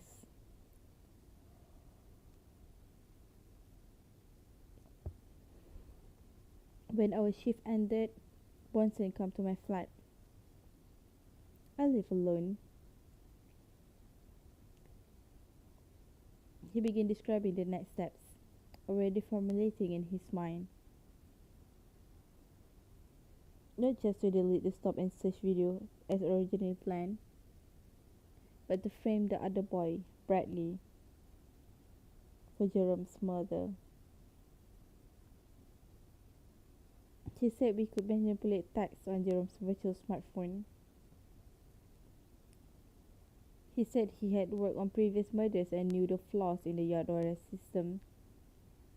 All the phone data is stored and operates off the cloud. And that cloud data can be accessed and modified through the yard OS back end. At this point, there was nothing I could say. In spite of everything, only one of us was a killer. The following morning, we made our edits. I deleted the video. Bronson wrote the text. He said he knew exactly how these kids talk. I don't know why I thought that would be it, but not long after, when Bradley drill videos surfaced on Snap Live, Bronson began fixated on what he saw as the final steps, staging Bradley's suicide. I pushed back. We were in our patrol car and I said, Bronson, I want out. I said I'd rather go to prison than kill another innocent boy. And he put his hand on my shoulder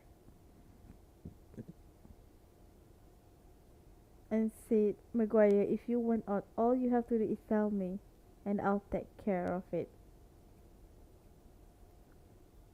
And I saw his eyes.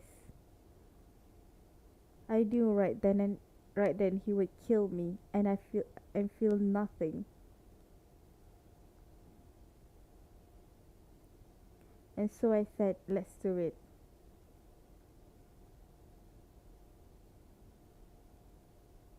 What did you do? Nothing at first. Before we could act, you had Sutherland bring in Bradley. But then you released him. At least you told us you had. and everything went back into motion. In hindsight, when Bradley's location pops on Jerome's phone, we should have known it was a trap.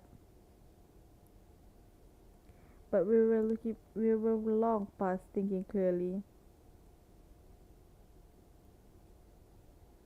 We stayed on Bradley's location, and eventually it leads us to Burgess Park, where this all began.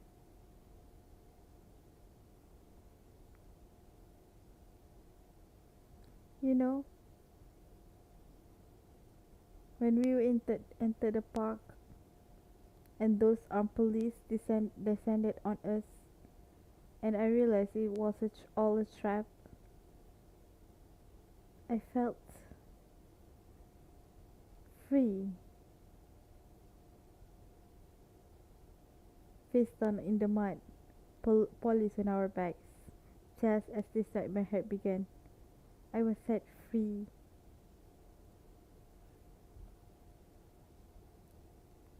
Because detectives,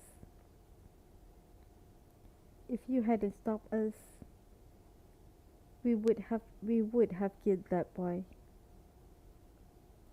I would have killed that boy. And then I do believe I would have totally lost my mind.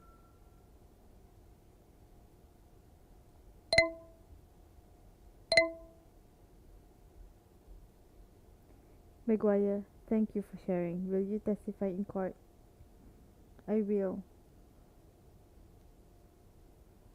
Okay, I think that's plenty.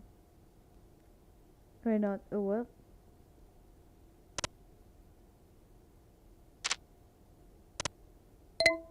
We got the confession. Finally, it all adds up. Let's charge Bronson and Maguire.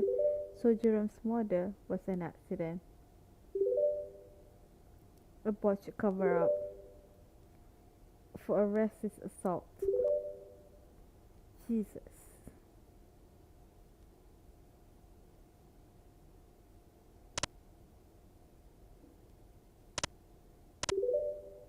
Okay, I'll notify my Senate and Crown Court. We're charging them both now.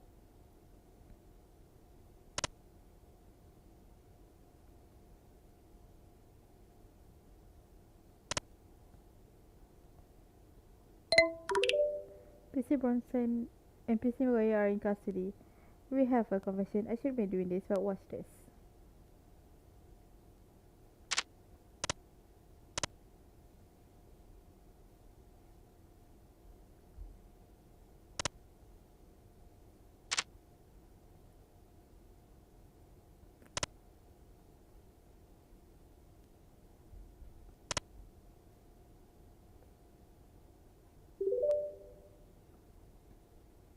They just wanted the phone.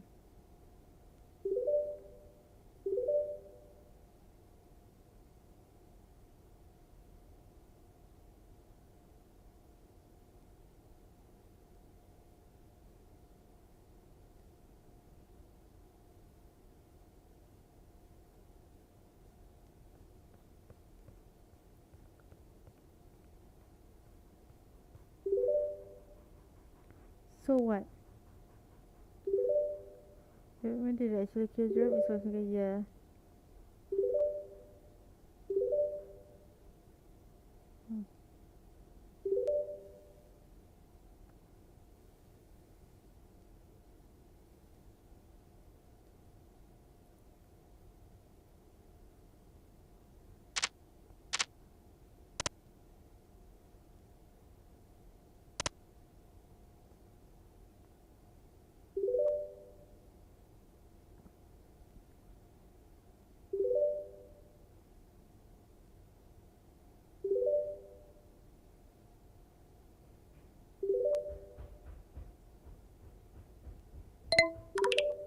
Yes, we planted a recording device in their car. This is what we heard.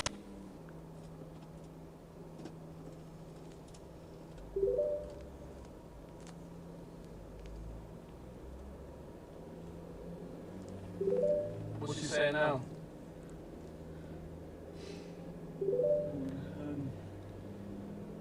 still says Burgess Park?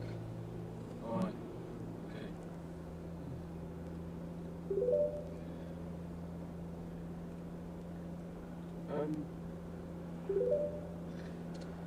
Have you used one of these before? Listen, mate.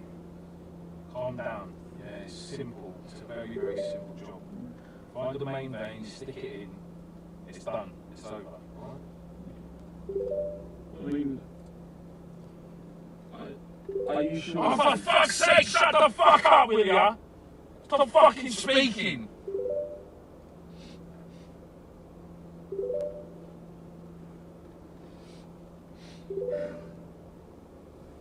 Alright, look, mate. I shouldn't be shouting. Obviously, I shouldn't be shouting. I'm sorry. But we're well past this now. We're there, we're here, we're doing it. Alright? Everything's in place. This is it. This is it. And after this, we're done. We can go back to normal. Okay?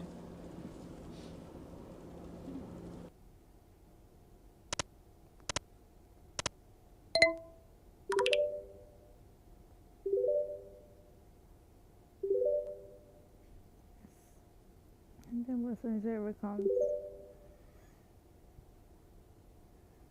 Murder attempted murder, racially aggravated assault, and perverting the cause of justice. We did it, detective, but I'm afraid the directive has come down. Press contact has been strictly prohibited going forward for reason of national security. In other words, government officials trying to avoid scandal, and believe me, this would be one massive scandal. I'm sorry, Reynolds. We cannot go against the national security order. I have a point. I have a solution. At the party, we can leak the evidence too. I trust this individual completely. Why does that not surprise me? Whoever it is, for God's sake, be discreet. This is a dangerous game you're playing.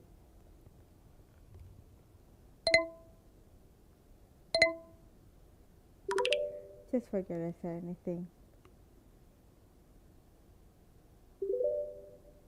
Good luck.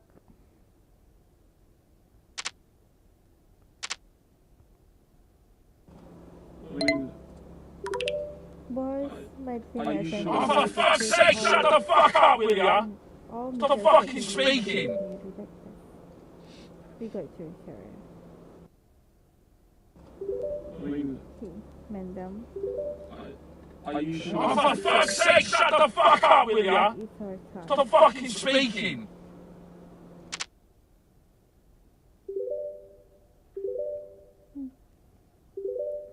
Stop and search video with an audio recording the Maguire confession. You know, it's going to be shot the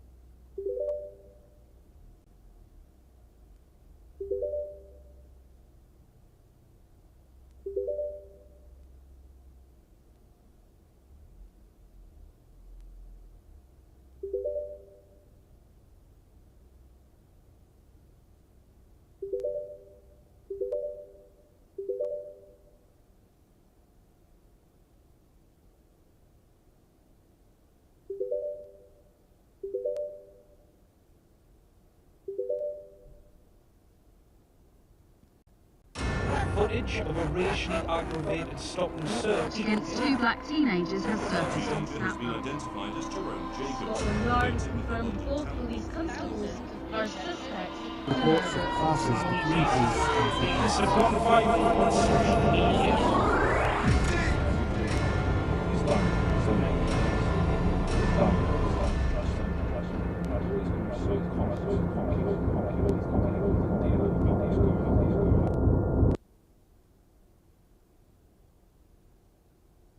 One year later,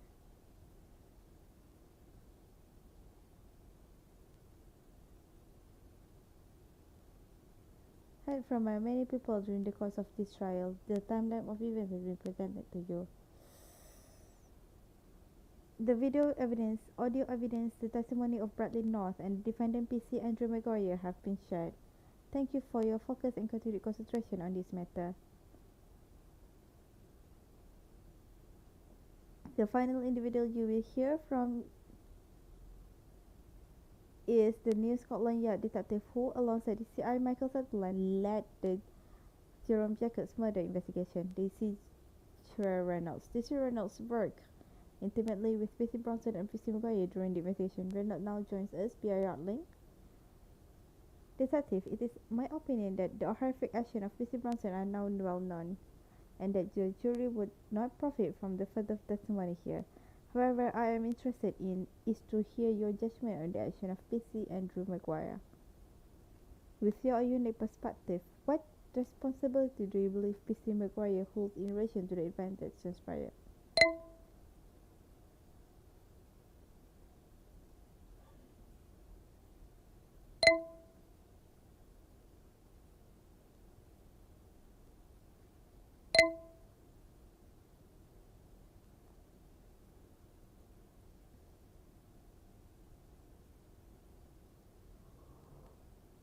Yeah. Maguire is a victim, an inexperienced constable manipulated by a ruthless senior officer, a pawn who feared for his own life. In the death of Jerome Jacob, he is guilty only manslaughter, not murder. Maguire's actions have always been without malice, and his willing to testimony has proved invaluable in our investigation. Thank you, Darcy Reynolds. Now, you have now heard from everyone. I will now invite you to recuse yourself to reach a verdict on the 4 counts of the both defendants: murder, attempted murder, racially aggravated assault, and perverting the course of action. Thank you.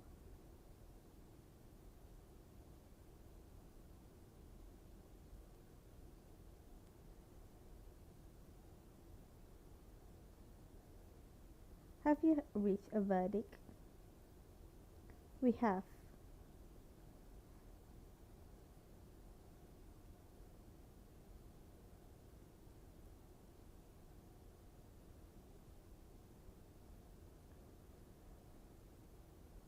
Jerome Jacob was by all accounts an astonishing young man, talented, ambitious, admired by those who knew him, entering into adulthood with the whole world before him.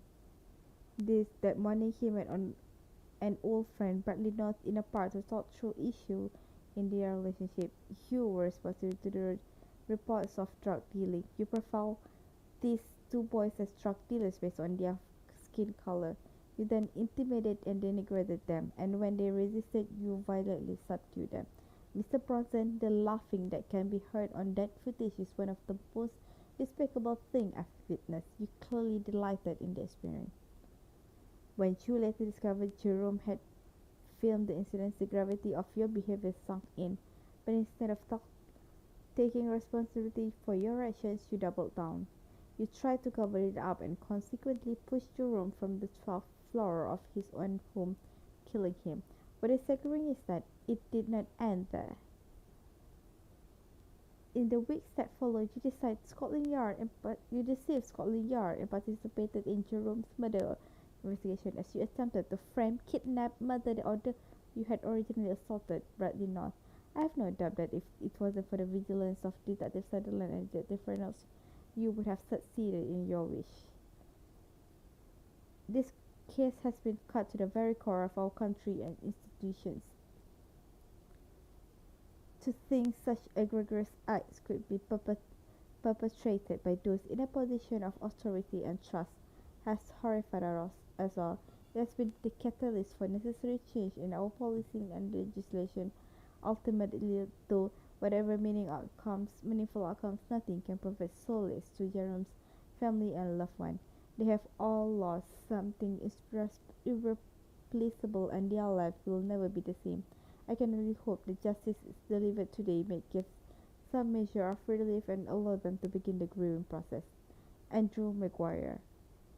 The jury has found you guilty on all 4 counts, including the murder. I sentence you, as I am required by law to do, to life imprisonment. I require now to outline what is called a punishment part, and that is the minimum period of time you will serve in prison before a parole board can consider you eligible for release. This would be 25 years. Having regarded for all circumstances, I have decided to discount your punishment part by 10 years. While I utterly condemn for your action, I am the opinion that you were in large part manipulated by your senior partner, Mark Bronson. You will therefore be eligible for parole in 50 years. Mark Bronson, you have been found guilty on all counts, including murder. I am sentencing you to a whole life order. This means you will serve life without any possibility of parole or conversion.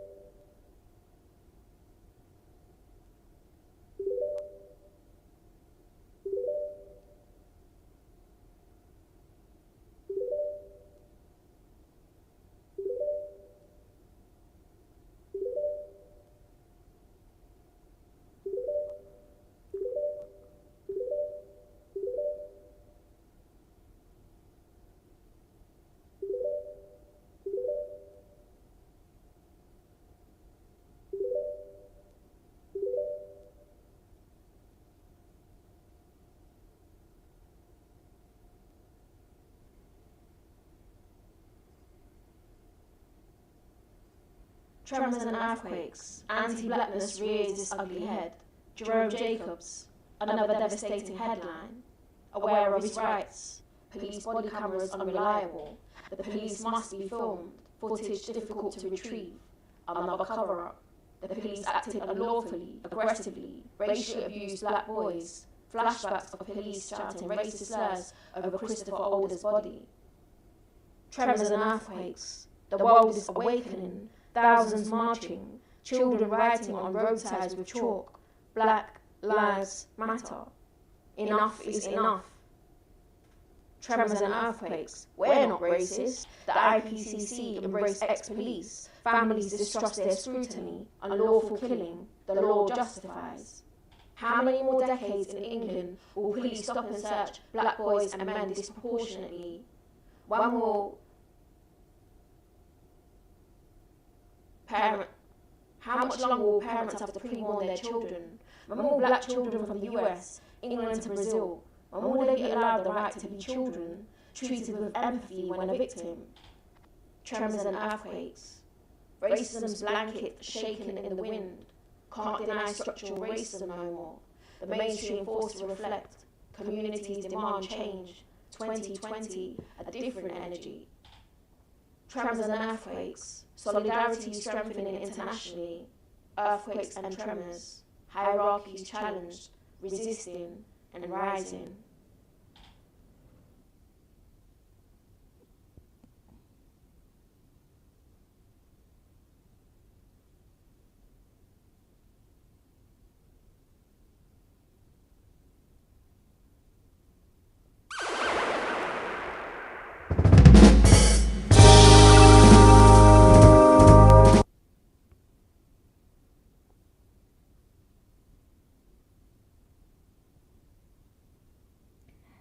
That is